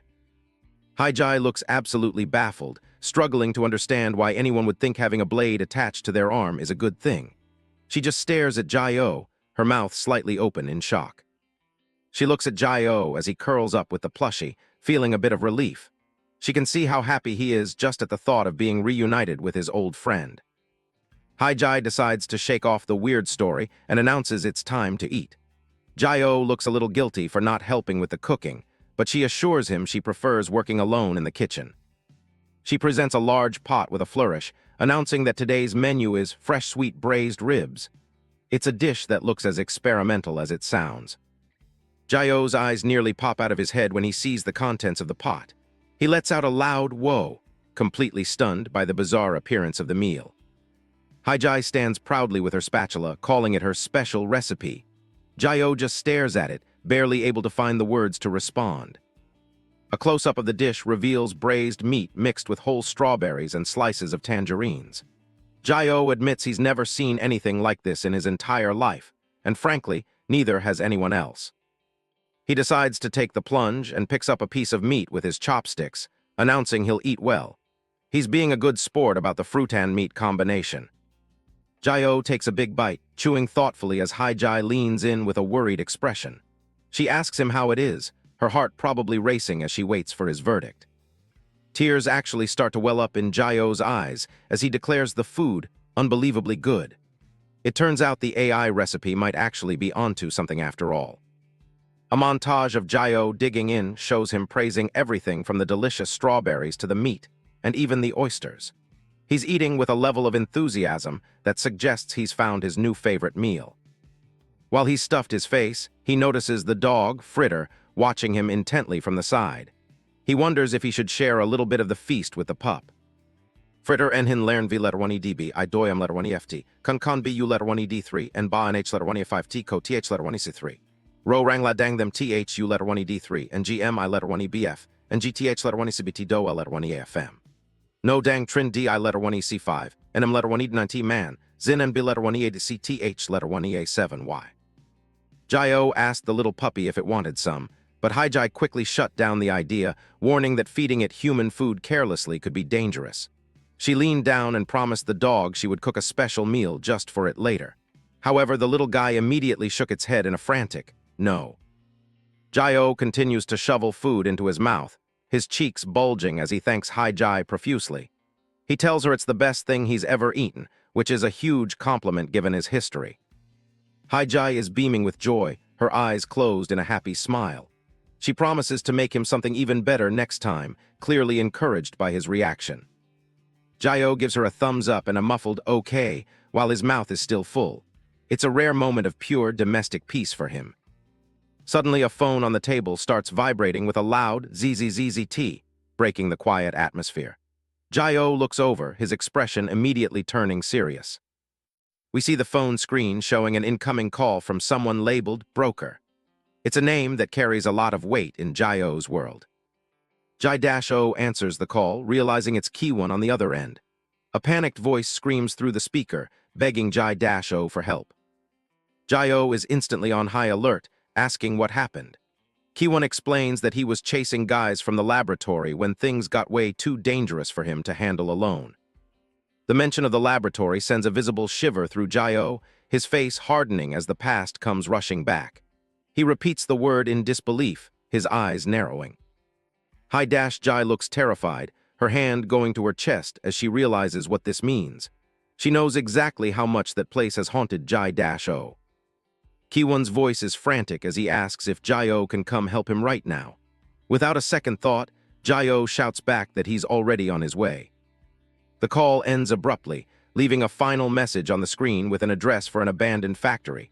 The location is precisely where Ki-won is supposedly trapped. Jae-oh stands up so fast he nearly knocks over his chair, his mind completely focused on the mission. He tells Jae that his friend is in serious danger and he has to leave immediately. He takes one last, heavy swallow of the food in his mouth, the meal no longer tasting as sweet as it did a few seconds ago. Jae-oh looks at Haijai one last time, apologizing for not being able to finish the delicious food she worked so hard on. Haijai just looks at him, knowing that the unfinished meal is the last thing on anyone's mind right now. Kim Jae-oh shouts back over his shoulder that he's going to rescue his friend, his voice filled with a sense of duty. He doesn't even wait for a response before he's out the door. Song Jae tries to follow, shouting that she's going with him. Jae-oh stops her firmly, insisting it's too dangerous and telling her to stay put while promising he'll be right back. Jae-oh arrives at the abandoned factory, a cavernous, gloomy space filled with rusting iron shelves and heavy machinery. The silence in the massive building is heavy and unsettling. He cautiously peeks around a heavy metal door, his eyes scanning the shadows for any sign of life. He's already on edge, the air in the warehouse feeling thick with tension. Jae-oh mutters to himself, wondering why it's so quiet if this is the place Lee Ki-won mentioned. He steps further into the room, his footsteps echoing against the metal walls. A close-up of his eyes shows him narrowing them as he realizes something is off. He stops in his tracks, his body tensing as he tries to process the environment. He notices the textures of the space around him, the rusty metal of the shipping containers, and the diamond plate pattern of the floor. Everything around him is made of iron. The realization hits him that even the very floor he's standing on is made of iron plates. Iron pipes, bolts, and scrap metal are scattered everywhere. Jae-oh's expression turns to one of shock as he realizes this entire space gives Ki-won a massive tactical advantage. His mind races, trying to understand why his friend would be in trouble here. It makes no sense to him that someone as capable as Ki-won would get taken down in a place like this. He looks around the vast warehouse, the scale of the trap beginning to dawn on him. He tells himself he needs to stay alert so he doesn't get caught as well. His face is etched with worry, but he continues to move deeper into the building. He imagines Ki-won somewhere nearby, captured and trembling in fear. This mental image only fuels his desire to hurry, despite the growing sense of wrongness. Suddenly, a low, mechanical humming sound vibrates through the metal floor. Jae-oh's eyes go wide as he feels the ground beneath his feet shifting. Sharp, curved metal blades erupt from the iron plating with a terrifying speed. They slice through the air, appearing like a forest of steel teeth rising from the ground. Before Jae-oh can react, dozens of blades shoot upward, filling the entire corridor. The speed of the attack is impossible to dodge in such a confined space. The blades tear through Jayo's body, impaling him in multiple places.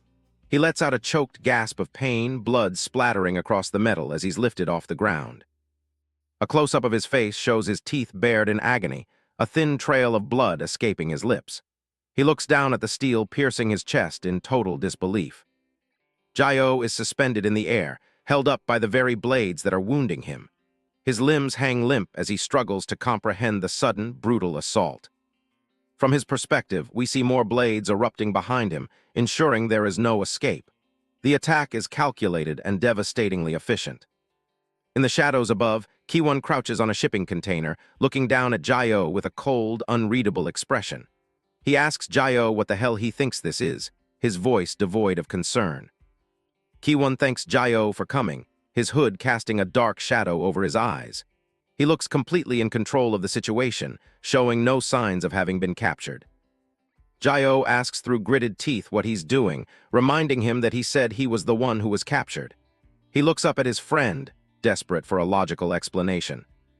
Kiwon simply replies that it's exactly what he sees. He looks down at Jayo with a chilling calmness, the scar on his eye catching the dim light. A close-up of Kiwon's face reveals the cold truth. There was no danger, only a lure. He watches Jayo struggle, his gaze steady and pitiless.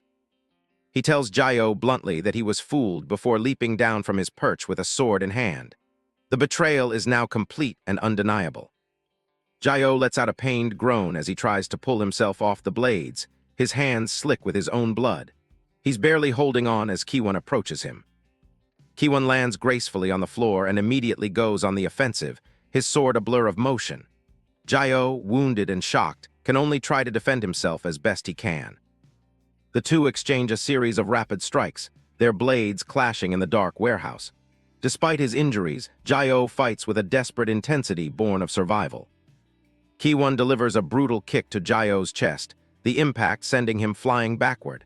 The sound of the blow echoes through the empty space, signaling the end of the brief scuffle.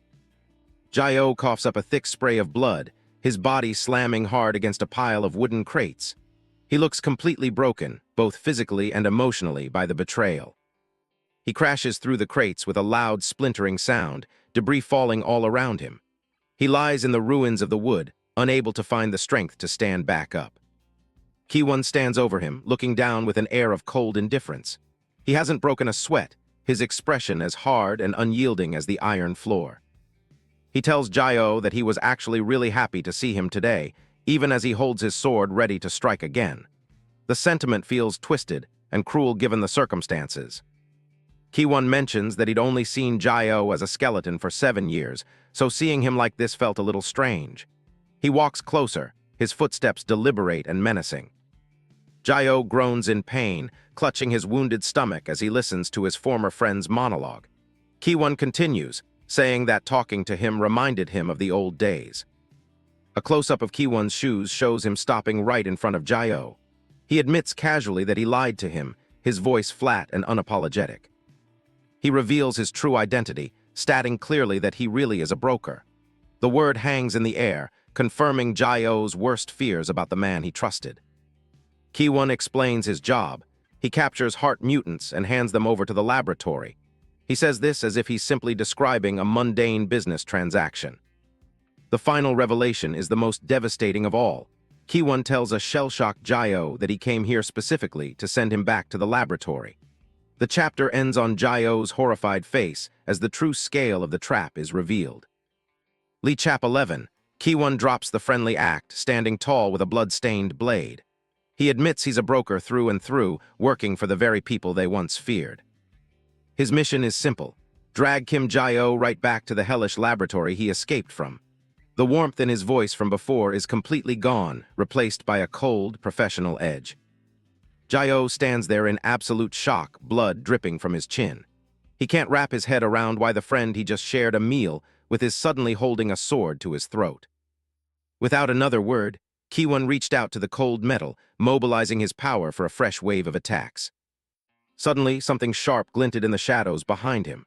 Jayo's eyes widened as he sensed a thick killing intent radiating from the darkness. A swarm of blades thrust from behind Jayo with a deafening roar, nearly impaling him on the spot. He barely managed to lunge aside, the wind from the close call whipping directly across his face. Kiwon doesn't let up for a single second, diving down from the scaffolding with his sword raised high. He looks like a predator closing in on his prey, his movements fluid and precise. Jayo barely dodges a horizontal slash that would have taken his head clean off. He scrambles back across the grimy floor, his heart hammering against his ribs. Looking at Kiwon's eyes, it's clear he's not holding back even a little bit. This isn't a game or a misunderstanding. He's genuinely trying to end Jayo's life right here. Desperate for a defense, Jai-O rips a heavy iron plate off a nearby machine to use as a shield. He braces himself, his knuckles white as he grips the cold metal. Sparks fly everywhere as Kiwon's katana slams into the makeshift barrier with incredible force. The sound of metal on metal rings through the empty factory like a death knell. Jai-O screams at Kiwon to snap out of it, his voice cracking with desperation. He's still searching for some trace of the kind friend he remembered from the lab. But those eyes are cold and void of any emotion. There's no hesitation in Kiwon's gaze as he stares down at the boy he's betraying. Kiwon shoves the plate back with a grunt, coldly telling Jayo to just give up and surrender. He speaks as if this outcome was inevitable from the start. Without warning, iron spikes burst through the center of the plate, catching Jai-O completely off guard. The metal tears through his shoulder, pinning him for a split second. He grits his teeth as the jagged metal shreds his flesh, the searing pain making his vision blur. The reality of the betrayal finally sinks in, and the hurt in his heart is worse than the physical wound. He skids backward across the floor, blood pooling on the grimy surface beneath him. He gasps for air, his body trembling from the shock of the attack. He demands to know if Kiwon is really still in bed with that criminal organization. The thought of his friend working for the people who tortured them is almost too much to bear. Jayo grabbed a nearby piece of scaffolding to haul himself up, his breathing heavy and ragged. He refused to stay down, even as his wounds continued to bleed out. He roared, hurling the iron fragments straight at Kiwon, telling his old friend to wake up as he prepared to strike back with everything he had left. He was done being the victim in this twisted reunion. Kiwon's eyes flare with a sinister, predatory red light. He doesn't look like a human anymore. He looks like a weapon designed for a single purpose. With one swift, devastating motion, he slices through the massive metal pipes like they're made of wet paper. Steam hisses into the air, further obscuring the battlefield. Jayo clicks his tongue in frustration, his gaze hardening as he looks at the destruction. He realizes that talking is a complete waste of time at this point. He knows that if he wants to survive this night, he has to stop being the victim and start being the monster they made him. He prepares his body for the next wave of attacks. Kiwon slams his open hand onto the floor, sending a shockwave through the metallic ground. He manipulates the iron within the structure, turning the building itself into an extension of his will. A forest of jagged metal spikes bursts upward in a deadly, rhythmic wave. The floor ripples like water as the iron takes on a life of its own. Jayo looks around in horror, realizing the entire factory is basically a giant weapon for Kiwon to control. There's nowhere to hide and nowhere to run. With a sudden flinch and a backward leap, Jayo narrowly avoided a fatal blow from Kiwon's eruption of spikes. He coughs up a thick spray of blood, the life draining from his face as he looks down at the spike. He realizes just how meticulously Kiwon had prepared for this confrontation.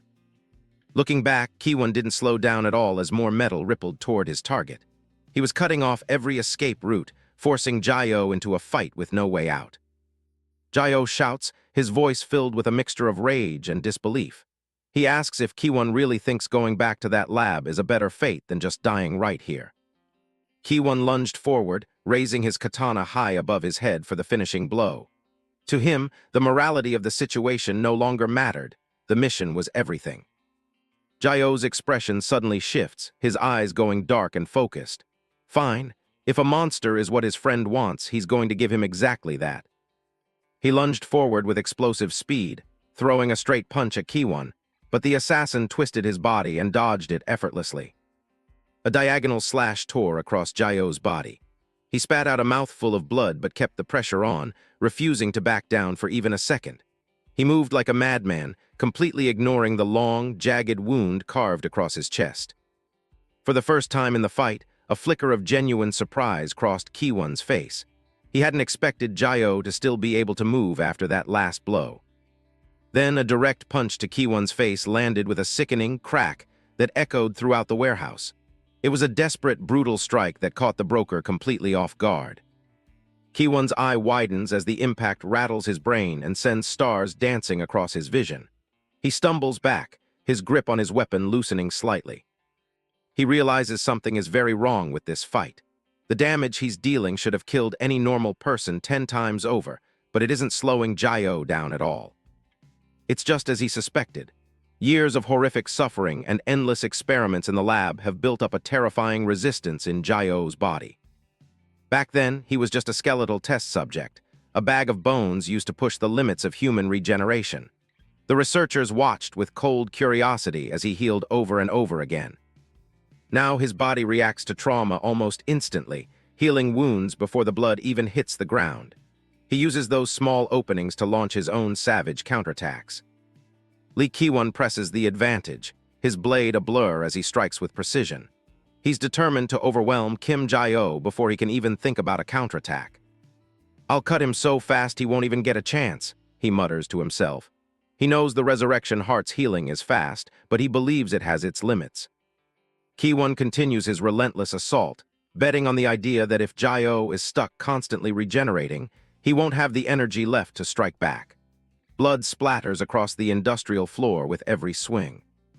He narrows his eyes, focusing every ounce of his lethal intent into the next strike. The cold, calculating look in his gaze shows he's treating this like a professional execution. Jae-oh grits his teeth, the metallic tang of his own blood filling his mouth. The pain is a sharp, visceral reminder of a nightmare he thought he'd left behind years ago in the lab. The scene shifts back to the sterilized, horrific halls of the Hermes laboratory. This wasn't just any day.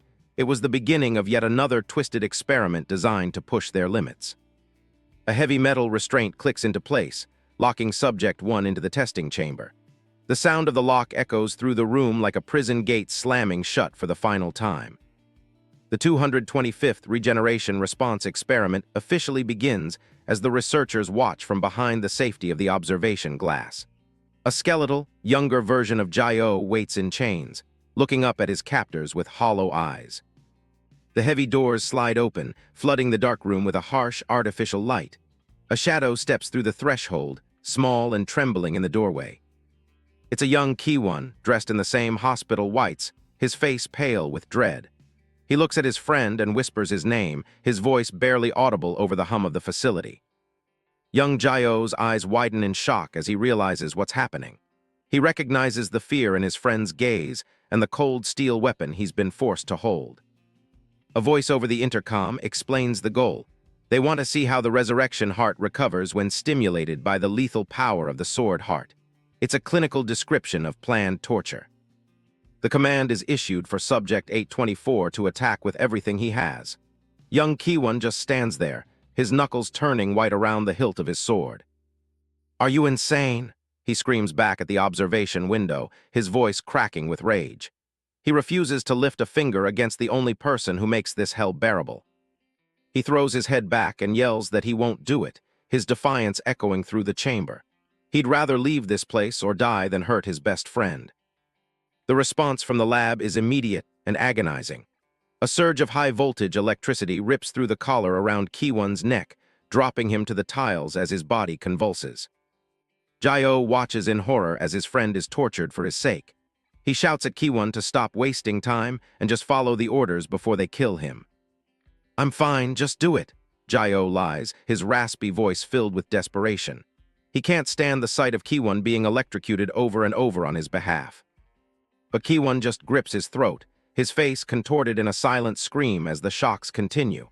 He'd still rather die from the electricity than draw his friend's blood. The electricity crackles again, lighting up the room with a sickening blue glow. Ki-won's resolve is barely holding on as the pain reaches an unbearable level. Seeing no other way out, Jae-oh decides to play the villain to save his friend.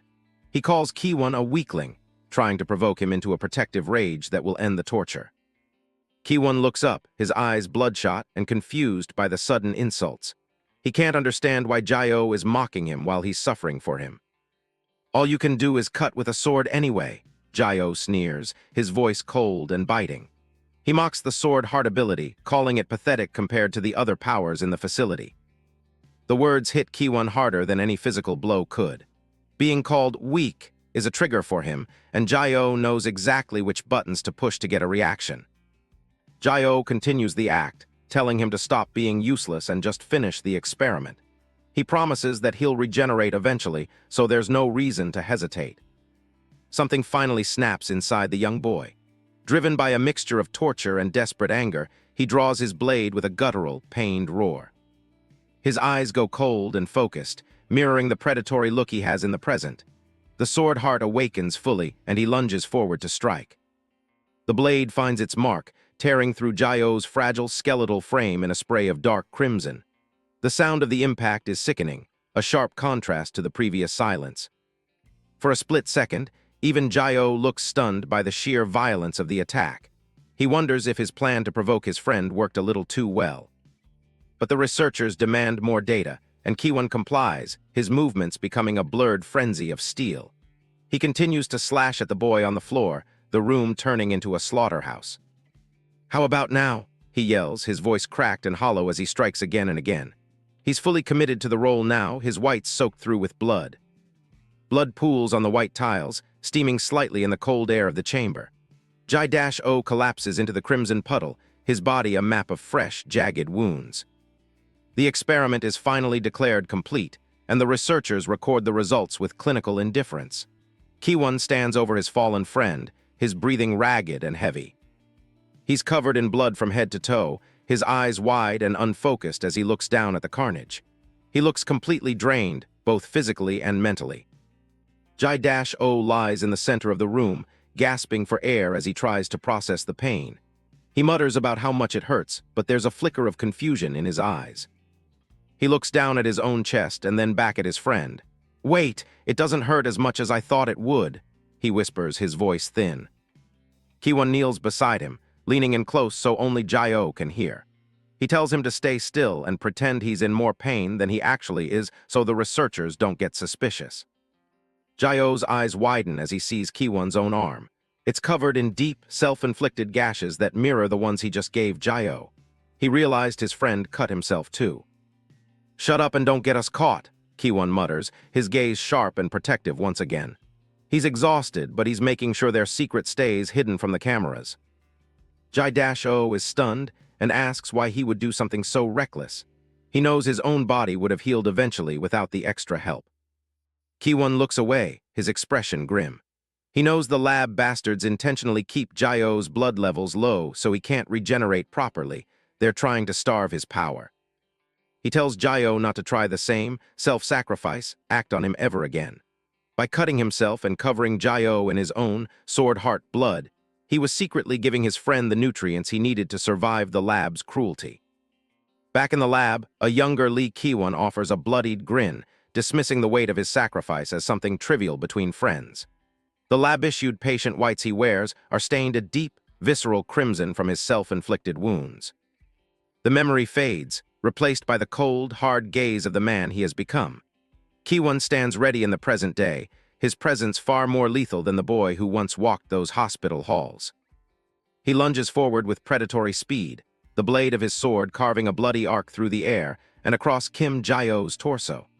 The spray of crimson hits the industrial floor as the impact sends Jae-oh reeling backward. A boot slams down onto the metal grating, stabilizing a stance as the heavy sounds of the struggle echo through the vast warehouse. The air is thick with the scent of ozone and iron. Seizing a split-second opening in the assault, Jae-oh drives his fist directly into Ki-won's jaw. The force of the blow snaps Ki-won's head back, but his face remains a mask of cold concentration. The two are locked in a savage exchange of blows and steel. Jae-oh pushes forward with a desperate intensity, trying to find a way to break through the defenses of his former friend. Suddenly, Jae-oh pulled his punch just before it reached Ki-won. Ki-won's body went rigid as he stared down his opponent with a sharp, unpredictable gaze. The sudden silence in the room was more deafening than the sounds of the fight. Jae-o remained steadfast, searching for any trace of the friend he once knew within the cold, hollow eyes staring back at him. Ki-won narrows his eyes further, his gaze flickering with a mix of calculation and a disturbing lack of empathy for the boy he once protected. He grits his teeth so hard they audibly creak, the sound lost beneath the sharp *shing* of his blade. He delivers another shallow cut, more of a cold provocation than a killing blow, drawing a sharp grunt of pain from Jae-o. Jae-o's hand scrapes against the textured metal floor as he struggles to maintain his footing. Every muscle in his body is screaming, but his regeneration is working overtime to knit his flesh back together. "I'm not fighting, get lost," he shouts, his voice echoing through the vast, empty space. He is trying to find any possible way to end this senseless confrontation without more blood being shed. Ki-won's expression remains fixed and impassive, his brow furrowed as he tracks Jae-o's every movement with a predatory focus that allows no room for mercy. Jae-o turns and sprints through the warehouse, weaving between the stacks of heavy cargo containers. Behind him, Ki-won's voice rings out, cold and mocking, telling him to just give up and accept his inevitable capture. Ki-won lunged forward like a dark silhouette against the warehouse lights, his sword raised high in a threatening stance. He began listing names, Song Hai-jae, Jo Tagu, calling out the only people Jae-o had left to lose in order to provoke Jae-o's fighting instincts. The mention of his friends stops Jae-o dead in his tracks. He slowly turns around, his eyes wide and trembling as the weight of the threat to those he loves finally sinks in. In that split second, Ki-won closed the gap and delivered a swift slash. Fist collided with cold steel, and a sickening crack echoed as Ki-won's blade clean-cut through Jae-o's arm. More blood splatters onto the cold floor, the bright red droplets standing out in stark contrast against the dull gray of the industrial metal. A close-up shows the two mutants locked in a confrontation, with Jae-o using his own flesh and blood to block Ki-won's blade. Despite the brutal situation, Ki-won's eyes glint with a twisted sense of amusement. "Now you're finally looking at me properly," he sneers through the blood and the force of the punch. He continues to speak, his voice muffled but dripping with malice. He points out how easy it is to find ordinary high school students in a city this size, reminding Jae-o that they have no protection. A dark, sinister smile spreads across his face, even as he feels the pressure of Jae-o's knuckles against his teeth. He's found the perfect leverage, and he intends to exploit it to the fullest. Overwhelmed by a protective fury for his friends, Jae-o lunged with a lightning-fast movement, shoving his arm deep into Ki-won's mouth to seize it. His movements began to transcend human limits as he attempted to choke the life out of the man threatening those he loved. The close-up reveals the sheer brutality of the act, with Jae-o's fist jammed deep as Ki-won continues to gurgle through the blood pooling in his throat. Neither of them looks human anymore. Jae-o looms over him, his eyes glowing a menacing, supernatural red as he delivers a final, guttural warning. "Don't cross the line," he growls, his voice barely recognizable as human.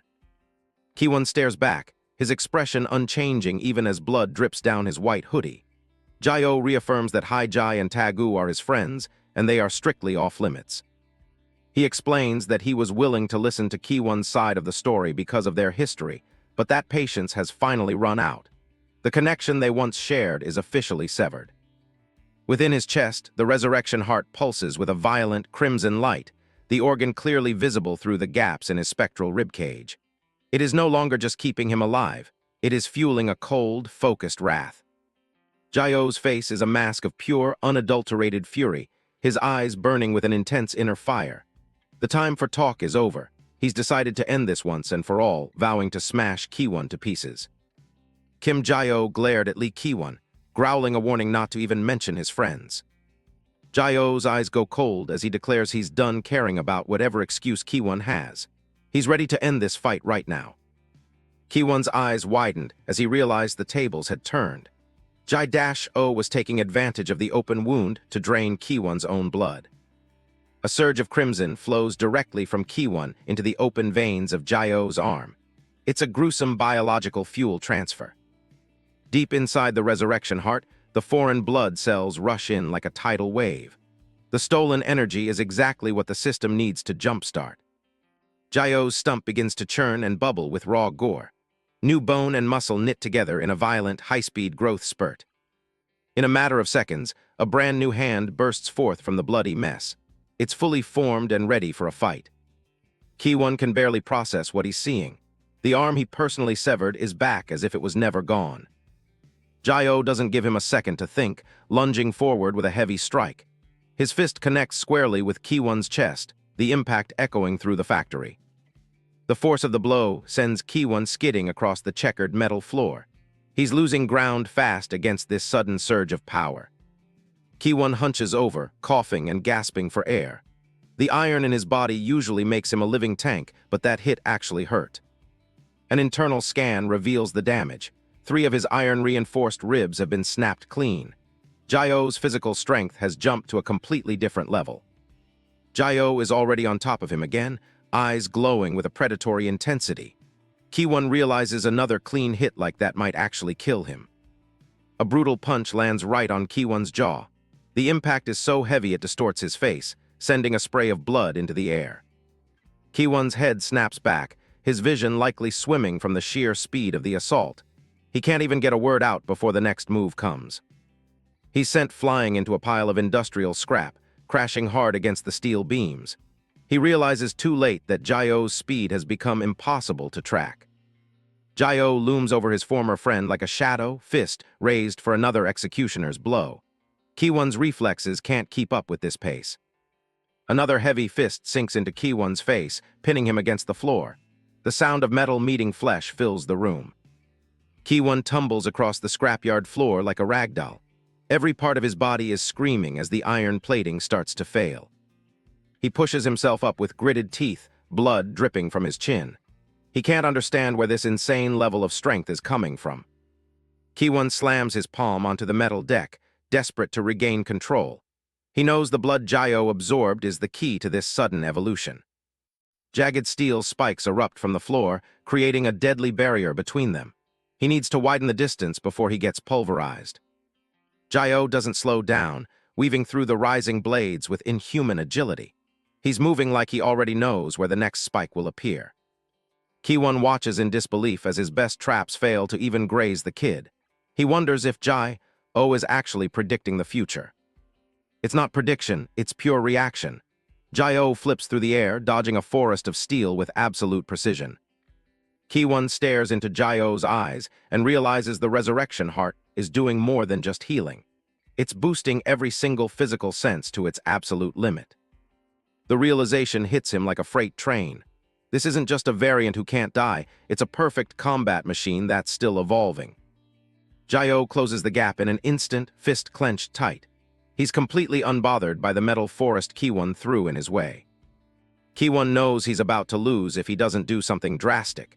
He presses his hand harder against the floor, ready to tap into a forbidden technique. Deep cracks spread across the factory floor as he starts drawing in every bit of iron from the surroundings. He didn't want to go this far, but he's out of options.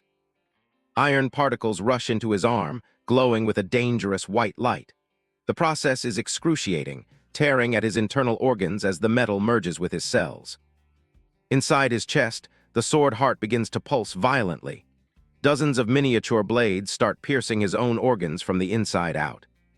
An explosion of steel erupts from Ki-won's body, shredding his jacket into rags. The sheer pressure of the transformation is enough to push back the air around him. He stands there as a living porcupine of jagged steel, hundreds of blades protruding from every inch of his skin. This is the sword heart's ultimate, self-destructive form. Ki-won yells out, declaring that no amount of regeneration can save Jae-oh now. There's no way to get close without being turned into mincemeat. Jae-oh doesn't even hesitate, sprinting straight toward the wall of blades. He isn't looking for an opening, he's looking for the kill. Jae-oh's expression doesn't change as he closes the distance. He looks completely indifferent to the hundreds of sharp edges waiting for him. The blades sink deep into Jae-oh's chest and shoulders as he makes contact. Blood sprays everywhere, but he keeps pushing forward. Despite the metal spikes pinning him, Jae-oh throws a massive haymaker. He uses the momentum of his own impalement to drive the punch home. The blow slammed straight into Ki-won's chest, sending a shockwave rippling throughout the factory. Ki-won's mouth filled with blood as his ultimate defense was shattered. Jae-oh stares into Ki-won's eyes with a chilling calm. He tells him that a few metal spikes through the gut don't hurt at all. Inside his body, the blades have pierced his ribs and even his heart. But for someone who's lived through the hell of Hermes' lab, this level of pain is nothing. Kim Jae-ho's dark eyes reflect his intense focus, his pupils narrowing as he prepares for a final strike. He tells Lee Ki-won that the physical pain is nothing compared to the emotional betrayal he's feeling. Jae-ho launches into a relentless assault, his movements so fast they leave afterimages in the air. Ki-won is completely overwhelmed, unable to defend against the flurry of strikes. Ki-won coughs up blood, his body reeling from the impact of Jae-ho's punches. The shards of his iron-shielded skin fly through the air as his ultimate defense is systematically dismantled. Jae-ho's rage is palpable as he shouts that the worst part isn't the blades piercing his body, but the fact that a friend is doing this to him. His fist is bloodied, but he doesn't slow down for a second. A final, massive punch connects squarely with Ki-won's face, the force of the blow rippling through his skin. The sound of the impact echoes through the metal scrapyard. Ki-won is driven into the ground, a shockwave of dust and debris radiating from the point of impact. He lies broken and defeated, his transformation finally falling apart. From a high angle, the two of them look small amidst the sprawling metal waste. The violence of their fight has left a visible crater in the industrial floor. Jae-ho stands over his fallen opponent, his back to the camera. He quietly admits that this betrayal hurts more than any of the blades that just impaled him. Ki-won looks up with empty, glazed eyes, his face covered in bruises and blood. He listens as Jae-ho speaks about their 10-year history and the horror of being sent back to the lab. Jae-ho looks down at the broken man, his expression a mix of grief and exhaustion. He still can't wrap his head around why his closest friend would sell him out like this. The factory is silent, save for the sound of metal cooling and Jae-ho's heavy breathing. He demands to know what the laboratory could have possibly promised in exchange for his life. Jae-ho's shadow falls over his face, hiding his eyes as he speaks about the lab's cruelty. He knows Ki-won understands that place better than anyone, making the betrayal even more bitter. Ki-won's mouth is a mess of blood and broken teeth as he struggles to respond. His grip on the ground is weak, his spirit clearly as broken as his body. Jae-ho clenches his fist, blood dripping from his knuckles onto the cold metal floor. He's shaking with a combination of physical strain and the raw weight of the betrayal. A wide shot shows Jae-ho standing alone in the vast, empty factory space with Ki-won lying at his feet. The silence is heavy, the air thick with the aftermath of their brutal confrontation. Ki-won finally speaks, his voice a raspy whisper. He bluntly admits that he was going to sell Jae-ho back to the laboratory for his own gain. Jae-ho stares at him, his face contorted in disbelief. The words are a final, devastating blow, confirming that their friendship is truly dead and buried. Jae-ho grits his teeth, a low growl escaping his throat as the reality of the situation sinks in. He looks like he's on the verge of either crying or launching into another fit of rage. Jae-ho suddenly snaps, delivering a series of frantic, emotional punches to Ki-won's face. He screams, asking what on earth the man is even talking about. Each hit is fueled by desperation, as if he can beat the truth out of his old friend. He can't accept that the person he trusted most could be so cold-blooded. Ki-won's head is snapped back with each blow, his face a swollen, bloody mask. Jae-ho tells him not to just decide that everything is over on his own. Jae-ho's punches continue, blurring into a single, violent motion. He shouts that Ki-won can't just run away from their past by claiming it's over. Jae-ho grabs Ki-won by the collar, pulling him up so they're eye to eye. He begs for an explanation, even if it's just a lie to make the pain more bearable. His eyes are wide and watery as he looks for any sign of the person he once knew. He just wants to understand why his world has been turned upside down. Jae-ho's face is just inches from Ki-won's, his breath hitching. He asks if Ki-won ever truly considered him a friend during all those years in the lab. Ki-won's single open eye looks back at him, devoid of any visible emotion. He simply says, "Yeah," confirming their past bond even as he destroys it. The word friend hangs in the air, triggering a sudden, vivid memory for Jae-ho. He remembers a time when things were much simpler between them. The scene shifts to a bright, sterile hallway in the laboratory. A younger, healthier Ki-won is running playfully while other children in lab gowns look on. They were all just children then, forced into a nightmare but finding moments of joy together. A boy in a skull mask laughs as Ki-won chases after him. The flashback continues with the kids playing a game, their laughter a sharp contrast to the cold, clinical environment of the Hermes lab. For a moment, they weren't test subjects, they were just kids. They even had moments of shared fun, like stealing a basket of apples to eat in secret. The memory is bittersweet, a reminder of the bond that's now been shattered. Back in the present, Ki-won stares at the ceiling, his voice flat and cold. He tells Jae-oh that he has nothing left to say, ending any hope for a real explanation. Suddenly, the darkness of the factory is pierced by multiple high-powered beams of light. The heavy thud of tactical boots echoes through the building. Jae-oh's head snaps toward the source of the noise, a cold sweat breaking out on his forehead.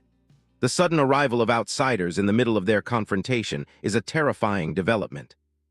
Dozens of armed tactical officers in urban camo swarm the factory floor. They move with military precision, their rifles held at the ready as they surround the two variants. Jae-oh shields his eyes from the blinding spotlights, panic visible in his expression. He frantically looks around, trying to figure out who these people are and why they're here. His breathing becomes shallow and fast as the traumatic memories of the laboratory start to flood back. The sight of armed men in uniforms is a direct trigger for his past nightmares. The SAT officers take their positions, their laser sights dancing over Jae-oh and the unconscious Ki-won. The air is thick with tension as the order to aim is given. From a wide angle, the scale of the operation is clear. Dozens of rifles are pointed directly at Jae-oh, who is completely boxed in with nowhere to run. An officer speaks into his radio, confirming that the heart mutant has been detected. He requests immediate backup inside the factory to secure the target. Jae-oh's face is pale with terror, his pupils blown wide. He realizes with a jolt that these people aren't just police, they're linked to the laboratory he's been trying to escape. The scene shifts to a past memory of a similar standoff. A team of armed men surrounds a younger version of the test subject, a bright spotlight pinning him in place as they prepare to suppress him immediately. The flashback intensifies, showing a younger Kim Jae-oh in a hospital gown being riddled with bullets by lab security. He coughs up blood, his small body jerking with each impact as they attempt to suppress the child with the resurrection heart. A top-down view shows a dozen armed men in a circle, relentlessly firing their weapons at the central target.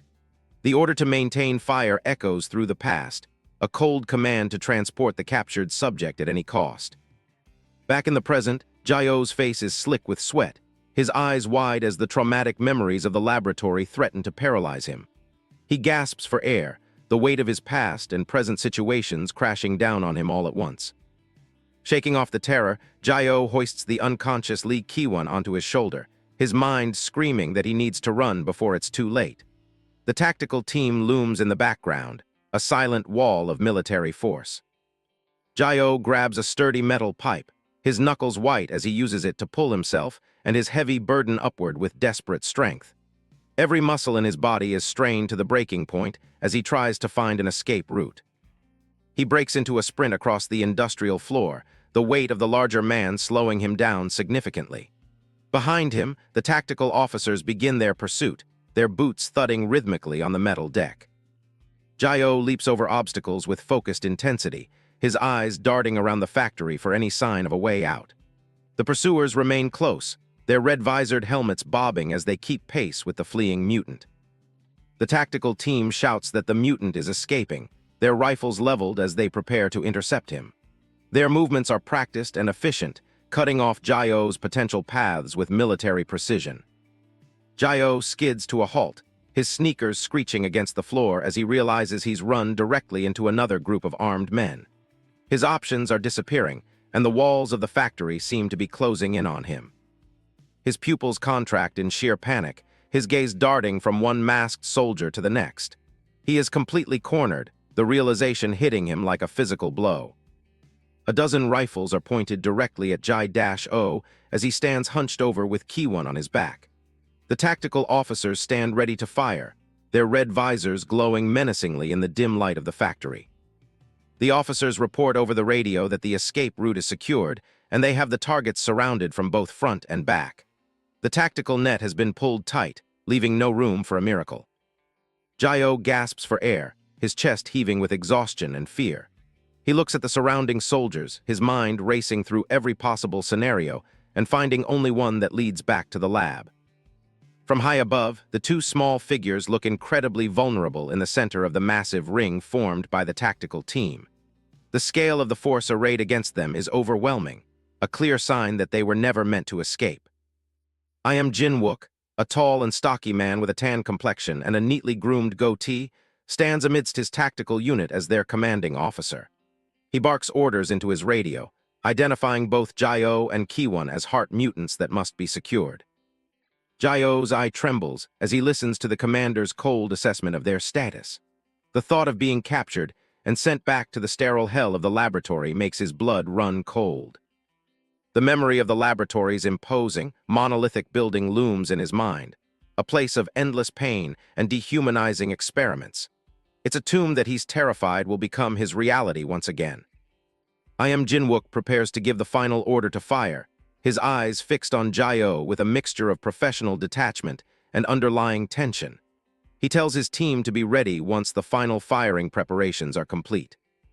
Suddenly, a slender hand reaches into the frame and calmly takes the radio right out of I am Jin-wook's hand. The suddenness of the action catches the seasoned commander completely off guard. Song Hye-in, a poised woman with short black hair and sharp eyes, wearing a tailored pinstripe suit, steps into the chaotic scene. She stands calmly amidst the armed soldiers, her presence immediately shifting the balance of power in the factory. Song Hye-in announces that she is taking control of the scene, her voice steady and authoritative. The text identifies her as the Mutant Special Police Task Force leader, a role that carries significant weight. I am Jin-wook stares at her in shock, his jaw nearly dropping as he recognizes the high-ranking official. He is stunned that someone from the task force would appear in person at a field operation like this. The tactical officers are equally bewildered, their confusion visible even through their gear as they mutter about her sudden arrival. They wonder how such a high-level leader could have gotten there so quickly and without warning. With a single, calm command, Song Hye-in orders everyone to lower their guns, an order that is immediately echoed throughout the factory. The sudden ceasefire creates a heavy, expectant silence in the room. The rhythmic clicking of high heels echoes on the metal floor as Song Hye-in walks toward the panting, blood-stained Jae-oh. He stands his ground, still carrying Ki-won, his expression a mix of suspicion and defensive aggression. Song Hye-in stops just a few feet from him, her gaze cool and observant as she identifies him by name. Jae-oh grits his teeth, wondering how this stranger knows who he is and what her true intentions are. She leans in closer, her voice low and reassuring as she tells him not to be afraid. She claims she's there to help and that she's already heard about his entire situation. Jae-oh's eyes widen in surprise when she reveals her personal connection to him. She explains that she is Song Hye-jae's older sister, a revelation that clearly catches the wary protagonist off guard. Song Hye-in offers a small, mysterious smile as she introduces herself properly. She looks directly into Jae-oh's eyes, her expression unreadable as she welcomes him to their meeting. Song Hye-in leans in close to Kim Jae-oh, introducing herself with a calm, confident smile. Jae-oh's eyes widen in realization as he remembers the name. This woman is Song Hye-jae's older sister. She tells him not to worry, promising that she'll handle the entire situation from here on out. Turning to the special assault team, she asks if they're only there for the mutant incident as a soldier snaps a salute. She immediately starts taking command, ordering the squad to restrict civilian access and call in paramedics. But Captain I am Jin-wook isn't ready to step aside just yet, shouting for everyone to wait a minute. He gets right in her space, demanding to know if her task force thinks they can just ignore standard field protocols. Hye-in doesn't flinch, coolly asking the captain if he's unfamiliar with the laws governing police officer duties. Her assistant steps in, explaining that when dealing with wanted mutants, their team takes priority over the scene. He shoves a warrant for Lee Ki-won toward the captain, bluntly telling the man to back off. I am Jin-wook lets out a scoff, claiming that there's a big misunderstanding about who they're really after. He points a gloved finger past them, clarifying that he wasn't talking about Ki-won, but the kid in the black t-shirt. Jae-oh freezes as the captain explains that CCTV footage has already identified him as another mutant. The captain insists that since Jae-oh is an unregistered mutant, He counts as a civilian and falls under police jurisdiction. He shouts for his men to hold their fire while they prepare to move in on their new target. Then he gives the order to detain Jae-oh immediately, and a wall of tactical rifles is leveled at the boy. Jae-oh grits his teeth, looking around at the circle of guns and wondering how he's going to get out of this. Suddenly, a sharp snap of fingers rings out across the warehouse floor. Intricate red geometric lines instantly begin crawling over the surface of a soldier's rifle. The glow spreads like a virus, covering every weapon held by the assault team in a fraction of a second. With a violent spray of shrapnel, the firearms shatter into 1,000 pieces in the soldier's hands. The elite squad is left standing in shock, staring down at their empty palms and the scrap metal on the floor. One of the officers whispers in terror, finally realizing that this is team leader Song Hae-in's specific mutant ability. Hae-in stares them down, stating that they clearly haven't grasped just how out of their depth they are. Captain IM is absolutely furious, screaming at her for turning her power against her own allies. She doesn't offer an apology, responding only with another nonchalant snap of her fingers. Jin Dash-wook cried out as the terrifying pressure from her ability began to take its toll on him. She stands with her arms crossed, completely unfazed by the captain's shouting. She leans in closer, revealing that this case is actually a special investigation tied directly to the Hermes lab. The mention of the lab hits the captain like a physical blow, his face twisting with sudden, genuine concern. Hae-in tells him to just look around at the wreckage if he doesn't believe her. She points to the floor, showing off the brutal traces left behind by the battle between the two mutants. The captain looks at the two boys again, the gravity of the situation finally starting to sink in. He realizes these aren't just delinquents, but the high-risk subjects the Hermes lab was obsessively researching. He knows that getting tangled with mutants of this caliber means his men are putting their lives on the line. Grudgingly, he tells her she should have said so from the start, before ordering his team to hand over control. Two soldiers roughly haul Lee Ki-won to his feet, causing a worried Jae-oh to ask where they're taking him. The assistant explains that since Ki-won is a wanted criminal, he'll be processed through formal arrest procedures. Jae-oh watches as his friend is handcuffed and led away, wondering if Ki-won really did something that bad. The man in the suit then turns his attention to Jae-oh, stating that they're going to need his testimony as well. He informs Jae-oh that he'll be taken in for a private interview with the team leader. Jae-oh looks at the towering figure of Song Hae-in, feeling a new wave of nervousness as she stares him down. Song Hae-in sits across the table, her gaze fixed on the files in front of her. She looks up, a subtle, confident smirk playing on her lips. Kim Jae-oh shifts in his seat, visibly uncomfortable under the woman's intense scrutiny. He sits alone in the center of the clinical interview room, the silence between them growing heavier by the second. Song Hae-in gets straight to the point, tapping her chin as she looks through the documents. She reveals that her team is currently hunting down the Hermes laboratory. She notes that she already heard from Song Hae-Jae about his escape 3 years ago. She slides a document across the table, explaining that Jae-oh is still being kept in the dark about the lab's real activities. Jae-oh's face goes pale as she delivers the news. All of his fellow escapees have already been recaptured. She explains the lab's catch and release policy, where they let subjects escape just to hunt them down and break their spirits. It's a calculated move to force them into total submission by showing them they can never truly be free. Jae-oh stares into space, realizing that Lee Ki-won might have been broken by that very same tactic. In another part of the facility, Ki-won sits in silence, his head bowed and hands bound. An assistant enters the room, announcing that the witness they've been waiting for has finally arrived. Jae-oh looks up, wondering who could possibly have any information about what's going on. A young girl in a wheelchair is brought into the room, looking fragile and overwhelmed. The man in the suit steps back, letting Lee Ki-won take center stage. Song Hae-in kneels down to her level, gently taking the girl's hand to put her at ease. She promises not to force her to speak, but explains they need to understand her brother's motivations. Ki-won looks down, a single tear beginning to roll down her cheek.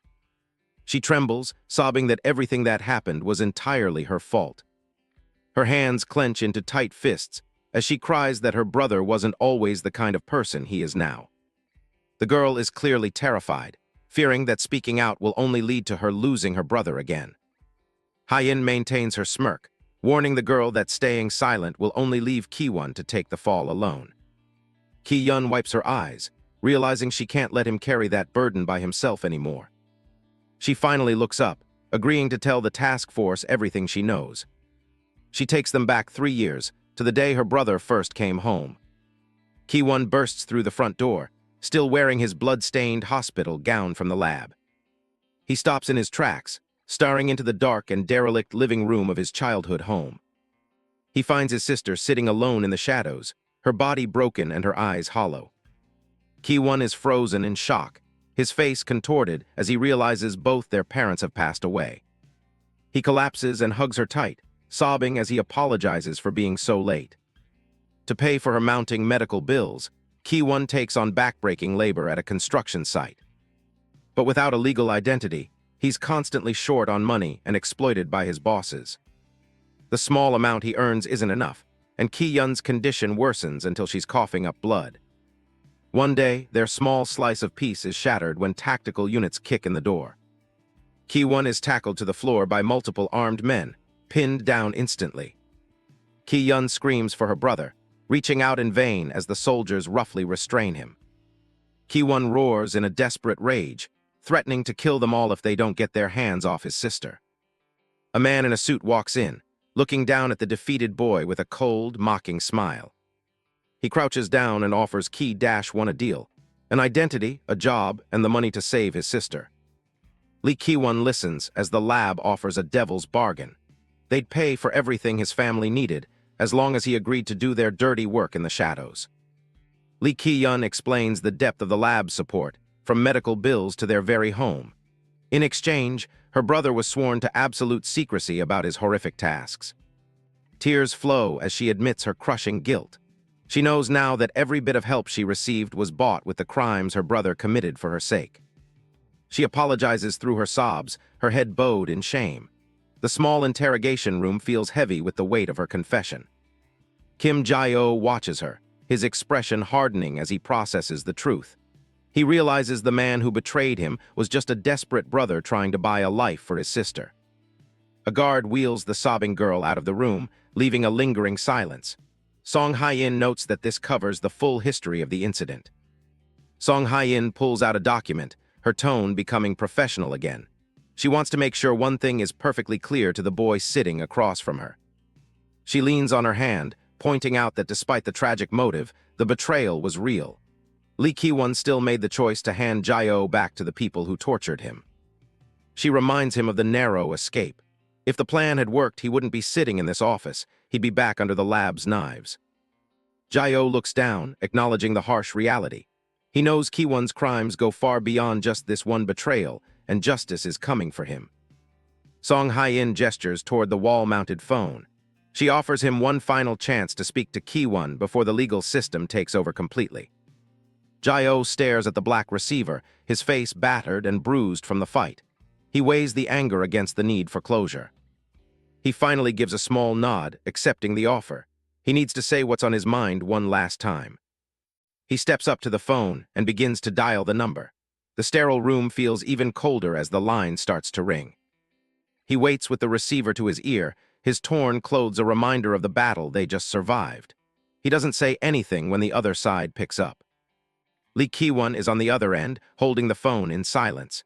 He knows exactly who is calling before a single word is spoken. Jae-oh finally speaks, his voice low and steady. He tells the man that he heard everything his sister had to say. He lists the details, the lab, the sister, the reason for the betrayal. He wants Ki-won to know that the secret is out. He demands to know why Ki-won kept it all bottled up. If they were supposed to be brothers, why didn't he just say something? A weary sigh comes through the speaker. Lee Ki-won has no words left to defend himself. Jae-oh's voice gets sharper, his patience wearing thin. He's not looking for an apology, just some kind of truth. He tells the man to speak up and explain why he did what he did. The silence on the other end is deafening. His anger flares as he calls Ki-won a traitorous bastard. The betrayal still stings more than any of the physical wounds he took. He grips the receiver so hard the plastic groans. He demands at least one excuse, wondering if the man is too ashamed to even open his mouth. He slams his hand down, cracks spiderwebbing across the counter. He reminds Ki-won that he tried to sell out a friend just to drag him back to that living hell. Lee Ki-won bows his head, the words hitting him like physical blows. He doesn't offer a single word of defense. Jae-oh tells him to spend the rest of his life rotting in the regret of what he's done. This is the end of whatever bond they had left. Lee Ki-won closes his eyes, accepting the sentence. He looks like a man who has already given up on everything. He finally speaks, admitting that Jae-oh's words are fair. He isn't going to ask for forgiveness he doesn't deserve. He moves to hang up the phone, ready to disappear into the system. It's a clean break from the life he tried to protect. Jae-oh stops him with one last piece of information. He mentions that the police have already promised to take good care of his sister. He pauses, the intensity of his grip softening just a fraction. The heavy silence between them shifts into something else. He tells Ki-won that while he's definitely trash, his sister is innocent. He's made sure she won't be the one paying for his mistakes. He tells him to serve his time and get out. Then he adds a final, unexpected request for another burger later, admitting the last one was actually good. Jae-oh slowly lowers the receiver, the line going dead. The conversation is finally over. A memory of the lab surfaces, showing a skeletal Kim Jae-oh. Even when he was barely human, he was still looking out for those around him. A younger Lee Ki-won is shown with full cheeks, eating whatever scraps they could find. They were just kids trying to survive in a nightmare. Back in the present, Ki-won sits alone in the dark. He whispers a final thank you to the boy he almost destroyed. Jae-oh hangs the phone back on the hook, finally done with the past. He stands there for a moment, letting the silence settle. Song Hye-in looks up from her screen, surprised by how he handled it. She notes that he's a lot more generous than she would have been in his shoes. Jae-oh turns his back to her, his thoughts drifting elsewhere. He admits he truly believed his other friends had managed to find freedom too. He looks down at the floor, the weight of the missing friends heavy on his mind. He just wanted to believe they were living happier lives than the ones they had in the lab. Kim Jae-oh stands by the phone, his back to us as he absorbs the reality of the situation.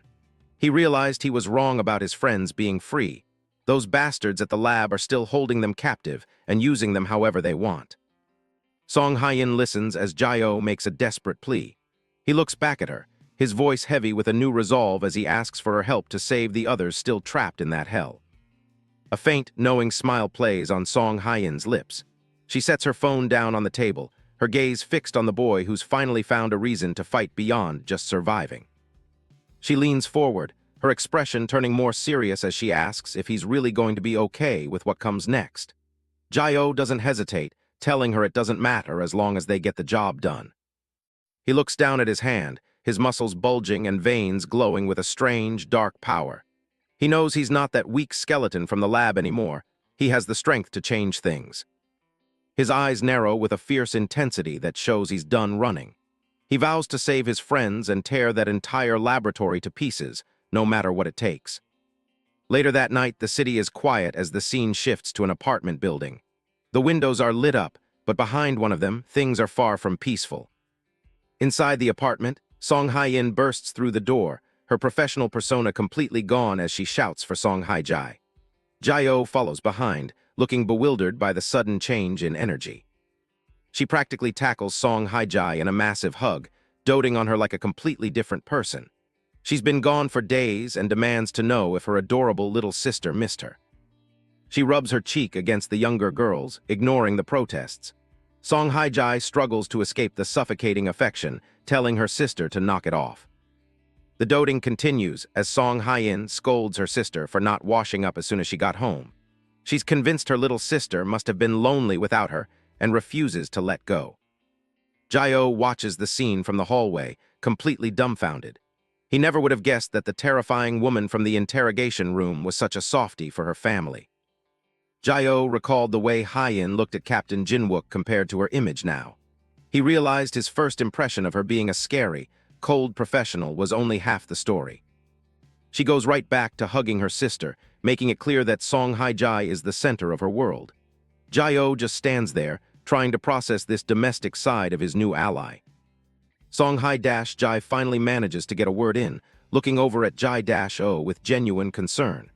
She asks if he's all right, having heard about the serious trouble he had with his friend earlier. He awkwardly scratches the back of his neck, looking down as he thinks about the mess with Lee Ki-won. It's a lot to explain to someone who wasn't there. He manages a small smile, telling her it's fine now that her sister took care of everything. He's grateful for the help, even if the situation was a disaster. Song Hae-jae's face lights up with relief, happy to hear that things worked out. She pulls away from her sister's grip, her attention shifting to something else. She asks Jae-o if he's ready for some of the galbijjim he couldn't finish before. He blushes slightly, giving her a quick nod as his stomach reminds him he hasn't eaten properly in ages. Song Hae-in looks at her phone, her face going pale as she reads a message from her sister. The text mentions a recipe involving strawberries and oysters, accompanied by a sticker of a rabbit vomiting a rainbow. Song Hae-jae presents a massive pot with a proud flourish, urging them to try her sweet and sour galbijjim. The steam rises from a bizarre mixture of meat, whole oranges, and strawberries. Song Hae-in stares at the pot, her skeptical expression saying everything her words haven't yet. She carefully lifts a piece of orange with her chopsticks, wondering why on earth there are oysters in a beef dish. She asks which bastard taught her to cook like this, her professional vocabulary slipping out by accident. Song Hae-jae is taken aback by the language, forcing her sister to quickly pivot and ask where the recipe came from. The younger girl happily pulls out her phone to show off GBT, the AI that gave her the high-end recipe. She's convinced that because the details were so thorough, it must be a masterpiece. Song Hae-in's expression turns deadly serious, her eyes fixed on the bizarre meal. She wonders if this AI bastard is actually trying to mock human intelligence with this culinary disaster. She stares intensely at the glistening orange slice, her mind racing through the logic of flavor profiles. The background swirls as she tries to comprehend how fruit and fatty meat could ever work together. After a long silence, she delivers the cold, hard truth. She looks her sister in the eye and tells her straight up that this mess isn't even edible. Song Hae-jae holds up her phone, proudly showing off a recipe she found online. She claims she tweaked it specifically to help her sister recover some energy with extra vitamins. Song Hae-in looks at the bizarre concoction in the pot with visible doubt. Behind her, Hae-jae enthusiastically explains that she modified the AA-provided recipe to make it even better. Hae-in stares down at the dish in disbelief, her mind racing with the certainty that this meal is going to end in a massive stomach ache. A pair of chopsticks lifts a glistening orange segment from the bowl. Someone is actually brave enough to take the first bite. Kim Jae-o digs in without a second thought, shoveling the fruit and meat mixture into his mouth. Hae-jae watches him nervously, telling him he doesn't have to force himself if it's terrible. Hae-in's expression clearly showed that she couldn't stand the taste, but she still struggled to give an enthusiastic thumbs up just to reassure her little sister. Seeing their reactions, Hae-jae beams with joy, her eyes sparkling with the success of her experimental cooking. Hae-in struggled to hold back her vomit, blushing as she forced herself to admit that the bizarre combination of oysters, strawberries, and meat was surprisingly delicious. Hae-jae clenches her fists in triumph, thrilled that her unique recipe is such a hit with everyone. In contrast, Jae-o gave a thumbs up with tears of joy streaming down his face, deeply moved by his first real meal in years, while Hae-in wondered how the kid could possibly praise such a culinary torture. Jae-o devours the contents of his bowl, claiming he could eat this every single day. He's completely sold on Hae-jae's bizarre culinary skills. Hae-in watches him with a serious gaze, wondering if his lab experiments somehow broke his taste buds along with everything else. To her, his level of praise seems almost suspicious. Within minutes, every single bowl on the table is scraped completely clean. The meal ends, and a heavy silence falls over the table. Hae-in sets her chopsticks down and announces that they need to discuss a serious matter regarding Jae-o's future. Pointing her chopsticks toward him, Hae-in brings up the awkward reality of his current living situation. She points out that having a healthy man staying in a house with two women isn't an ideal setup, and it might not be great for Hae-jae's social development. Hae-jae looks down, realizing the difficulty of hiding someone who is being actively hunted by researchers. She asks where else Jae-o could possibly stay. Hae-in explains that while she considered having him stay at police headquarters, It's safer to keep his identity a secret for now. Jae-oh sits there quietly, clutching the small dog, Twijim. Taking matters into her own hands, Dash-in pulls out her phone to see if there are any other options. She makes an urgent call, asking for any vacancies in an official police residence. Jae-oh and Jae wait anxiously in the background. In listens to the response with a neutral expression, while the two teens wait for the verdict. She hangs up and reports that the residences are completely full, and it will take a while for a room to open up. She seems slightly relieved that a solution is at least on the horizon. Since there are no other immediate options, she tells Jae-oh he can stay with them temporarily. He lights up with joy, thanking her profusely for the hospitality. The tension breaks as Jae-oh and Jae celebrate the news, with Twijim letting out a happy bark to join in. Before Jae-oh can get too comfortable, Hye-in starts scribbling a list on a piece of paper. She makes it clear that the stay isn't going to be unconditional. Jae-oh's smile fades instantly, as he realizes the atmosphere has shifted back to a more serious tone. With a sharp slap, Hye-in pins the paper to the table, her expression turning cold and authoritative once again. She lays down the law. Jae-oh's living space is limited to the living room, and he is never under any circumstances to enter Jae's bedroom. The list contains 10 rigid house rules that Jae-oh must sign and follow. They cover everything from bathroom usage to kitchen boundaries. Hye-in leans over him, whispering that the consequences for breaking these rules are worse than anything he can imagine. Jae-oh looks terrified as he grips the edge of the paper. She fixates him with a dark, intense glare, making sure he understands the severity of the rule regarding her sister's room. Jae-oh trembles as he holds the list, his face pale with fear after the sudden, chilling threat. He quickly agrees to follow every single rule while Jae looks on, a bit overwhelmed by her sister's sudden intensity. Hye-in stands up and tells Jae-oh to follow her outside, putting an abrupt end to the domestic discussion. Jae-oh swallows hard, wondering what kind of ordeal he's about to face next as he follows her out. As they head out, Hye-in explains that it's time to officially test the extent of his mutation. They arrived at a secluded construction site. The place was completely deserted, making it the perfect spot for what Song Hye-in had in mind. She gets straight to the point. If Kim Jae-oh wants to help take down the lab, she needs to know exactly what he's capable of before they move forward. Jae-oh starts with the basics of his regeneration. He explains that as long as he's not killed outright, his body can repair itself from almost any injury. He looks down at his hand, detailing the catch. His healing factor consumes blood, and if his reserves run low, his ability to regenerate drops off significantly. Hye-in narrows her eyes, not fully convinced that's all he's got. She looks at him with a sharp, analytical gaze, suspecting there's more to his power. She brings up the scene of his fight with Lee Ki-won. The damage he left behind didn't just look like the work of a healer. It looked like it came from someone with insane physical strength. Jae-oh clenches his fist, admitting he's always felt a bit different. He figures the heart mutation has permanently boosted all his physical stats well beyond the average person. Hye-in stares him down, her silence speaking volumes. To her, better than others was a massive understatement for the destruction she saw at the factory. He explains that back at the lab, he never actually got the chance to fully recover or push himself. It was only during the recent chaos that he realized his true potential. There's a catch to the strength too. He's noticed that his physical abilities seem to spike even higher whenever he's absorbed fresh blood. Hye-in processes this, tapping her temple thoughtfully. For him, blood isn't just medicine, it's essentially a high-octane fuel source for his entire body. She turns her back and starts walking away, signaling the start of the real test. In that case, she mutters, setting the stage. Something heavy flies through the air and skids across the dirt right in front of him.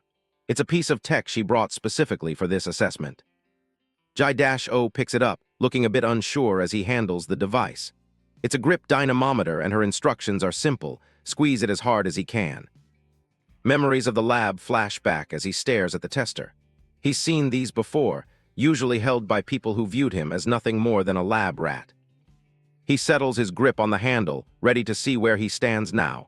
This isn't just a test for her, it's a chance for him to see his own growth. Jae-oh braces himself, focusing every bit of energy into his right arm. He prepares to tap into that hidden reservoir of strength he's been feeling. Veins start to bulge and glow through his skin as he forces blood into his hand. The sheer pressure building up in his limb is visible even from the outside. He grits his teeth, letting out a sharp breath as he applies maximum pressure. The intensity in his eyes shows he isn't holding anything back. With a sharp crack, the dynamometer completely shatters into pieces. Springs and plastic shards fly everywhere as the device fails to contain his power. Hai-In's cool exterior finally cracks as she stares at the wreckage. That tester was designed to handle up to 500 kilograms, and he just turned it into scrap metal. In her mind, she's already doing the math on his power level. His raw grip strength is officially higher than that of a full-grown gorilla. Jiao immediately starts panicking, waving his hands around as he tries to apologize. He clearly didn't expect to break the expensive equipment. Hai-In just watches him, her expression shifting to something more serious. He's significantly stronger than she initially calculated, which changes things. Without warning, she raises a hand, and the rocks around them begin to float into the air. The atmosphere shifts instantly as she reveals her own mutation. Jiao freezes, his eyes wide as he looks up at the levitating boulders. He wasn't expecting an actual combat demonstration from her. She doesn't hesitate, launching the jagged stones at him with lethal speed. It's a sudden, high-stakes test of his reflexes and survival instincts. Jiao blurs into motion, twisting and diving to avoid the projectiles. He moves with a predatory grace, his body reacting faster than his mind can keep up. Finally, a stone caught him right on the forehead, making him yelp in pain. Even with his speed, her telekinetic control remained completely unpredictable. Hai-In stops the assault, looking moderately impressed. She was throwing those in random, chaotic patterns, and he managed to dodge almost all of them. She delivers her verdict. Based on that performance, he's officially a high-rank heart mutant. Jiao just looks confused, rubbing the spot where he got hit. He asks if her mutation is some kind of superpower, still trying to wrap his head around what he just saw. The way those stones moved seemed alive to him. Hai-In gives him a deadpan look, clearly unimpressed by his choice of words. She's not exactly the type to indulge in superhero fantasies. She shuts him down immediately, explaining that everything they can do is strictly within the realm of science. To her, impossible superpowers simply don't exist. She adds a caveat: her specific mutation is a national secret, so he shouldn't expect a detailed breakdown. She's keeping her own cards close to her chest. Turning away, she gives him his first real order. He needs to keep his abilities hidden and stay under the radar as much as humanly possible. Her gaze turns chillingly intense as she delivers one final warning. She knows he's used to being a weapon, but out here, that's a liability. Jiao stares back, the weight of her words sinking in. He realizes she's right. Being too conspicuous is exactly how he ends up back in a cage. He thinks back to all the fights he's been in since escaping the lab. He's been throwing his weight around recklessly, and that kind of attention is dangerous. The tension is broken by a sudden shout from the distance. Song Haijai is heading their way, lugging a plastic bag and looking as cheerful as ever. She waves a cold can of soda in the air, announcing that she's brought some refreshments for the hardworking pair. Her arrival brings a much-needed bit of normalcy. Jiao's mouth practically waters at the sight of the drinks. After a morning of being tested and hit with rocks, he's more than ready for a break. Song Hai-In watches the boy with a rare look of sympathy. Despite the power he holds, she realizes that deep down, he's really just a kid who's lost everything. She prepares to head out for a work call, leaving the two of them alone at the construction site. Song Haijai asks where she's going, and the older sister tells them to save some food for her return. Kim Jiao takes a massive, desperate gulp of the cold soda Haijai brought him. She watches him with a bright, curious smile, eager to hear his thoughts on the Coca-Cola. He nearly chokes on his own excitement, shouting that it's absolutely delicious. The sudden burst of sugar and carbonation is a sensory overload after years of lab rations. Jiao stares at the red can like it's a miracle in a bottle. He describes the sensation in vivid detail: the sweetness, the tingle on his tongue, and the sharp sting as it hits his throat. He tells her it feels like a literal switch just flipped inside his head. Haijai laughs at his over-the-top reaction, genuinely happy that he's finding joy in something so simple. His expression suddenly shifts as he looks down at the condensation. There's something hauntingly familiar about the taste that triggers a long-buried memory. A flashback hits him. Lee Ki-1 standing in a makeshift kitchen, serving up a massive burger with a rare, genuine smile. It was the only real food he'd ever had before escaping. The realization hits hard, and Jae-oh's face darkens. He remembers that Ki-1 was the one who made that burger for him back when they were both prisoners in the lab. Jae notices the sudden change in his mood and leans in with a worried look. The cheerful atmosphere from a moment ago has vanished instantly. Jae-oh just looks away, his eyes shadowed by the weight of the past. He mutters that it's nothing, trying to push the painful memory back down where it belongs. She doesn't seem fully convinced, watching him with a concerned gaze. She can tell that the simple act of drinking a soda just unlocked something heavy in his mind. He closes his eyes tight, finally admitting the truth. He was just thinking about his friend for a second, and the grief is still clearly close to the surface. The two sit together on the construction bench, the city skyline fading into the background. Jae-oh confesses that it wasn't just Ki-1, he was close with all the other test subjects too. Jae listens quietly, remarking on how much he clearly cherishes his friends. She remembers how comfortable he seemed back at the burger shop, surrounded by people who understood his pain. He turns his gaze back to the ground, his voice dropping to a somber whisper. To him, those other kids weren't just colleagues, they were his only family.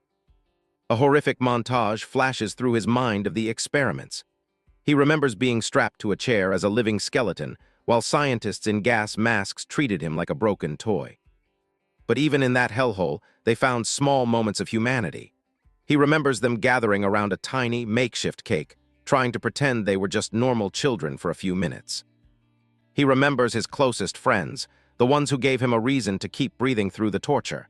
They were his anchor in a sea of endless pain. In the present, Jae-oh looks completely devastated. He had always dreamed of them all escaping together and finding happiness, but he was the only one who made it out alive. His face contorts with a mix of rage and sorrow as he thinks about his friends still trapped in the lab. The survivor's guilt is clearly taking a toll on him. He clenches his fist so hard it shakes, the skin turning white over his knuckles. He makes a silent, ironclad vow that he's going to go back and save every single one of them. He looks ready to burn the world down, declaring he'll tear the entire laboratory apart if that's what it takes. The intensity in his eyes is enough to make anyone shudder. Jae just watches him, her expression a mix of pity and silent support. She sees the scars the lab left behind, both on his body and his soul. Jae-oh snaps out of it and looks at her, his voice softening as he tries to be modest. He tells her he's not a mutant like her sister, so he doesn't know how much help he can actually be. He offers to do whatever he can to help her in return, and she responds with a beaming, supportive smile. She tells him he can count on her for anything, anytime. Jae-oh blinks, caught off guard by her unconditional kindness. It's a far cry from the cold, transactional life he's always known. A rare, genuine smile touches his lips as he thanks her. For the first time, he feels like he might actually have a real ally on the outside. A few days later, the scene shifts to the imposing gates of Samil High School. It's a completely new world for someone who spent his life in a concrete bunker. Inside the classroom, the news of a transfer student spreads like wildfire. Two girls whisper to each other, their curiosity piqued by the mysterious new arrival. A group of girls at a nearby desk are already losing their minds over his looks. They're calling his visuals insane and already planning to hunt down his social media. The history teacher slams his book down, trying to get the rowdy class to settle. He announces the transfer student, while Jae-oh stands at the front, feeling completely exposed. Inside his chest, his mutated heart is thumping like a drum. He's gripped by a sudden, paralyzing fear that he'll never be able to blend into a normal life. He looks out over the sea of curious faces, his mind racing. He still doesn't quite understand how Hye-in managed to pull the strings to get him here so quickly. Jae-oh tries to speak, but his voice is shaky as he introduces himself to the class. He looks like he's about to faint as he remembers Hye-in's promise about meeting a friend here. He forces out his name, sweat beading on his forehead as 100 eyes stare him down. This social pressure is more terrifying than any experiment he's ever faced. After he's seated, he stares blankly at the blackboard, still in a state of shock. He can't wrap his head around the fact that he's actually sitting in a real classroom. Classmates continue to whisper all around him, and the social anxiety starts to peak. He looks pale and nauseous, wondering if he's going to puke right there on his desk.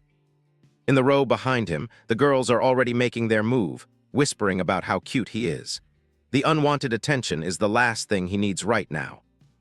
The boys are just as relentless, bombarding him with questions about where he's from and if he plays soccer. Jae-oh just looks down, feeling completely overwhelmed by the noise. We jump back to a few days prior, where the plan was first hatched. Dash-in stands in the kitchen with a heavy bag, telling Jae-oh that she's giving him his first mission. Over dinner, she explains that she's been working on this for a while. To stay safe and act normal. His first objective is to attend high school and blend in with the other kids. Kim Jae-oh reaches into a brown shopping bag, his fingers brushing against a piece of crisp white fabric.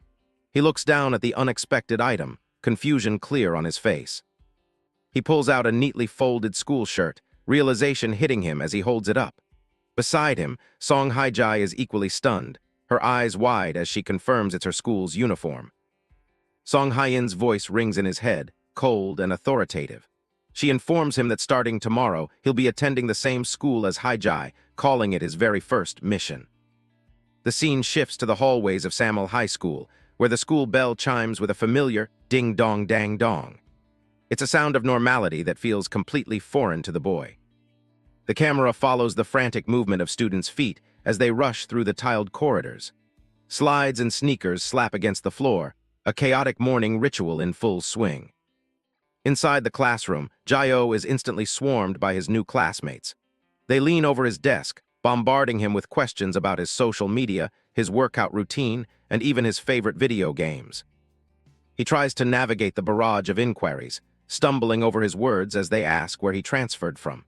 The intense curiosity of the students leaves him looking completely overwhelmed. He recalls a conversation with Hae-in, who didn't mince words about his presence. She told him bluntly that he reeks of the lab and needs to learn how to blend in like a normal person for the sake of the investigation. Hae-in leans forward, her gaze piercing as she emphasizes the importance of his goal. To survive and help her, he must master the art of being unremarkable. Back in the present, the social pressure continues to mount as a group of girls swoon over his clear skin and handsome features. Jae-oh remains tense, knowing he cannot afford to let anyone suspect his true nature as a heart mutant. He hunches over his desk, sweat beading on his brow as the students keep pushing. Between club invitations and weekend plans, he's drowning in the social expectations of high school life. Panic starts to set in as he looks around at the sea of eager faces. He can't help but think that he's already messed up, and his cover is blown before his first day has even really begun.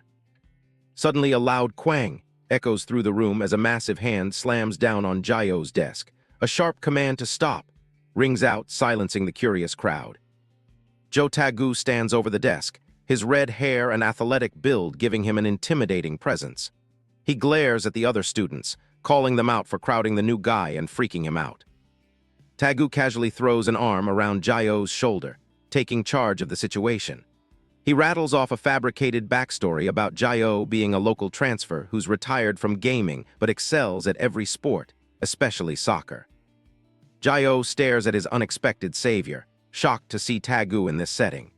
The other students whisper among themselves, noting the bizarre contrast between the two as if they belong to different genres of fiction.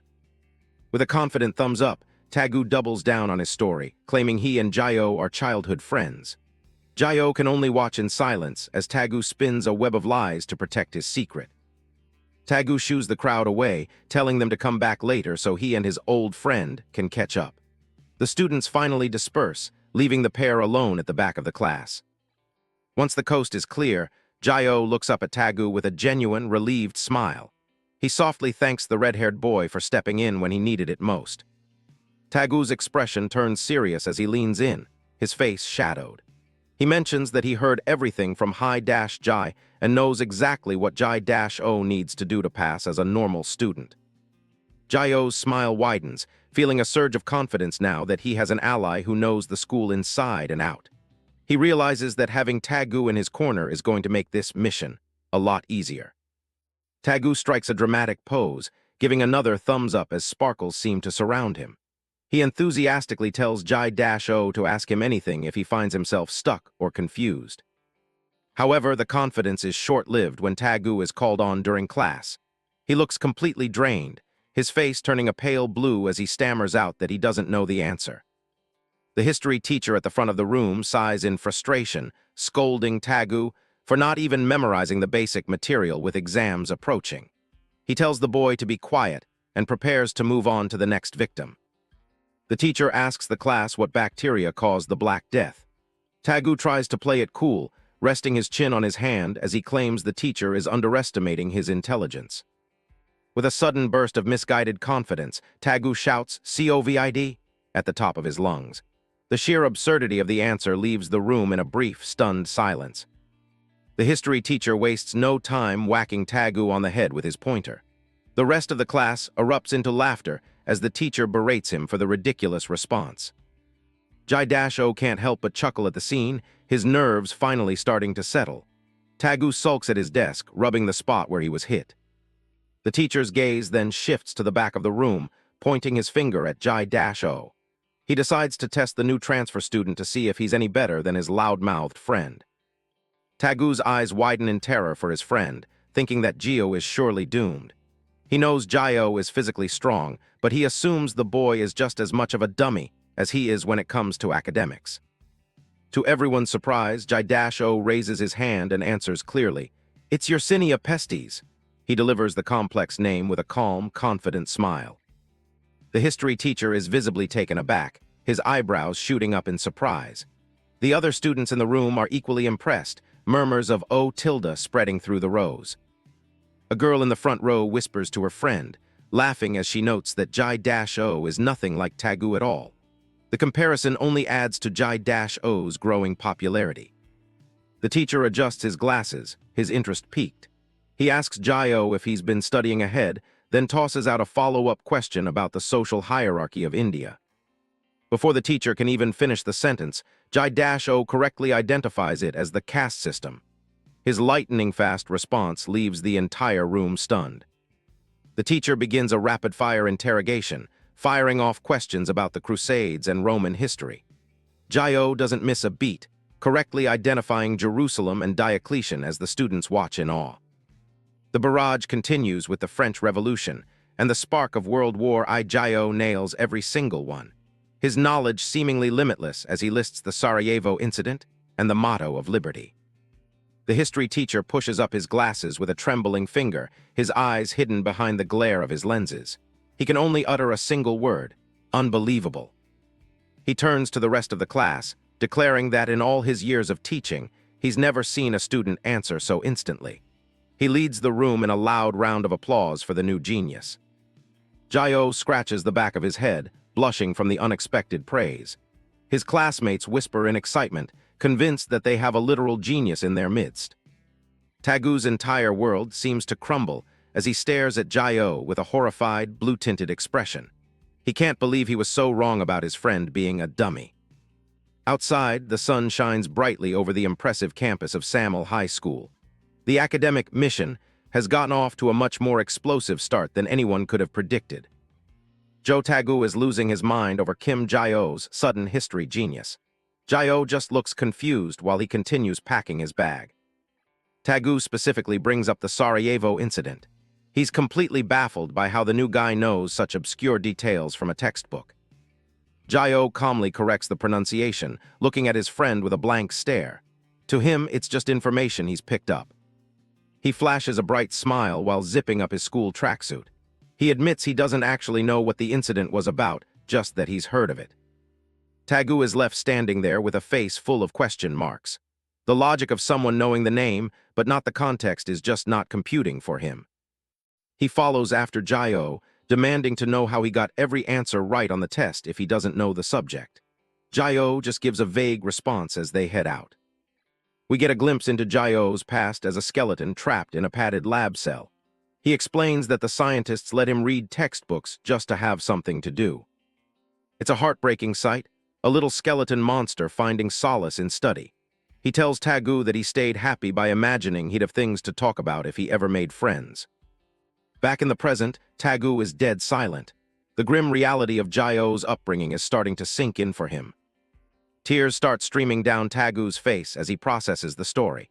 He's completely moved by the lonely life his friend had to endure. He starts bawling his eyes out, feeling terrible for the hardship Jae-oh went through. He can't wrap his head around someone memorizing books just to cure terminal boredom. Taegu eventually pulls himself together and tries to act cool, throwing his jacket over his shoulder. He tells Jae-oh that PE is next, and he's going to show him what real fun is like. The scene shifts to the school gymnasium, where the entire class has gathered for their period. The PE teacher stands front and center, holding a volleyball.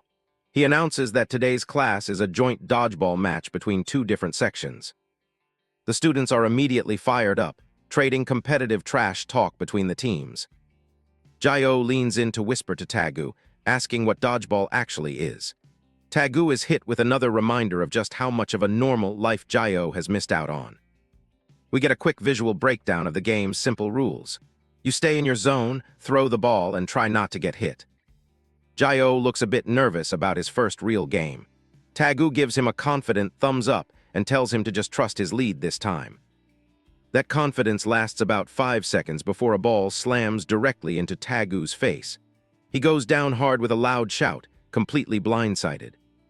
The opposing team starts laughing hysterically at the massive wipeout. Jae-oh rushes over to the fallen Taegu to see if he's actually okay. Taegu stands up with blood dripping from his nose, still trying to maintain his tough guy image. He insists the hit was nothing more than a tickle. Jae-oh isn't buying it and points out the obvious nosebleed. He's genuinely worried about his friend's condition. Taegu tells him not to worry about the injury and points out the court. Jae-oh is now the last person left standing on their team. He wipes the blood away with a serious expression, finally admitting that dodgeball might not be his specialty. Jae-oh looks a bit overwhelmed now that every eye in the gym is on him. Taegu pulls him aside to give some final advice before he leaves the court. He warns Jae-oh to only use half his physical strength so he doesn't accidentally reveal his powers. Jae-oh remembers the last time he tried to be gentle and ended up nearly killing someone. He nervously agrees to try his best to hold back. Taegu heads for the sidelines while the teacher yells at him to get off the court. Jae-oh stays behind, repeating the use-only-half mantra to himself. He's totally overthinking the instruction, wondering how to measure half of his inhuman power. A giant gorilla silhouette looms over him as a reminder of his raw strength.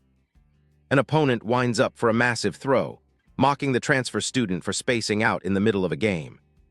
The ball is launched with serious force, trailing motion lines behind it. Jae-oh watches it close in, panic starting to set in. He still hasn't figured out how to handle the half-power thing. At the very last second, his reflexes take over. He dodges the ball with a sharp movement, letting it whistle past his face. He's still stuck in his own head, desperately trying to calculate the right output level for a high school game. Suddenly, a realization hits him. He wonders if Taegu meant literally splitting his body's power down the middle. The other students are left gawking as Jae-oh begins dodging every single throw. They're starting to think the new kid is some kind of pro athlete. Jae-oh locks in with an intense expression, fully focused on the task. He starts dodging using only his upper body, swaying rhythmically. His legs are planted firmly on the ground without moving an inch. It looks completely inhuman. After images trail behind him as he dodges a barrage of balls while standing in the exact same spot. Taegu sees the bizarre spectacle and starts waving his arms frantically. He yells for Jae-oh to stop, realizing his advice was taken way too literally. Jae-oh pauses in the middle of his movement, looking confused. He starts to wonder if half meant left and right instead. Right as he stops to think, a ball flies in and catches him square in the face. The opponent isn't holding back, launching a final ball with enough power to end the game then and there. The court goes silent as the ball connects. Kim Jae-oh is left sprawled out on the gym floor, completely motionless after taking the direct hit. He eventually pushes himself up, his face sporting a fresh nosebleed from the impact. A teammate leans over, asking if the transfer student is actually okay. Instead of being upset, Jae-oh breaks out into a fit of laughter while wiping the blood from his lip. His classmates breathe a sigh of relief, realizing he's genuinely having a good time. Up in the stands, some of the girls are already becoming fans.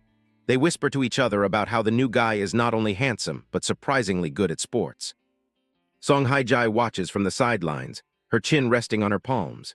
She has a small, satisfied smile, thinking to herself that Jae-oh is adjusting to school life quite well. As the sun begins to set over the city, the school day finally comes to an end. Students scatter, talking about upcoming tests and heading off to the local PC cafes. Jae-oh walks home alongside Jo Taegu and Song Hae-jae. Taegu casually throws his arms behind his head and asks how his first full day of being a normal student went. Taegu grins, reminding Jae-oh that keeping his secret is going to be a lot of work. He seems to be enjoying the role of the knowledgeable guide. He points a thumb at himself with total confidence. He tells Jae-oh that he's the only person in this entire school that the lab boy can truly trust. Jae-oh just smiles and agrees. He reflects on how drastically different this atmosphere is compared to the cold, sterile walls of the laboratory. A week passes, and Jae-oh starts settling into the rhythm of school. He watches Taegu dominate on the soccer field, enjoying the fact that no one is here to control his every move. He sees his classmates gathered around a handheld console, yelling and laughing freely. It's a level of social noise he's never experienced before. At the snack bar, he finds he can buy whatever he wants as long as he has a bit of money. He happily munches on a bun while Taegu chatters away next to him. Back on their walk, Jae-oh admits to his friends that the whole experience still feels a little awkward to him. He's still learning the unwritten rules of being a teenager. Song Hae-jae looks back at him with a cheerful expression. She tells him that regardless of the awkwardness, she had a great time today. Taegu stops in his tracks, looking surprised by Jae-oh's sudden sincerity. Jae-oh confesses that he never would have known life could be like this if he hadn't met the two of them. He offers them a bright, genuine thank you with his backpack slung over his shoulders. It's a rare moment of pure gratitude from someone who has lost so much. Taegu tries to hide his embarrassment, telling Jae-oh not to get all sappy on them. He grumbles that he still has a lot to teach the kid about surviving high school. The scene shifts to a secluded warehouse on the edge of the city. It's dark, quiet, and away from the prying eyes of the public. A group of thugs in dark suits walks through the building, their footsteps echoing. One of them asks if there's been any word from the lab regarding their activities. The leader looks satisfied, noting that the higher-ups haven't realized they've been skimming goods yet. He just needs a few more days of keeping a low profile before they're in the clear. He suddenly stops and narrows his eyes, sensing something is wrong. They spot a man sitting alone in the shadows, casually eating a cup of instant ramen. This is Kang Do-young, and he looks like he doesn't have a care in the world. Kang Do-young slurps his noodles loudly, his face hidden behind a pair of dark sunglasses. He tells the thugs they're early and asks them to wait since he hasn't finished his meal yet. The boss isn't in a waiting mood and dismisses him as just another bum. He orders one of his men to kick the guy out of their hideout immediately. The subordinate lunges forward, but Do-young is faster. He blocks the man's arm while yelling about his spilled soup. The boss is furious, calling Do-young a crazy bastard for prioritizing ramen over his own safety. He threatens to crack his head open if he doesn't leave now. Do-young remained in a crouch, ignoring the threats as he peered at the men through his sunglasses. He held a sausage skewer, appearing to check if these were the faces he was looking for. He adjusts his glasses, complaining that the tint makes it too hard to see clearly. He's much more concerned about his vision than the group of armed men surrounding him. He finally lifts his sunglasses and gives them a chilling grin. "That's better," he mutters, his demeanor shifting from eccentric to dangerous. His glasses are shattered in a flash as a massive impact ripples through the air. The thugs are caught off guard by the sudden burst of energy. One of the thugs tries to attack, but Do-young stares him down with terrifying intensity. He warns the man to get lost while he's still feeling nice enough not to kill them. The thug froze in terror, his eyes widening as he watched his own arm being crushed. Something impossible was happening to the man's skin right before their very eyes. Do-young's face begins to crack and harden, taking on the texture of ancient stone. He tells the panicking men to stop being bobbies and face their fate. He stands tall, his body beginning to transform into a living weapon. The thugs realize they aren't dealing with a normal human anymore. He asks them exactly how much cash they managed to steal from the lab. He's here for the money, and he doesn't plan on leaving empty-handed. Within his chest beats the heart of rock. It's a mass of cracked stone and glowing red energy, pulsing with destructive power. Kang Do-young raises a hand made entirely of solid, gray rock. He casually tells the thugs that he'll be taking their stolen cash as a settlement for their trouble. A week passes and we're back on the school field. The students are in the middle of a soccer match and the atmosphere is light and energetic. Kim Jae-oh runs alongside his classmates, looking more like a regular student with every passing day. He's finally starting to feel like he belongs in this ordinary world. He sits in class, reflecting on the mission Song Hae-in gave him when he first arrived. The goal was simple: act like a normal person and adapt to a normal life. Kim Jae-oh sits at his desk, surrounded by the lively chatter of his classmates. He reflects on his initial fear of being discovered, realizing he was so focused on hiding his identity that he couldn't enjoy the simple moments of school life. He looks back at his awkward attempts to blend in, from his rigid posture to his confused expressions during sports. He wondered if his behavior seemed strange to the others, but his concerns were overshadowed by a new sense of belonging. Jae-oh sits at a convenience store table with Jo Taegu, heartily eating a steamed bun while a girl watches them. As he spends his days studying, eating, and living alongside kids his age, he begins to understand that school is far more enjoyable than he ever could have imagined. On the soccer field, Jae-oh runs with a wide, genuine smile, his tie fluttering behind him as he celebrates a play. The high-rise apartments in the background frame the vibrant energy of his new life, far removed from the sterile laboratory of his past. Jo Taegu sprints across the grass, shouting for Jae-oh to take a shot at the goal. The soccer ball flies through the air with a powerful thump, signaling the start of an intense moment in the game.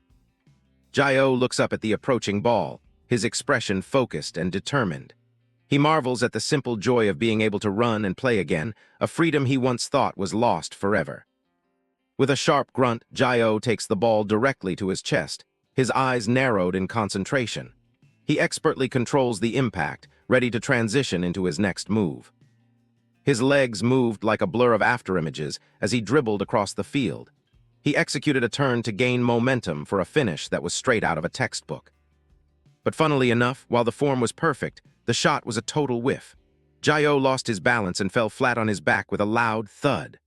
With his legs flailing in the air and the ball rolling harmlessly away, he just lay there, looking completely dazed by his own clumsiness. His classmates break into fits of laughter at the sight of the self-proclaimed, certified clown. They jokingly debate whether Jae-oh is actually good at sports or just incredibly lucky. Jae-oh sits on the grass, laughing along with his friends as a bright flush spreads across his face. He scratches the back of his head, wondering if he finally looks like a normal person to the world around him. Song Hae-jae waves cheerfully, announcing that the classroom cleaning is finally done. The trio walks through the school gates, leaving the building behind as the afternoon sun begins to set. Jae-oh reflects on how happy he is, barely remembering the days he spent on the run. On the way home, Kim Jae-oh stops to admire a chicken skewer, mesmerized by the savory smell and the glistening oil on the meat. He looks like he's discovered a holy relic rather than street food.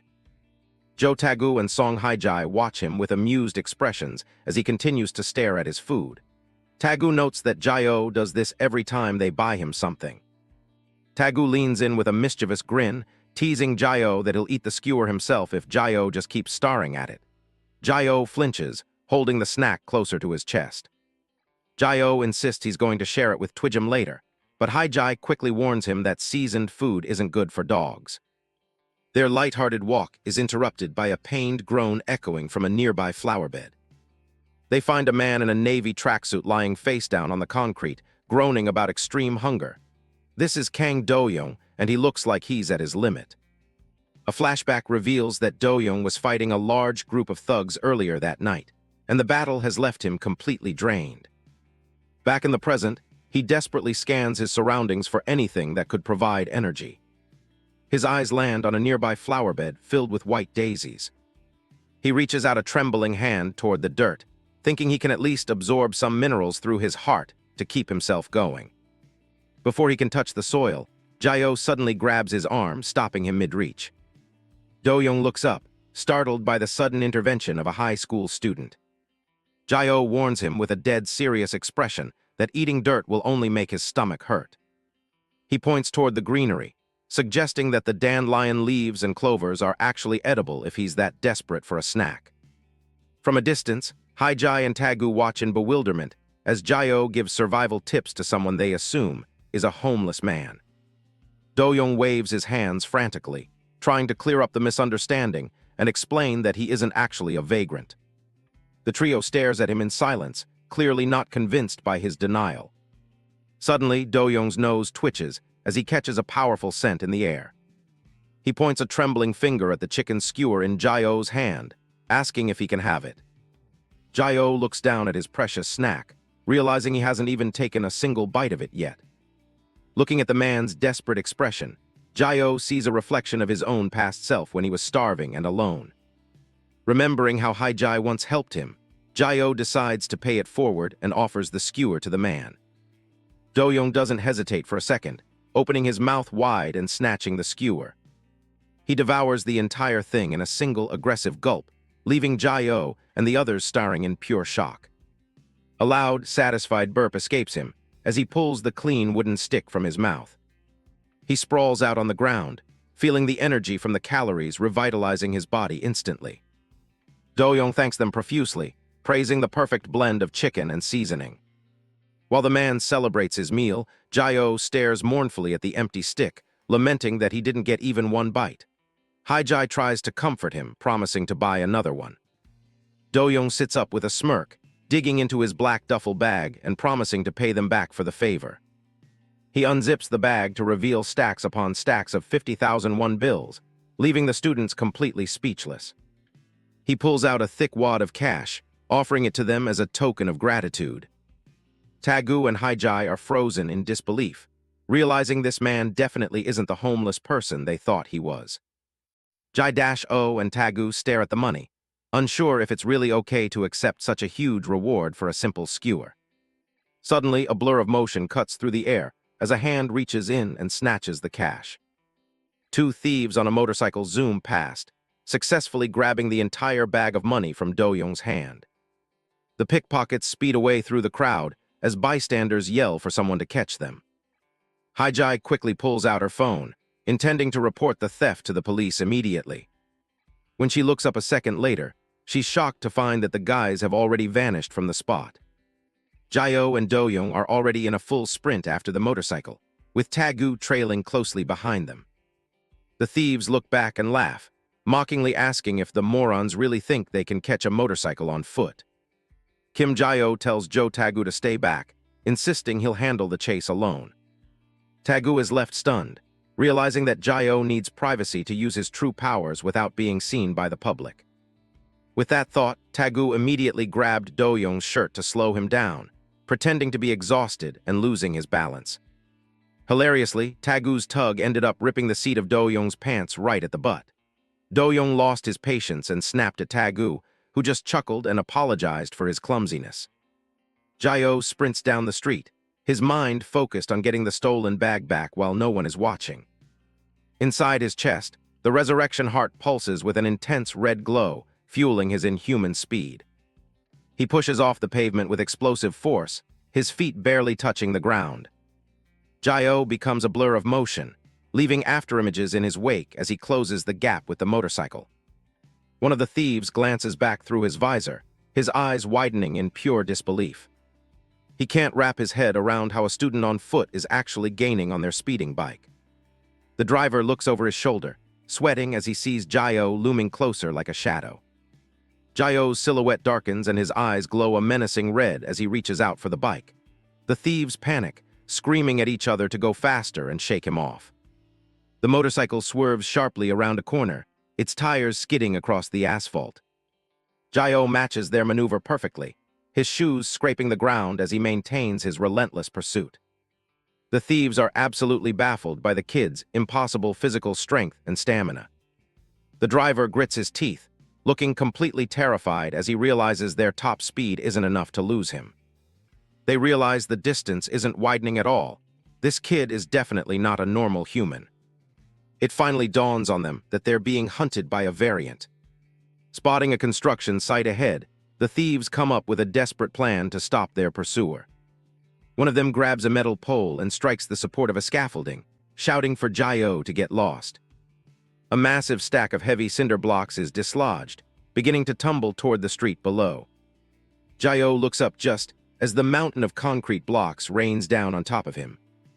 He grits his teeth in a split second of determination before the impact. The blocks crash down with a thunderous impact, completely burying Jae-o in a cloud of dust and debris. The thieves laugh mockingly and wave goodbye, throwing up a middle finger as they speed away. A massive pile of rubble is all that remains at the site, with no sign of Jae-o. From beneath the heavy concrete, a pained groan escapes as Jae-o slowly starts to push himself out. He clutches his head, his vision swimming from the blow, but his primary concern is still catching up to the thieves. Pedestrians stop in their tracks, staring in horror at the student emerging from the wreckage of a fatal accident. A crowd quickly gathers, with everyone whispering in shock and wondering if the badly injured boy needs a hospital. The scene shifts to the outskirts of the city as the sun sets in a brilliant orange sky. The thieves pull their motorcycle into an abandoned warehouse area, leaving a trail of dust behind them. They check their mirrors and relax, confident that they've finally lost their pursuer. The pair gloats about their sweet profit as they cruise toward their hideout. Suddenly, the driver's eyes widen as a familiar figure steps into their path. It's Kang Do-young, and he doesn't look happy. Do-young delivers a massive punch that stops the motorcycle dead in its tracks. The sudden stop sends a shockwave through the bike, catching the thieves completely off guard. The motorcycle flips and crashes, sending both men tumbling violently across the concrete floor. They slam into the ground and groan in pain, their helmets skittering away. Do-young walks toward them with a cold, deliberate pace, asking why they were running so desperately. He lowers his sunglasses, revealing a face that is starting to crack and transform into gray, jagged stone. He warns them that running is useless, because he can sense their every move as long as they're touching the ground. The thieves realize they've run straight into another monster. Kang Do-young confronts the thieves, his face half transformed into jagged stone. He states that the money isn't for them. He extends an open hand toward the group, demanding they hand it over. One of the thieves remains on his knees, his face lowered toward the concrete. The tattooed thief points at Do-young, questioning if having a heart variant makes his body as hard as iron plates. Several more motorcycle-riding thieves arrive, their headlights illuminating the dark warehouse. They encircle Do-young, the sound of their engines filling the room. The tattooed man stands in the center of the group, announcing that this warehouse is their territory. He moves closer to Do-young, stating that they intend to sell him off as well. Do-young looks up, a slight smirk playing on his lips as he asks, "Oh, really?" He drops into a low crouch and places one palm against the ground, nodding that they are short on numbers.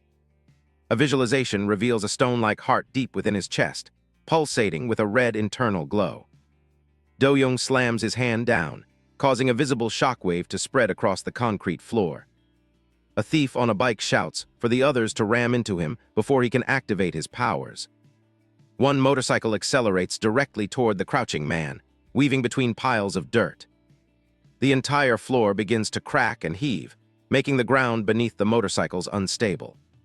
The thieves look down at the floor as massive shards of rock start to burst upward from the asphalt. Do-young remains in his crouch, declaring that he will bury their entire hideout. Enormous pillars of stone erupt from the floor with explosive force, shattering the building's support structures. Transitioning to a corporate office, a man in a black suit bows while handing a folder across a desk. He addresses the unknown corporate official, a slim woman with a short black bob and a pinstriped blazer, stating he has the tracking data she requested. The official reviews the document, which lists a target named Kang Dong-wook, associated with a construction company. She looks at a photo of Kang Do-young in the file, nodding that he appears to be quite young. The woman leans back in her chair, her eyes narrowing as she decides she should contact Kim Jae-o. She asks her subordinate if the man in the file is related to the person Jae-o is searching for. The subordinate stands with his hands clasped, stating that it is difficult to say. He suggests that while he could be the friend Jae-o is looking for, there is no certainty yet. A wide, sharp smile spreads across the unknown, corporate official's face. She taps the photo on the desk, stating that her intuition tells her he is exactly the person they need. Kim Jae-ho slams his hands onto the desk, his eyes wide as he shouts at the woman across from him. He can't believe they actually tracked down one of his friends from the lab. Hye-in keeps her cool, gesturing for him to settle down. She leans back in her chair, reminding him that nothing is set in stone just yet. She changes the subject for a moment, checking her phone while commenting on how well the school uniform fits him. She casually asks how he's adjusting to his new life as a student. Jae-ho forces a laugh and scratches the back of his head, admitting that school has actually been pretty fun. Still, being around other kids just makes him miss his old companions even more. He leans forward, his expression turning serious again as he brings the conversation back to the mission. He needs to know exactly what she meant when she said they might have found one of them. Hye-in slides a thick folder across the desk, revealing a stack of investigative reports. She explains that they've been tracking someone who is roughly around Jae-ho's age. She pulls out a specific photograph and hands it over for him to inspect. It shows a man sitting in what looks like an interrogation room or a cell. Jae-ho grips the photo with both hands, staring intensely at the face staring back at him. He recognizes those features immediately, though the context is all wrong. He jumps up, pointing at the image while practically vibrating with excitement. That's the same guy he ran into just the other day, the one living on the streets.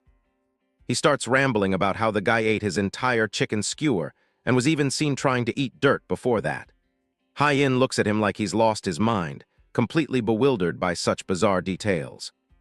She tucks a strand of hair behind her ear and gives him a name, Kang Dong-yuke. She watches his reaction closely to see if the name rings any bells from his time in the lab. Jae-ho looks at the papers again but shakes his head, saying the name doesn't sound familiar at all. He mentions that his vision was blurry back then because his body hadn't fully regenerated, but he'd know the guy if he saw him in person. He flips through more documents, looking at a clearer profile of the man. Both the name and this clean-cut face are totally foreign to his memories of the lab. Suddenly, his eyes bug out, and he starts sweating as he looks at the next set of images. Something in the file has completely flipped his world upside down. He stares at a photo taken during a warehouse brawl, his hands trembling as he holds the evidence close. It's a shot of the man from behind, but it's what he's doing that catches Jae-ho's eye. The image shows a close-up of the man's arm, where the skin is cracking and turning into heavy gray stone. It's a very specific, unmistakable ability. A flashback hits him of a young boy in a hospital gown, sitting quietly in a sterile room. Jae-ho realizes that the man in the photo isn't Kang Dong-yuke, it's his old friend from the lab, Kang Do-hyung. He shouts the name out loud, looking at his handler for confirmation. He's absolutely certain that with an ability like that, it has to be the person he remembers. Hye-in nods, confirming that the man's power is indeed called the Heart of Stone. She watches Jae-ho's intense reaction with a calculating gaze. Jae-ho leans in close, his face shadowed as he demands to know the man's current location. He isn't going to let this lead go now that he's finally found a piece of his past. Hye-in explains the grim reality. Kang Do-hyung is now the CEO of a multi-billion-dollar construction firm. It turns out he's been working for the very lab that used them as test subjects, just like Lee Ki-won. She admits that while some of the evidence is circumstantial, she's convinced of the connection. Because of his ties to the lab, Do-hyung has landed himself at the top of their investigation list. Jae-ho stares off into space, the weight of the betrayal sinking in. Knowing that another one of his brothers is helping the enemy makes his jaw tighten. Hye-in sees her opening and tells Jae-ho there's a specific mission she needs his help with. She wants him to get close to the target. She rests her chin on her hand, a small, knowing smirk playing on her lips. She asks him flat out if he's willing to take the job. The camera zooms in on her mouth as she grins wider. She knows exactly which buttons to push to get Jae-ho to cooperate. Jae-ho slams his hand onto the desk, leaning over the papers with a determined look in his eyes. There isn't even a second of hesitation as he accepts the mission. The scene shifts to an overview of a massive, bustling construction site filled with cranes and excavators. This is Hodden Construction, the company run by the man he's hunting. A laborer hauls several heavy bags of cement on his shoulders, his face hidden by a hard hat. The handler's voice explains that Jae-ho will be going in undercover to the site where Do-hyung works. Another worker uses a heavy-duty mixer to prep materials in a dusty corner of the yard. This is where Jai-O is supposed to cross paths with the CEO. Jai-O stands in the middle of the industrial chaos, dressed in dark work clothes and a white safety helmet. His goal is to find out exactly what kind of business the company is running with the lab.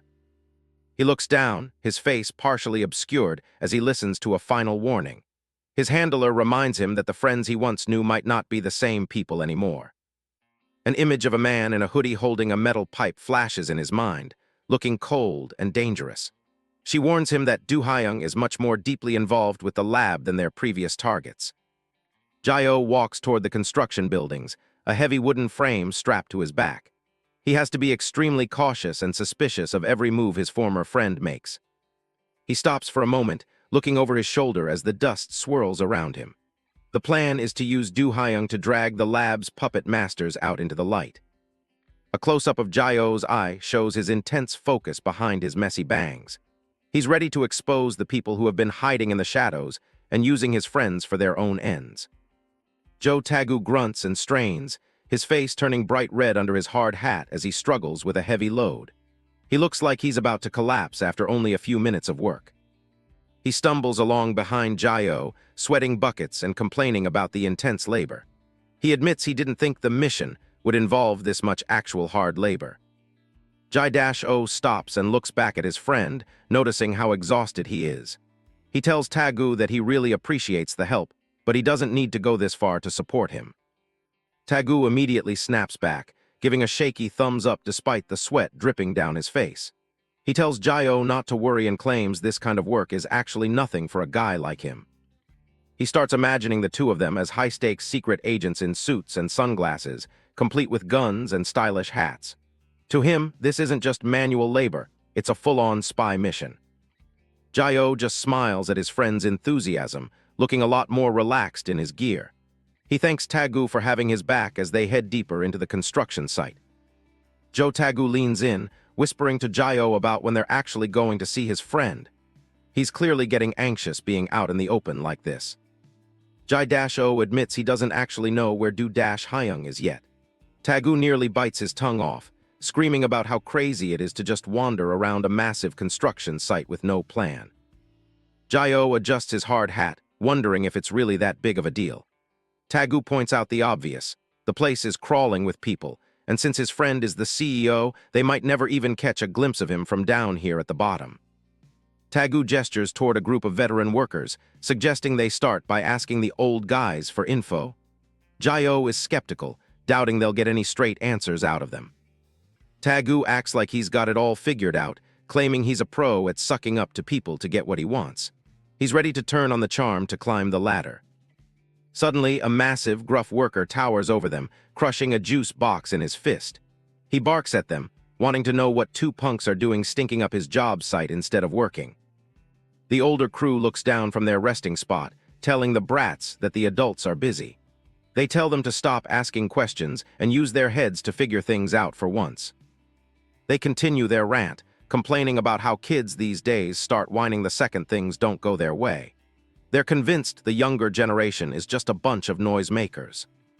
The veterans mutter about the country going to hell because the youth have rotten brains. They're clearly not in the mood for any rookie mistakes. The foreman points right in Jai-O's face, calling him a pretty boy gigolo. He warns them that if they trip and hurt the other workers, they'll be the ones taking responsibility. He points to a mountain of cement bags and gives them an ultimatum: move all of it within an hour. If they can't do it, he tells them to just beat it and go home. Jai-O and Tagu are left standing there as the foreman shouts at them to get moving. Tagu is paralyzed, while Jai-O just prepares for the task. The older workers walk away, leaving them to the grueling labor. Jai-O realizes they aren't even going to get a chance to ask about the CEO unless they finish this. Tagu looks at the pile in pure despair, wondering how they're supposed to shift all that weight in just 60 minutes. It seems like an impossible task for any normal person. Jai-O looks at the cement, recalling how they already got yelled at earlier for running with too much weight. He knows he has to find a way to do this without drawing too much suspicion. Without saying a word, Jai-O stacks 8 massive bags of cement on his shoulders. He balances the 160-kilogram load and tells Tagu that they'll just have to carry more and walk. Tagu's jaw drops as he screams at Jai-O, pointing out that 8 bags is way beyond what any human should be able to lift. He's terrified that his friend is about to blow his cover, or his spine. Jai-O just gives a determined look, deciding he'll move the pile his own way. He starts walking, the weight seemingly meaning nothing to him. The veteran workers turn around, hearing the commotion behind them. They can't believe what they're seeing. Jai-O takes off, moving at an incredible pace even with the mountain of cement on his back. The foreman yells at him for running again, concerned about safety. Jai-O shouts back that he isn't running, he's just speed walking. His legs are a total blur as he zips across the construction yard. Tagu struggles to keep up, huffing and puffing as he chases after his friend. The display of raw power is leaving everyone in the dust. The other laborers stand frozen, staring at the trail Jai-O is leaving behind. They're baffled by the kind of freakish strength this kid is hiding. In record time, the entire wall of cement bags has been moved to the designated spot. Jai-O and Tagu stand by the stack, the task already complete. Tagu wipes his brow, proud of the fact that they moved everything within the hour. He asks the workers what their next job is, eager to keep the momentum going. The veteran worker looks completely shell-shocked, his hand shaking as he tries to wrap his head around the brute force he just witnessed. He admits the kid has a lot of extra energy to spare. He points out that there's still more cement on the other side, though he's clearly unsure how they're going to handle it. Jai-O is already turning to head back. Jai-O zooms past again, shouting for everyone to move as he hauls another load. He's moving so fast he's basically a human blur in the middle of the site. The other workers can only stare in disbelief as the pretty boy continues to outperform the entire crew. They've never seen anything like it on a construction site. Soon enough, the other pile is finished too. Tagu is collapsed on the ground, gasping for air, while Jai-O stands tall, looking completely refreshed. Jai-O asks what else they can help with, his eyes bright and full of energy. The older workers are speechless, wondering how these brats have so much energy left to spare. The foreman and his buddy exchange a look, completely unable to believe what they're seeing. They realize they've totally underestimated these two. The crew puts them to work mixing cement next. Jai-O and Tagu dive right in, pouring the heavy bags into a large tub as the dust swirls around them.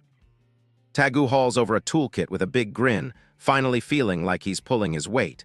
He's starting to enjoy the undercover life more than he expected. Jai-O carries several massive wooden beams on his shoulder, walking past a worker who is so shocked he nearly drops his hammer. The sheer weight of the timber seems like nothing to him. The veteran workers start whispering to each other, admitting that these kids are actually pretty tough and diligent. They're surprised by how fast the brats are moving. They decide that if all youngsters were like them, they'd welcome them with open arms. Up above, the crew is busy working on the high-voltage electrical lines. Suddenly, a massive reel of cable starts unspooling uncontrollably. The workers up top lose their grip on the heavy line. A live wire snaps and whips down from the upper level, crackling with blue electrical energy. Someone screams for everyone to look out as it falls through the air. The electrified line heads straight for a worker named Mr. Song. He looks up in absolute terror, frozen in place as the heavy black cable drops toward him. Jai-O doesn't hesitate for a second. He leaps forward and grabs the live wire with both hands. A massive surge of blue electricity arcs through his body, lighting up the dusty yard in a blinding flash. The other workers watch in horror as Jai-O absorbs the high-voltage shock. He grunts in pain, his body taking the full force of the current to keep it from hitting Mr. Song. Mr. Song reaches out in a blind panic, his face contorted in terror as the snapped cable drops toward him. He's frozen, unable to do anything but watch the impending disaster. A massive surge of electricity rips through Kim Jai-O's body as he grabs the wire, the voltage so intense that his skeleton becomes visible through his skin in a blinding flash of blue energy. The discharge crackles and hums with a deafening roar. A nearby worker lunges for the control panel, his hand slamming the high-voltage emergency lever down with a sharp metallic clack. The power is cut instantly, stopping the deadly flow of current. Jai-O collapses to the ground as the energy dissipates, smoke curling off his blackened shirt. Tagu and the other workers rush toward him, their faces filled with dread as they shout his name. Laborers from across the site scramble over, their boots kicking up dust as they converge on the fallen boy. They're all shouting at once, desperate to know if he's still breathing after taking such a massive hit. To everyone's shock, Jayo looks up and starts laughing, wiping soot from his chin. He gives them a wide grin and insists that he didn't actually get shocked, claiming it was just a close call. Internally, Jayo is relieved that his body didn't sustain any major burns, nodding that the current wasn't as strong as he'd feared. He realizes he narrowly avoided exposing his identity as a heart mutant to the whole yard. The veteran workers stand over him, laughing with a mix of relief and genuine admiration. They're amazed that he not only had the strength to move all that cement, but also has reflexes fast enough to catch a live wire. They gather around, wondering aloud how such a little guy could possibly be so powerful. One of them jokes that he looks like he could wrestle a cow into the ground without breaking a sweat. Jayo sits cross-legged on the dirt, sheepishly scratching his head as the men continue to praise his wildcat speed. He maintains his humble act, laughing along with their jokes. He reflects on how dangerous the site truly is, even for someone with his abilities. He's just glad he managed to pass through the incident without raising any serious suspicion. Jayo watches the gruff foreman nearby, noticing how on edge the man seems despite his tough exterior. He realizes that these veteran laborers are actually good guys who look out for their own. Tagu leans in, whispering to Jayo that since the old guys have accepted them, it's the perfect time to start digging for info. He's ready to move on to the next phase of their undercover mission. Jayo warns him to be careful.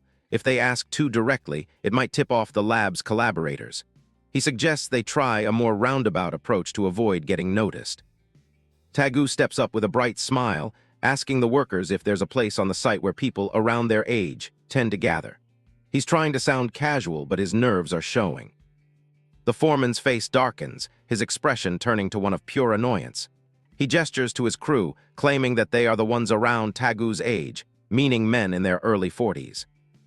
The older men burst out laughing, thinking Tagu is making a joke at their expense. They assume the boy is at least in his early 30s, find his question about young people hilarious.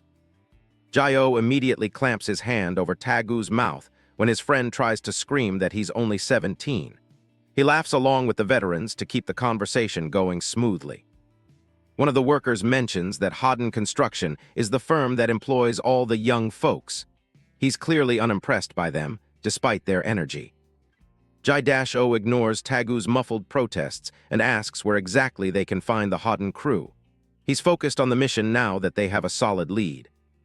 The worker warns them that Hodden is on a completely different level. They make a lot of money, but the work is brutal and the crew is full of dangerous-looking characters. A red-tinted silhouette shows the imposing figures associated with the company. Tagu and Jayo listen intently, with Jayo begging for the specific location. The worker points toward a different section of the yard.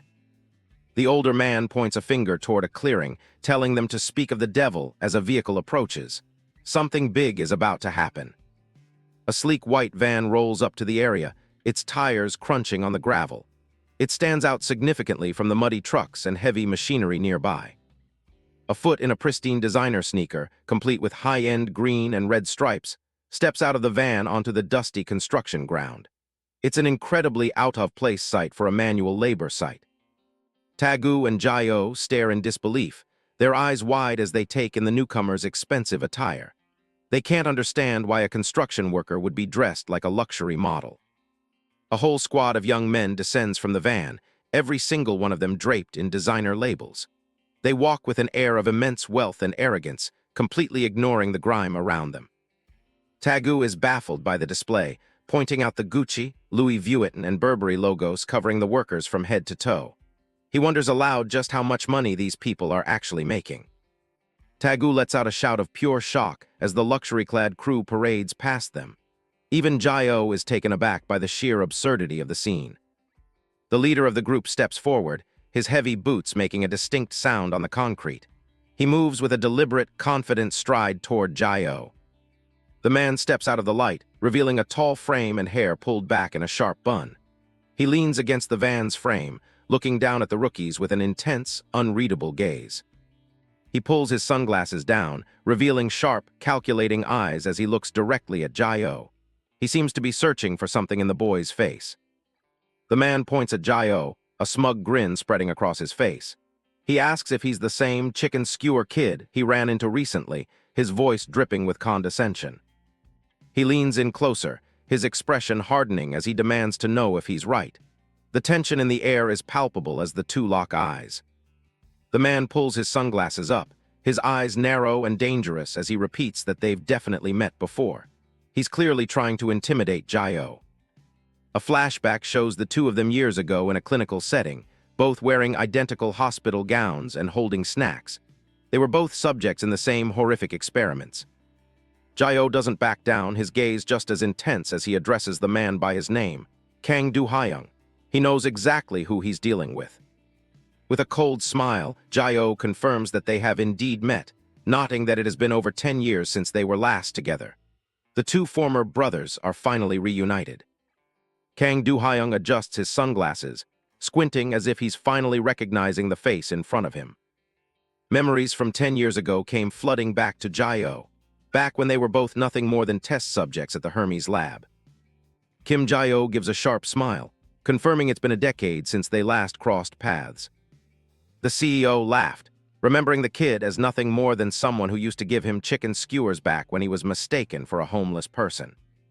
Jae-o doesn't find it funny. He tells him straight up, finding him here wasn't a coincidence. Do-hyung's grin fades as he realizes this isn't just a friendly visit. The kid let out a grunt of acknowledgement, but his mind was laser-focused on one thing, joining the company to uncover exactly how Do-hyung was still linked to the laboratory. He recalls the friendship they were forced into back during those dark days. But now, he's determined to cut those ties and finish what started in the lab. He's dead set on making sure that chapter of his life is closed for good. Back in the present, Do-hyung just lounged on his couch, clearly having no recollection of the boy or Jae-o's plan to infiltrate the company. He asks if Jae-o really came all this way just to ask for a job. Jo Tagu sits nearby, looking a bit nervous. The boss isn't interested. He tells the kid to stop wasting his breath and just go home. Jae-o just smirks. He's confident that the CEO won't have a choice but to let him in. He drops the hammer, reminding Do-hyung that he knows way too much about his past to be ignored. Do-hyung stops moving. The room suddenly feels a lot smaller as he turns to look at the boy. Jae-o offers to show them exactly what he's capable of. The site workers standing around mock him, wondering what a punk like him could possibly offer. He started by changing the position of the water cup. Then he proceeded to reorganize the pile of documents. Do-hyung watched him closely, still having no idea what the kid was trying to pull. And just like that, the kid started zipping around the room, rearranging books, adjusting the ashtray, and more. Tagu can barely believe what he's seeing as his friend zips through the room. The workers were just as confused, having no idea what the kid in front of them was trying to pull. Jae-o finished the overhaul by shoving the filing cabinet away from the window with a loud thud. Just like that, he's finished. He stands there calmly as if he didn't just move a ton of furniture in seconds. The entire office layout has been completely overhauled, looking far more organized than before. The crew is pissed, yelling at him to get out for touching their stuff. Do-hyung silences them, intrigued. He asks the boy why he thinks this new mess is efficient. Jae-o starts pointing things out. Since the boss is right-handed, his coffee cup belongs on the right side of the table. He explains how he's organized the documents by date, so they can be found instantly. And the pen holder was moved to a spot where it's within reach, without blocking any movement. The CEO asks why he bothered moving that heavy cabinet to the other side of the room. Jae-o explains that the cabinet was covering up the window. And for a CEO, having a clear view of the entire construction site is essential for supervision. The workers scream that it's nonsense and that they already had their own efficient system. Jae-o counters coldly, if they actually had a system, today's accident would have never happened. He reminds them that true efficiency isn't just about speed. It's about being able to see and respond to hazards immediately. The workers are stunned into silence. They didn't even realize an accident had occurred on their watch. Do-hyung's face hardens. He realizes his own team is completely oblivious to what's happening on the site. He points a finger at the foreman, demanding to know if he was aware of any accidents today. The foreman starts sweating, stammering that he hasn't received any official reports yet.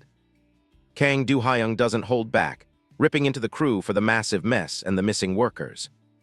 He tells them it's no wonder accidents are happening if they can't even handle the basics of the site. Then the CEO turns around and points a finger straight at Kim Jae-oh. Jae-oh just stares back, completely unbothered by the intense gaze. A slow, menacing smirk spreads across Do-hyung's face. He suddenly bursts into a manic laugh, admitting the kid actually caught something he managed to miss. He would have to rethink everything. Jae-oh just stood there in silence. Deep down, he knew this kind of logic was something he had learned from the man himself. A memory from the lab days surfaces. Two boys in hospital gowns discussing how to make their work more efficient. The boy with the skull face is ecstatic, saying he wants to learn everything Do-hyung knows. Even back then, Jae-oh had already learned so much from the future CEO. Back in the present, Do-hyung tells him he can start working for the company today. But for now, he's starting as an intern. The boss heads out, telling him to learn the ropes from the veterans. Jo Taegu and Jae-oh bow in thanks. Taegu is buzzing, thinking his friend is a genius for winning over the boss. But Jae-oh isn't celebrating. He knows exactly who Do-hyung is. He just needs to find the proof of his lab connections. Taegu is hyped and ready to get to work. Meanwhile, the rest of the crew is already fuming, watching the brats take a spot on their turf. One of the guys mutters under his breath about the arrogant little punk. They all look like they're ready to snap. This isn't going to be a friendly workplace. Fast forward an hour, and the boys are already deep into the manual labor. Hauling massive pipes is grueling work, but Taegu tries to stay positive since they're closer to their target now. Suddenly, a veteran worker starts screaming at them, asking who told them to lay the pipe that way. He calls them little punks, claiming they did it completely backward. Taegu is confused, trying to explain that they just followed the instructions they were given. The guy won't listen. He tells them to shut their mouths and redo the whole thing right now. Another hour passes. The boys are drenched in sweat and exhausted after relaying every single pipe. But as soon as they finish, the same guy is back, screaming even louder. Taegu is speechless. He knows he's being messed with. The worker kicks a pipe, yelling that they didn't even level the slope first. He asks if they have anything in their heads. Taegu tries to stand his ground, insisting the guy definitely told them to lay the pipe out now. The bully grabs Taegu by the collar, telling him that if he has a problem with how they do things, he can just get lost. He gave them exactly 1 hour to pull every single pipe back out. Taegu is seething. The disrespect is starting to boil over. As the worker walks away, he can't hide a satisfied smirk. He's enjoying every second of this. It finally clicks for Taegu. These bastards are hazing them on purpose. His inner rage is visualized as a massive, roaring bear. He's reached his limit. He told Jae-oh he needed to use the restroom. Taegu could sense that something was wrong, but Jae-oh was still completely in the dark. But Taegu isn't going to the bathroom. He's going to settle this once and for all. He quietly follows the group of workers into their break room. Inside, the guys are laughing about how much of a joke Jae-oh's efficiency talk is. They're planning to keep bullying the punks until they quit so they don't have to share their paycheck. One of them lights a cigarette, confident the foreman will back them up no matter what. Taegu can't take another word. He screams at them and makes his presence known. Jo Taegu finally loses it, screaming at the group of workers and asking if they thought he'd just sit back and take their abuse forever. The crew is caught off guard, wondering how the punk even managed to sneak into the locker room without making a sound. Taegu calls them out for giving him the runaround, but the large worker just laughs, asking what he plans to do about it. Taegu is seething, his fist clenched tight. He desperately wants to swing, but he knows he can't blow their cover yet. He screams that they're the ones who started this, challenging them to try and hit him if they think they're the only ones with fists.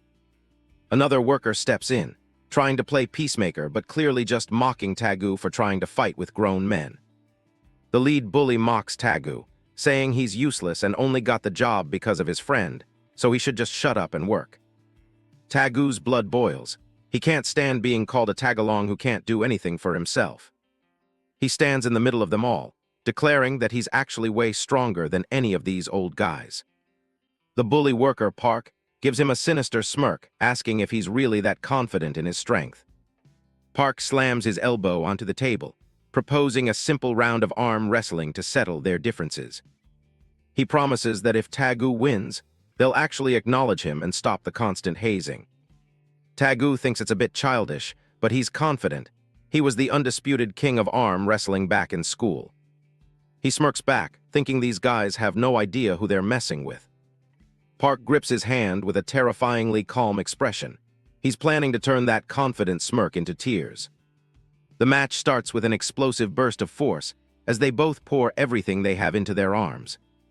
Almost immediately, Tagu's eyes widen in shock. The pressure is unlike anything he's ever felt before. His hand starts to tremble violently. He realizes far too late that this man is on an entirely different level of power. Park looks like he's barely even trying, staring Tagu down with a cold, superior grin. He tells the boys they lost and should just pack up and quit, leaving Tagu stunned by the unfair terms. The lead bully laughs, asking if he really thought the rules of their little game were only meant to benefit him. Tagu is trapped. He realizes this was never a fair match. It was a setup to get rid of them from the start. His hand is already turning a gruesome shade of purple as his capillaries begin to burst under the sheer pressure. Park doesn't let go, intentionally crushing the boy's hand and relishing in the sound of his agony. He sadistically suggests they keep going for a bit longer, completely ignoring Tagu's desperate pleas for mercy. Tagu is in total breakdown mode, sobbing and promising to go back to work if they just let him go. Through his tears, he warns them that his friend won't just stand by and let this happen. The lead bully just shrugs it off, telling Tagu that if he has a problem, he can try persuading his friend himself. He stares Tagu down with cold, dead eyes, showing absolutely no remorse for the torture they're inflicting. Tagu lets out a gut-wrenching scream as Park continues to squeeze the life out of his hand. He knows Jai-O could end these guys in a heartbeat, but he's terrified that Jai-O's commitment to the mission is too strong to break. He shouted that he was going to take on another round with them. He couldn't just stand by and let Jai-O shoulder the entire burden alone. He declared that this time, he'd finish him off with the power of friendship. Park's grip is like a vice. He tells Tagu it doesn't matter if they leave now, because he's going to make sure they can never work again. He tells the boy to clench his teeth, because his hand is about to be completely crushed into dust. With one final, brutal surge of strength, Park slams Tagu's hand down onto the table with a deafening crack. The table shatters under the impact, and Tagu's world explodes into a haze of pure, unadulterated pain. He's completely broken, wishing he had never tried to stand up to these monsters. In his agony, he reverts to a child, crying out for his mother and father to save him. With his last bit of strength, he screams out for Jai-O, his only hope left in this nightmare. Suddenly, another hand reaches out and catches Park's arm, stopping the brutality dead in its tracks. Everyone in the break room froze when they saw Jai-O standing there. The workers exchanged uneasy looks while Park stared him down, clearly annoyed by the interruption. Tagu was a complete wreck, sweating and barely able to keep his hand on the table. Jai-O looked on, realizing the rules here were a lot more brutal than he expected. He stepped up and told Park to do it with him instead. The rest of the crew couldn't believe the kid was actually issuing a challenge. They just burst out laughing, calling him a crazy bastard for thinking he stood a chance. Jai-O didn't react at all, his expression stone cold. Tagu warned him, pointing out how much damage these guys could do to a person's arm. Park just smirked and told him the rules were different here, and he'd be paying his own medical bills. Jai-O sat down as Park mocked him, saying he was done holding back out of pity. He reached across the table, warning Jai-O that his hand was about to get smashed. They locked hands and the match was set. Park stared him down, thinking this kid was just a fearless brat who needed to be put in his place. He decided right then that he was going to cripple Jai-O's hand just to teach him a lesson. He told him it would all be over in exactly 1 second. The match started, and a massive impact shook the entire table. A sickening crunch echoed through the room as the bones snapped instantly. Park let out a blood-curdling scream, clutching his shattered arm. The workers watching were completely paralyzed with shock at what they just saw. Jai-O didn't let go, telling him to get back into position. He slammed the mangled hand down again, declaring that they weren't finished yet. The force was so intense that the entire table just shattered into pieces. Park collapsed on the floor, wailing in absolute agony. The workers finally snapped out of it, screaming for their manager. They lost their minds and charged at Jae-oh all at once. Jae-oh stood his ground as the group rushed him. He landed a direct hit on the first guy, sending blood spraying. The next guy caught a punch so hard his face distorted from the impact. Jae-oh followed up with a double kick that sent two men flying backward. One worker tried to swing a wooden plank at his head. Jae-oh's head snapped back from the force of the impact, but his face remained expressionless. He countered with a strike that crushed the guy's nose. He didn't slow down, dropping another attacker instantly. Two other workers tried to rush in, but they just tripped over their fallen comrades mid-charge. They shouted out that this kid definitely wasn't human. The whole group decided to swarm him at the same time. But a loud voice suddenly boomed through the room, commanding everyone to stop. The workers froze right in their tracks. They turned around to see who was interrupting. They looked back in terror as the entire atmosphere shifted. Jae-oh stayed calm, waiting to see who had just entered the room. One of the workers calls out in terror as Kang Do-hyung walks into the room. The CEO stands in the doorway, staring them down and asking exactly what they think they're doing. A worker frantically tries to come up with an excuse for the chaotic scene on the floor. Kang Do-hyung doesn't wait for an answer. He grabs the man and slams his head into a divider with a loud crack. He pins the man down, reminding him that his job was to train the new guys, not bully them into the hospital. Jo Tagu watches with a pale face, convinced that this massive commotion is definitely going to get Jae-oh fired. The rest of the crew starts shouting that it was all just a misunderstanding, and they were only arm wrestling for fun. Tagu tries to get Jae-oh to leave by telling him he's fired, but Jae-oh just points back, saying the other guy was the real bully. Kang Do-hyung says he already knows these pathetic bastards have been throwing their weight around for years. He looks over at Jae-oh, nodding that the kid definitely went too far with his retaliation. He gestures to the floor where several workers are lying with broken noses and shattered arms. Jae-oh holds up Tagu's badly bruised and swollen hand, showing the CEO exactly why he lost his temper. He declares that the workers had to be paid back in full, so they'd never try messing with them again. Kang Do-hyung stares at him, surprised the kid is still brave enough to talk back after all the violence. He gets right in Jae-oh's face, asking if the boy is actually looking for a beating from him. Jae-oh doesn't flinch, saying he's only speaking up because staying quiet never changes a single thing. The CEO is stunned, the words hitting him harder than any punch ever could. It brings back a painful memory of his own time in the lab, huddled in a cell and thinking speech was useless. He remembers another kid screaming at him that silence is what keeps the horrible experiment going. That kid's face haunts him, the one who claimed he could endure anything but seeing a friend get hurt. Kang Do-hyung stares at Jae-oh, realizing the boy is a living reminder of the person he used to be. Tagu is already apologizing, certain that they're about to be kicked off the construction site for good.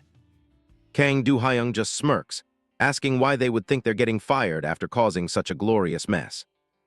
Both boys are caught off guard, unable to believe they're actually being allowed to stay. The CEO tells them that since Jae-oh put the manager in the hospital, he'll have to cover all that work himself. Another worker tries to protest the decision, but the CEO immediately shuts him up with a glare. He warns the group that he's already being generous by holding back his anger, so they'd better not push him. Jae-oh just looks up at him, ready to take on whatever grueling job he's about to be assigned.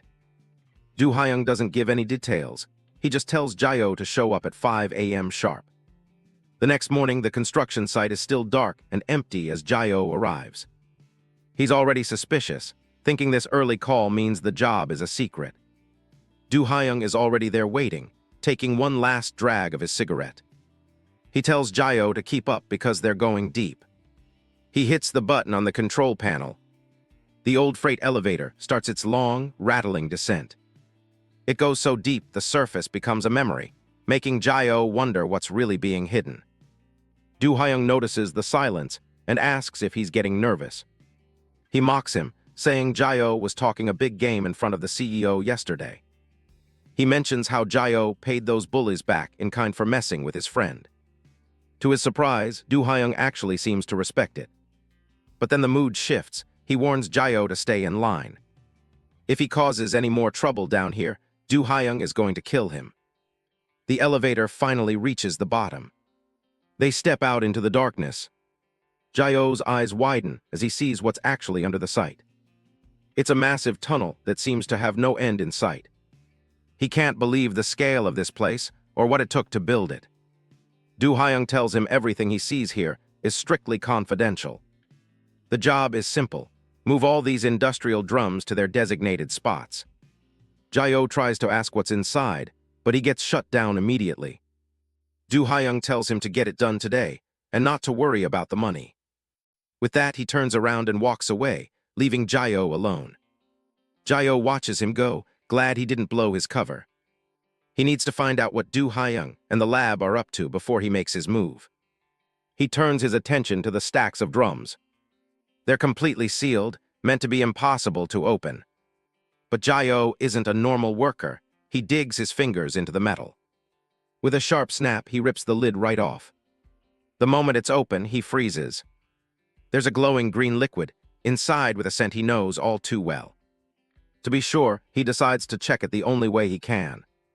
He plunges his hand directly into the glowing sludge.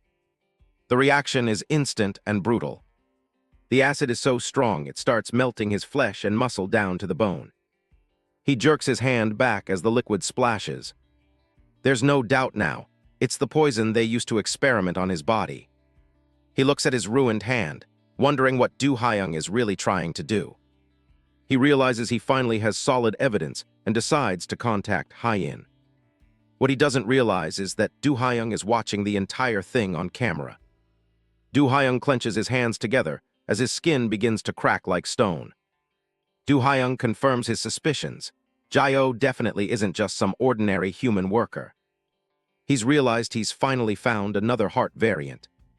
He wonders if the boy is with the police, or maybe another group trying to steal the lab's chemical secrets. Either way, he plans to get the truth out of him once they've captured him. He orders his men to attack without hesitation, telling them to stab and smash the intruder as much as they want. He wants to see exactly how far this kid's regeneration can actually go. Do Hyung decides he'll be the one to deliver the finishing blow when the time comes. Watching the monitors, he wonders what Jayo is really searching for down there. Meanwhile, Jayo tries to use his phone, but there's absolutely no signal this far underground. Do Hyung realizes Jayo didn't just stumble into this. He came here knowing exactly who he was dealing with. He thought Jayo was just some clueless, naive kid, but he's starting to see how wrong he was. It feels like the boy knows way more than he should, and he's been playing Do Hyung from the very beginning. He sees now that every single move Jayo made was part of a careful, calculated plan. He feels like his secrets are being chipped away, and the thugs start mobilizing to intercept the intruder. Jayo stands his ground at the gate as a large group of men approaches. A whole squad of thugs in green jumpsuits stares him down, armed with bats and knives. Do Hyung doesn't know Jayo's ultimate goal yet, but he's certain the boy picked the wrong person to mess with. The sun is almost up, and now Jayo has to face the entire crew at once. Jayo holds up his phone, finally admitting he knew the truth from the very start. The thugs are confused, demanding to know why he's even doing this.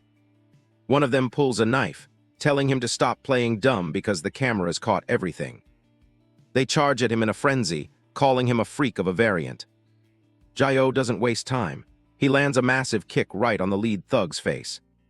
He starts tearing through them as more men rush in, screaming for the others to grab him. Watching the fight, Do Hyung assumes he's just dealing with a standard physically enhanced variant. Jayo just cracks his neck, ready to get serious since there's only one way out of this. If the path is blocked, he's just going to smash right through it.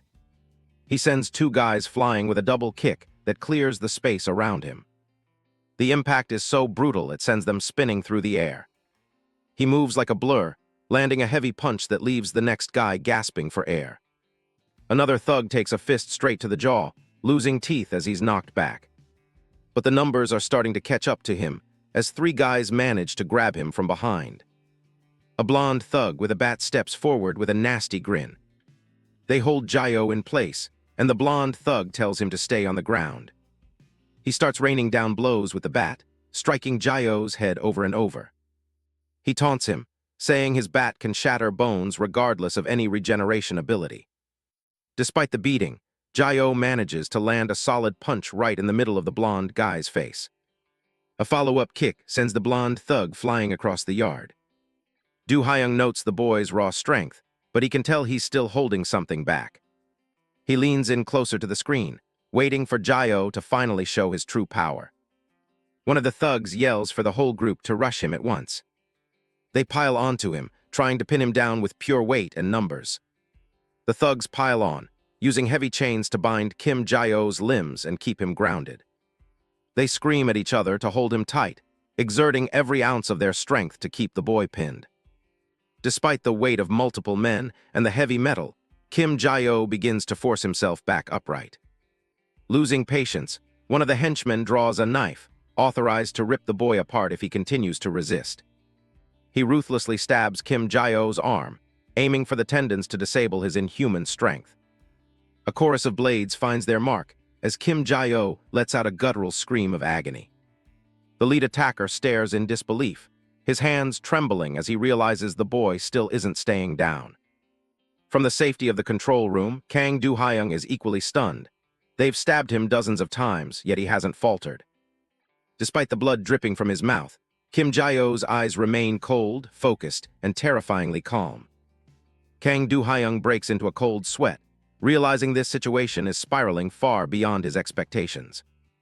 Blood pools on the floor, but it doesn't just sit there. It seems to pulse with a life of its own. Within Kim Jayo's chest, a monstrous glowing heart pulses with a dark and unnatural light. Kim Jayo roars as the thugs continue their relentless assault, turning the warehouse floor into a slaughterhouse. Kang Do-hyung watches intently, his eyes narrowing as he observes a terrifying phenomenon. He realizes that Kim Jayo isn't just bleeding out, he's somehow absorbing the blood spilled around him. The predator on the monitor is using the very damage inflicted upon him to fuel his own recovery.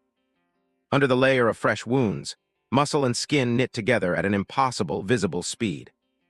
It's not just recovery, he's healing faster than the blades can tear his body apart. Kang Do-hyung knows that this level of complete regeneration is a rarity even among the most dangerous variants. One thug can only watch in horror as Kim Jayo begins to overpower them, his strength increasing with every drop absorbed. The boy moves with the unstoppable momentum of a runaway freight train, shattering the chains binding him. The remaining henchmen are left questioning what kind of monstrous heart could possibly sustain such power. Kim Jayo fixes them with a death glare, any semblance of a naive kid long since evaporated. He becomes a blur of motion, launching his counterattack with savage, animalistic precision. A single punch sends a grown man soaring into the air, the force of the blow echoing through the yard. He carves a path through the green-clad thugs, leaving a trail of broken bodies in his wake. The survivors are panicked, unable to keep up with his blinding speed as they swing at shadows. Kim Jayo shuts down another attacker before he can even bring his bat around. He delivers a devastating spinning kick, the sheer physical power behind it enough to crack ribs.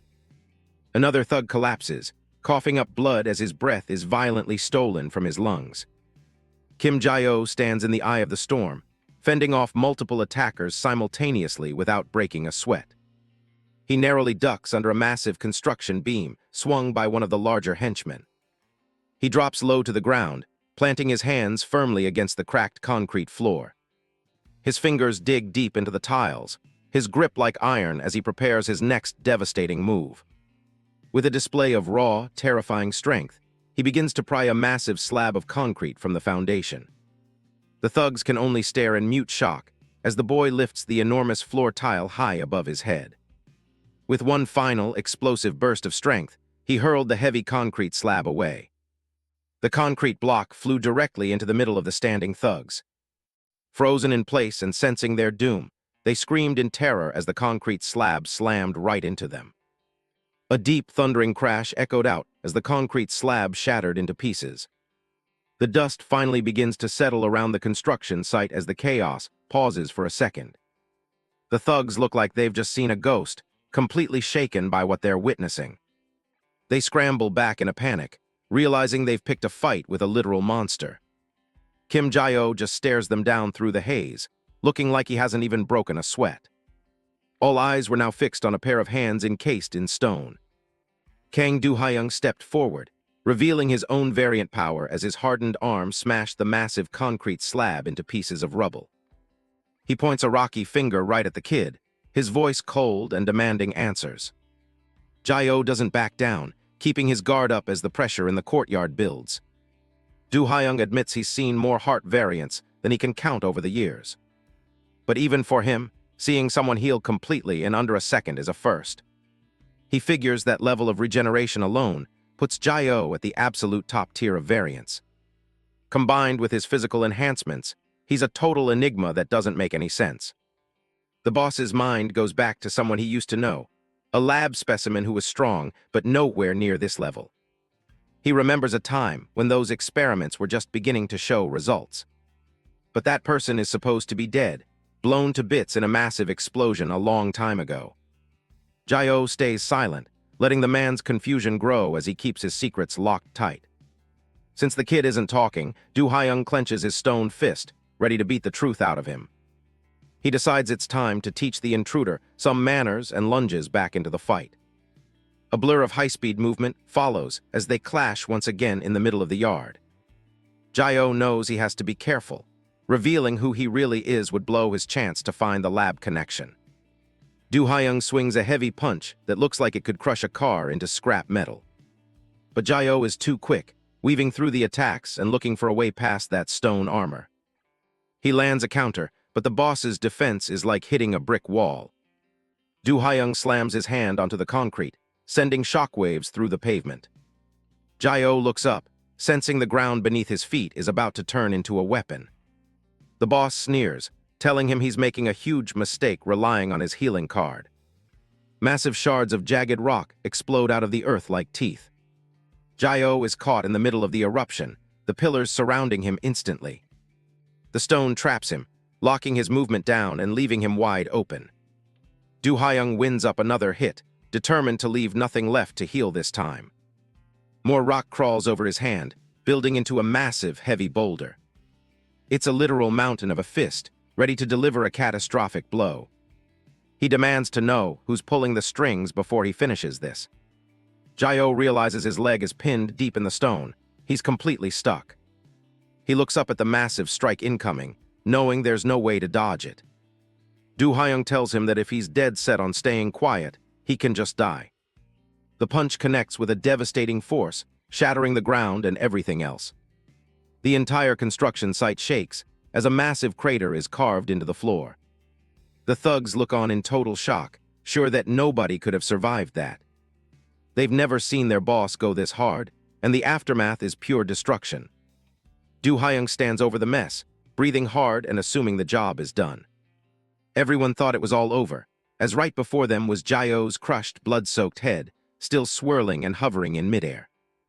Jae-ho's headless body remained standing for a split second, and before his head could hit the ground, the spraying blood suddenly converged into a stream, linking his head back to his body. Then the blood starts defying gravity, swirling around the neck area like a liquid vortex. The thugs are completely paralyzed with fear, unable to process the insanity unfolding in front of them.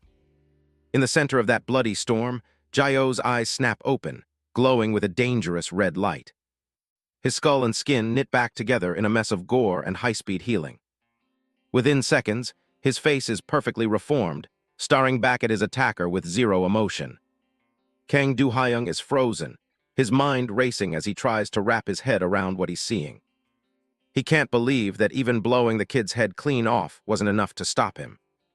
Before the boss can even react, Jae-ho is already back in the fight, moving with a speed that shouldn't be possible. The rock variant is in total shock. He thought he blew Kim Jae-ho's head clean off, yet the guy is still moving. The realization hits him like a freight train.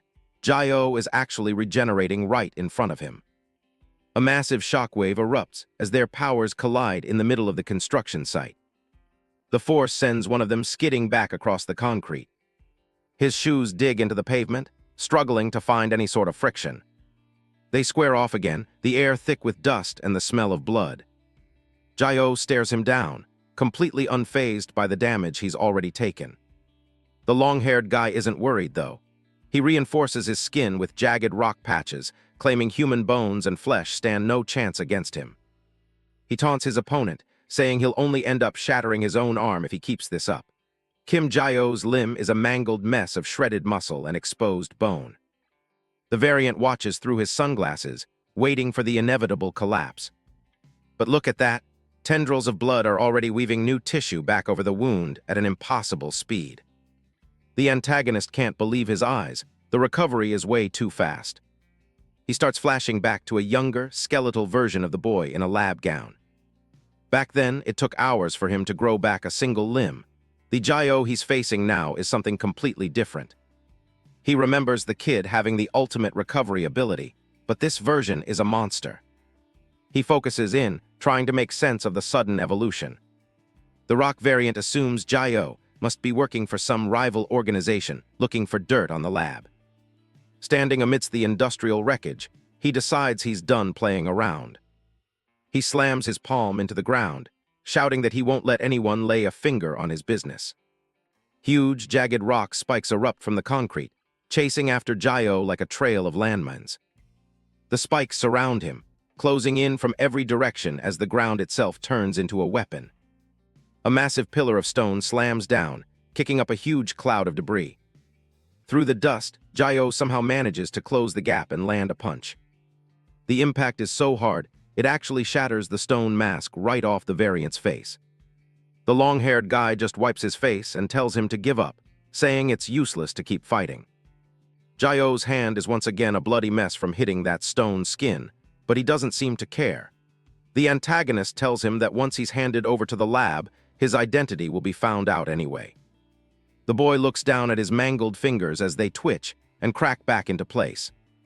He clenches his fist tight, realizing this guy has been supplying the lab with materials this whole time. His eyes go cold, warning the guy not to even think about getting away after what he's done.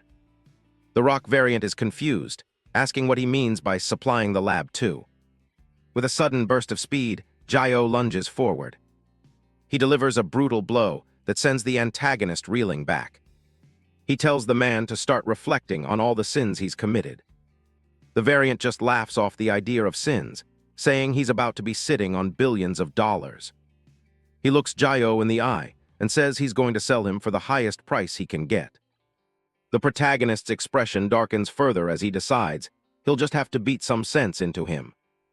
He reaches out toward the ground, his fingers touching the puddles of blood from the fallen thugs. The blood begins to flow upward, swirling around his arm in dark, crimson ribbons. The variant is stunned to see him absorbing even more blood from the surroundings. Looking at the corpses scattered nearby, the antagonist realizes there is a massive amount of fuel for Jae-oh to use. The rock variant wonders if he's trying to boost his attack power by absorbing all that vital energy. Jae-oh doesn't give him time to think, launching into a high kick. He stares down his foe, who still looks confident behind his stone-reinforced face. Jae-oh wound up for a punch, while the rock variant cursed at him for being too stupid to use his ability properly. Kim Jae-oh lunges forward, his speed creating a massive shockwave that catches the rock variant completely off guard. The variant is stunned to feel his rock-hard skin actually starting to crack under the pressure of Jae-oh's strikes. Jae-oh clenches his fist, preparing to follow up with everything he's got. A heavy blow connects right with the antagonist's head, sending rock fragments flying in every direction. Jae-oh tells him not to worry. He's more than happy to keep punching 1,000 times until that stone armor finally breaks. The variant grit his teeth in frustration, his face partially exposed as the stone mask crumbles. They clash in the middle of the site, a blur of motion as Jae-oh continues his relentless assault. He doesn't even care that his own arm is being shredded by the impact. He just keeps charging in head-on. The rock variant realizes the kid is intentionally sacrificing his own body just to analyze his weaknesses. He knows that once a crack appears in his defense, It's only a matter of time before the whole thing falls apart. Another punch lands, and this time, the entire stone layer over his head begins to buckle. In a desperate move, the long-haired guy slams his hands into the pavement, trying to create some distance. He can't believe how much speed Kim Jae-oh is putting behind every single movement. He manages to grab Jae-oh by the shirt, hopping to regain some control over the fight. But the momentum is already shifted, and the variant is the one being pushed back. A huge shockwave erupts, and he realizes he's genuinely struggling to keep up with the boy's pace. He lands in a crouch, gasping for air as he tries to reassess the situation. Kim Jae-oh is already standing, ready for the next round without a single sign of fatigue. The Rock variant looks at the cracks in his skin and thinks this kid is completely insane. Jae-oh's arm is mangled, but the blood is already weaving new muscle fibers right before the variant's eyes. He wonders if the kid even feels pain at this point. He realizes he completely underestimated his opponent, and that trying to capture him alive was a naive mistake. He starts picking up fragments of rock and actually shoving them into his mouth. Jae-oh watches in disbelief, wondering if this guy is actually eating rocks to power up. The variant's neck bulges as he forces the minerals down, preparing something massive. A dark, pulsing energy flares out around him, turning the scene into a nightmare of shadow and stone. His eye snaps open, and he barks an order for everyone else to clear out immediately. The thugs in blue jumpsuits look absolutely terrified by what their boss is about to do. They don't need to be told twice, scrambling to run as far away as they can. Chemical data overlays show the mineral composition he's gathering: silicon dioxide and clay minerals at insane densities. He slams his fist into the floor, focusing all that mass into a single point. The ground begins to vibrate at a precise frequency, shaking the entire foundation of the site. He clenches his stone-covered fist and prepares to call forth his final technique. Massive rock pillars erupt from the earth, dwarfing everything around them. Jae-oh stares up at the towering formations, shocked that the guy can control something that huge. He realizes that if one of those rocks hits him directly, there won't be enough of him left to regenerate from. The pillars loom over him, cutting off his escape routes. He knows he needs to move right now or he's dead. The Rock variant brings his hands together, focusing all his energy into the crushing blow. Jae-oh is caught between the massive stones as they start to close in on him. The rock walls slam shut, leaving him trapped in the center of the collision. A colossal crash echoes through the underground site as the formations pulverize everything in their path. Debris and chemical drums are scattered everywhere by the force of the impact. The dust and debris from the massive impact fill the air, leaving the area in ruins. The Rock variant wonders to himself who would have thought a creature with regeneration could push him to use his absolute full power. Shockwaves continue to ripple through the rubble as the force of the collision settles. The Rock variant drops to one knee, gasping for breath as the massive effort takes its toll on his body. He coughs up a splatter of blood, still processing the fact that he had to go all out against a single target. Looking down, he laments that if he could have delivered Jae-oh to the lab alive, he would have made a massive fortune. He admits to himself that he simply couldn't afford to hold back against such a relentless opponent. Suddenly, his eyes widen as he notices something through the settling haze. The thick cloud of dust begins to part, revealing a grim silhouette standing amidst the wreckage. The Rock variant can't believe his eyes. The skeleton of Kim Jae-oh is still standing, stripped of almost all its flesh. He watches in horror, wondering if the boy can actually regenerate from nothing but bone and scrap. The skeleton slumps forward, and for a moment, the antagonist hopes that even Jae-oh's insane ability has finally reached its limit. A chilling smile crosses his face as he admits that the sheer tenacity of his opponent gave him goosebumps. He tells himself that this outcome is actually better, at least now the threat is neutralized. But his relief is short-lived as a strange sensation makes him snap his attention back to the remains. The skeletal hand of Kim Jae-oh reaches upward, defying every law of nature. The Rock variant watches, paralyzed, as the skeleton begins to haul itself back onto its feet. He whispers that it should be impossible for anything to still be moving after a blow like that. In the background, the corpses of fallen thugs lie scattered, their blood pooling on the cold floor. To his absolute terror, he sees tendrils of blood from the surrounding area being sucked into Kim Jae-o's frame. The skeleton lunges forward with impossible speed, fueled by the fresh intake of vital energy. Muscle and sinew knit themselves back over the bone in real time. The Rock variant screams that such an immortal variant shouldn't exist. He realizes this isn't just high-speed healing anymore. It's a power that fundamentally denies the concept of death. The partially regrown Kim Jae-o delivers a devastating punch, the word resurrection echoing in the air. The Rock variant is blasted backward, the force of the strike shattering his remaining stone armor and making him retch. Jae-o doesn't stop, spinning into a follow-up strike that carries enough momentum to level a building. The impact sends the antagonist hurtling through the air, crashing into the reinforced walls of the facility. A massive crater forms in the wall as the Rock variant is pinned by the sheer kinetic energy. He slumps to the ground, his body broken and his mind struggling to comprehend how the tables turned so quickly. The antagonist coughs and wheezes, the internal damage far worse than anything he's faced before. He struggles to even lift his head as the sound of steady, approaching footsteps grows louder.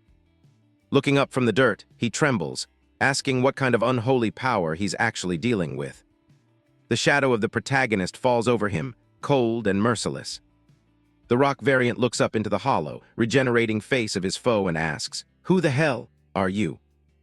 His eye is wide with a primal fear as he stares at the being that was a skeleton only moments ago. He grits his teeth, his pride and confidence completely shattered by the sight. Kim Jae-o stares back, his face half muscular and half bone, looking like a monster from a nightmare.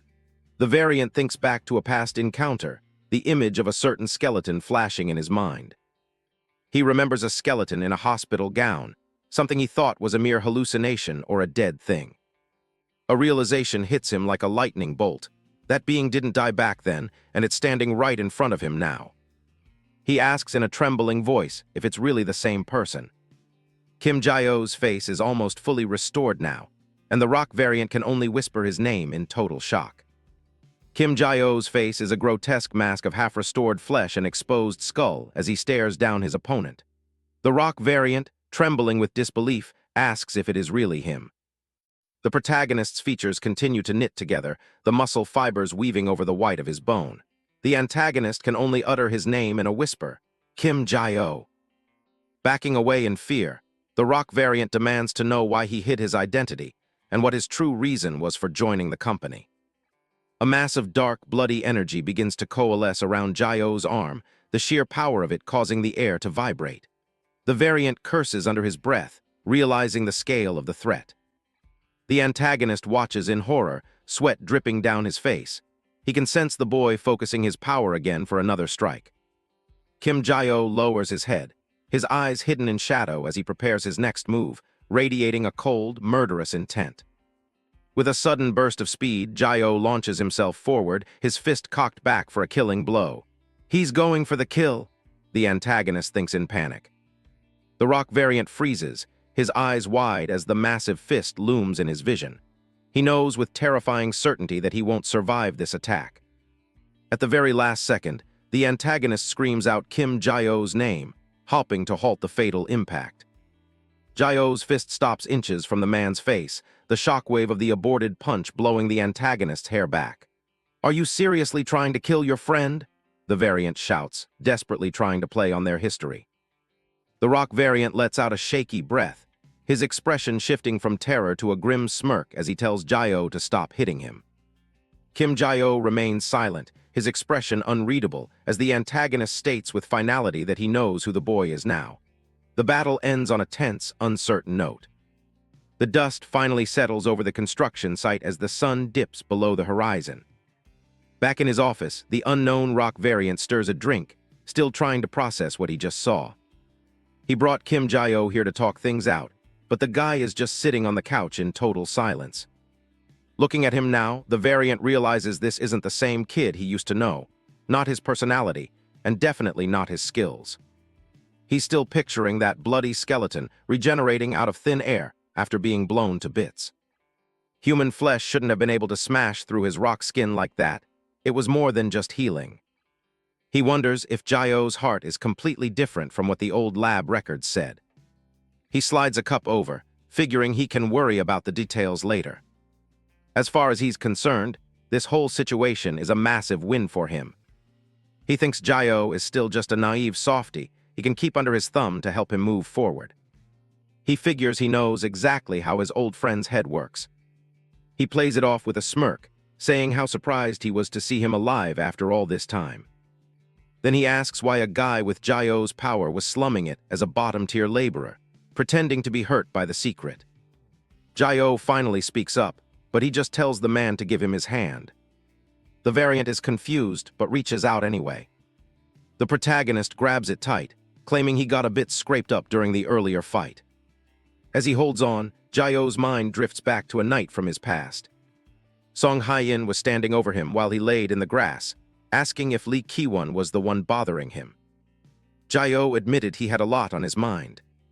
He asked her what he's supposed to do if a friend turns on him like that again. Her answer was blunt: he has to fight. But the thought of fighting his friends was agonizing for him, especially after missing them for so long. He desperately asked if there was some way to just talk some sense into them. She shut that down immediately with a sharp flick to his forehead. She looked him in the eye and asked what he actually wants. Rubbing his head, Jayo said he just wants to save everyone from the lab. She corrected him: they aren't just victims, they're the ones doing the lab's dirty work now. She told him to stop fooling himself, because those people are way past being saved by words. They're top-tier variants now, holding high positions because they serve the lab. She told him the truth: these people are in a position where taking a human life means absolutely nothing to them. She asked him if he really thought emotional pleas would work on people like that. If he didn't wake up, he wasn't going to save anyone, he was just going to be used. They'd throw him under the bus and sacrifice him the second it helped their goals. Just like what happened with Lee Ki-won. She warned him that the people he's trying to save are the same ones who will drive him to his deathbed. The realization that his trusted friends were now the ones driving him to his death hit him hard. Sitting there alone that night, he knew she was right. They weren't the innocent kids he knew anymore. If he kept acting like this, he was going to lose every single connection he had left. He asked her how he was supposed to change, and what he actually had to do to save them. She smirked, appreciating his resolve. But then she told him he was looking at it all wrong. Song Hye-in tells him he needs to shift his entire approach from the ground up, starting by no longer seeing those people as friends. If he really wants to save them, he can't be their equal, he has to stand above them. Jayo is stumped and asks how he's even supposed to do that. She bites into her finger and offers him her blood, telling him to try absorbing it. She reaches out a bloodied hand, challenging him to take it. Back in the present, the protagonist finishes absorbing the scrapes, and the unknown rock variant remarks on how strange he's become. Jayo looks him dead in the eyes and gives him a cold warning: don't lie to him from now on. He calls out the man's heart rate, exactly 80 beats per minute. His heartbeat is sounding crystal clear to the protagonist now. The variant is frozen in shock, realizing Jayo can actually read his pulse just by touching his blood. Flashback: Jayo is just as shocked, hearing Hye-in's heartbeat like it's audible. She explains that elite blood ability users use this sensory technique to read their opponents. If you can read their intentions through their pulse, you hold the reins of the conversation right from the start. Kim Jayo asks Kang Do-hyung why he's still involved with the organization that tortured them for a decade.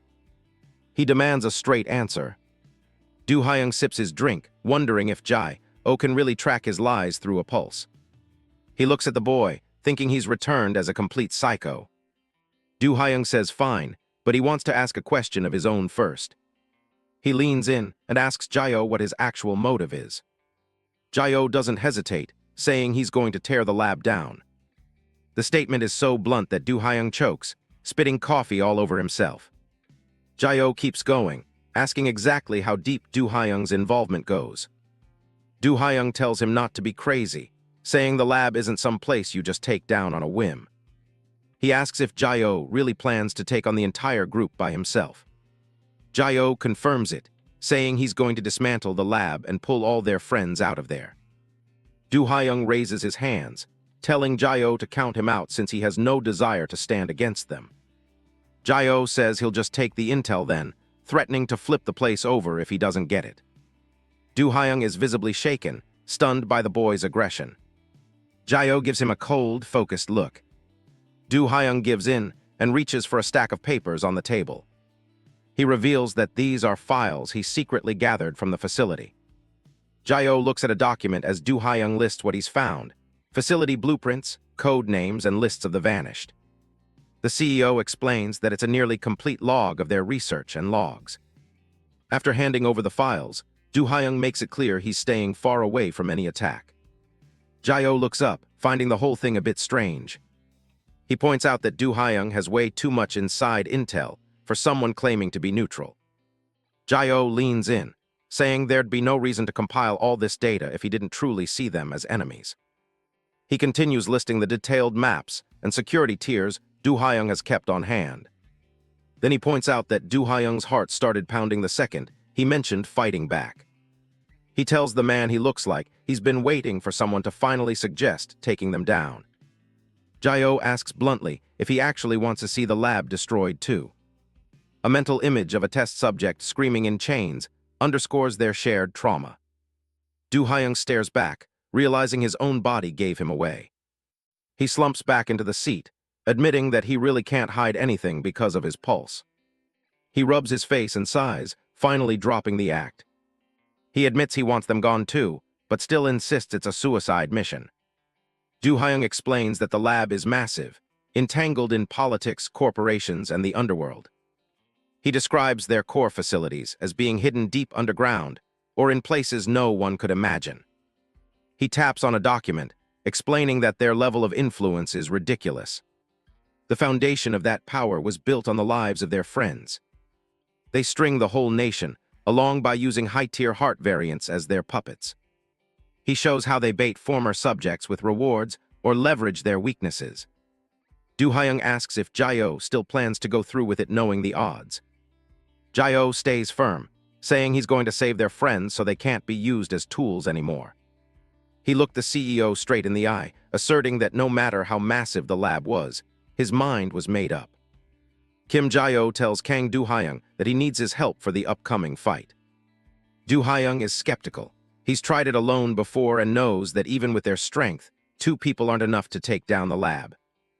He's surprised when Jae-oh reveals that he isn't working alone.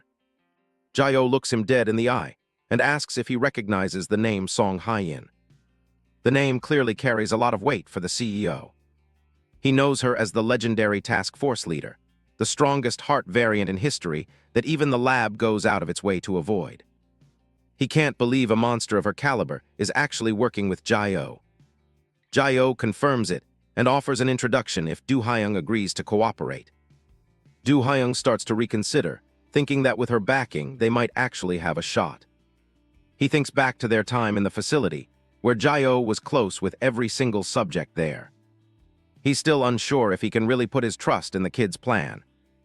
Jae-oh tells him that if he can't trust himself, then he should just put his faith in Jae-oh. Do Hyung sighs, feeling like this kid just threw his entire life into chaos. They seal the deal with a firm handshake. Do Hyung decides to go all in on the mission. Somewhere deep underground, a researcher walks into a high-security containment zone. He's there for Subject 440, a girl named I Am Narin. Inside the room, the girl is hanging by chains, her body covered in wounds from repeated experiments. The man tells her that she's just a replacement and that no one is ever coming to save her. Back in the present, Song Hye-in is already there, casually revealing Do Hyung's real identity. She explains that he was Subject 442 and possesses the heart of the rock. She's even tracked his success as the CEO of Hodden Construction. Hye-in notes that his company's underground work is all a front to support the lab's operations. Do Hyung tries to keep his composure, asking if she's been investigating him this whole time. Hye-in confirms he's been on their radar for quite a while. She knows everything about his fake identity and his history at the lab. Do Hyung isn't happy about being monitored, fearing he's just being used as bait. He tells her she's crossing a serious line by prying into his life like this. Hye-in just finds his anger amusing, comparing him to a bristling hedgehog. Du Hyung is at a loss for words, clearly outclassed by her authority. Jae-oh noticed that Du Hyung's heart was pounding so fast that he didn't even need his ability to hear it. He asks the man if he's really that terrified of the task force leader. Du Hyung admits he's absolutely petrified of her. He knows she's the one person the lab is truly wary of. Her presence is so intense it feels like she's peering directly into his mind. Hye-in points out that they're both after the same enemy, so there's no need for hostility. Du Hyung still doesn't trust the police, fearing he'll just be used and discarded once the job is done. Hye-in tries to ease the tension by saying she's actually a very warm person. Du Hyung isn't buying it. Nothing about her gives him any sense of reassurance. Hye-in realizes they aren't getting anywhere with the pleasantries. She tells him to just go to the same place as Lee Ki-won, the one she locked up previously. Song Hye-in smiles at Kang Du Hyung, telling him she was genuinely looking for a way to clear his criminal record. She adds that since he refuses to listen, he might as well just go to jail like the other variants. Du Hyung stares back at her, his face contorted with anger and fear at the threat. He shouts for her to wait, insisting that he had every intention of cooperating with her from the very beginning. Jae-oh watches the exchange, as the CEO desperately tries to salvage his situation. Hye-in remains cold, reminding him that aiding a terrorist organization like the lab is a severe crime. She looks over her papers, claiming she has the power to decide his fate at this very moment. She offers him a way out, promising to overlook his past as long as he stays within acceptable limits during their collaboration. She looks him in the eye, stating that her real objective is the total destruction of the lab. Du Hyung looks away, realizing he has no choice but to help her destroy the organization. Hye-in gets straight to the point, asking for the most valuable piece of intelligence he currently possesses. Du Hyung pulls out a document, suggesting there is a friend of Jae-oh's they can rescue right away. He identifies the target as I am Narin. A photo of a cold-looking girl was placed on the table. Jae-oh claims he knows her. She is a little girl with 2 pigtails, recalling the girl as being incredibly energetic and kind. Du Hyung is stunned by the description, remembering her as a cold, silent, and gloom-filled person. The two look at each other in confusion, unable to reconcile their wildly different views of the girl. Du Hyung insists that she was the very definition of gloomy during her time at the facility. Jae-oh is adamant that she wasn't like that at all, his mind drifting back to his childhood. He flashes back to a memory where I am Narin found him sitting alone in the dark. In his memory, she was always cheerful, begging him to come out and play with her. He remembers being badly hurt and embarrassed that his skin was still visibly regenerating after an experiment. He tried to hide his skeletal appearance from her, feeling ashamed and gross. But she didn't care about his monstrous looks, telling him how much she loved seeing him heal. She laughed with pure delight, her face full of genuine happiness for her friend. Back in the present, Du Hyung scoffs at the story, calling her a crazy brat for having such a reaction. Hye-in places her hand on a map of the lab, deciding that the rescue operation is their best first move. She notes that if the girl was close with Jae-oh, she'll be easier to convince to join their rebellion. She circles a location on the map, beginning to explain the details of the ambush. The plan involves intercepting a transport truck convoy along the Yunbikro route. They intend to strike quickly, wiping out the security forces in a coordinated attack. The goal is to secure the target and rescue Im Narin before reinforcements can respond. Du Hyung asks what kind of protection the police will provide for them during the high-risk raid. Hye-in stares him down, telling him that the police can keep the surrounding area locked down for exactly 10 minutes. She explains that they will jam all communications and block every entry point to prevent reinforcements. The tactical team will be on standby to ensure no enemy reinforcements break through the perimeter. They must finish the operation and rescue the girl within that narrow 10-minute window.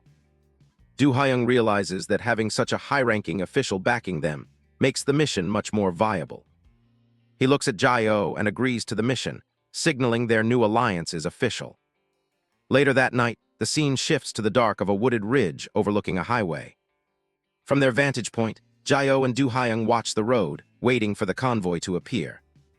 Du Hyung still can't believe Jae-oh remembers the girl as being energetic and happy. He reminds the boy that I am Narin once stabbed him and pushed him off a roof just to see if he'd heal. Jae-oh thought that even though she didn't have bad intentions, Kang Du-hyung continued to rant, claiming the girl was simply too weird to deal with.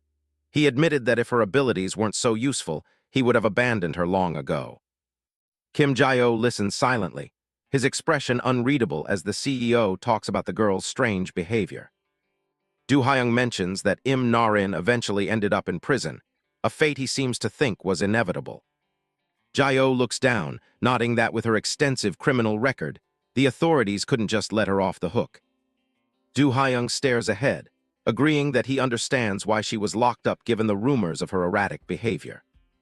He reflects on the past few years, his gaze distant as he thinks about how much has changed. The two men sit in the quiet forest, both lost in their own thoughts about the shifting world around them. Jae-oh looked up at the sky, while Kang Du-hyung remarked that a lot had happened while he was gone. He found the news about his old acquaintances quite surprising. Du-hyung admits that he honestly thought Jae-oh was dead, especially since he believed the boy only had a simple regenerative ability.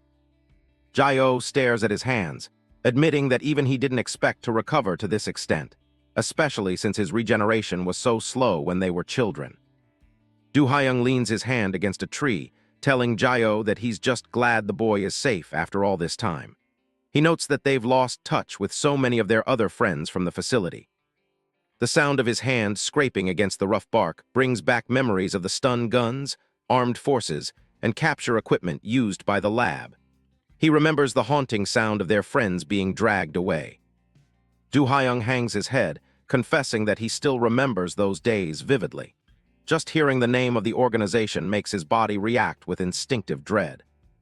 He admits that he's honestly terrified, with those traumatic memories flashing through his mind like a Pavlovian response.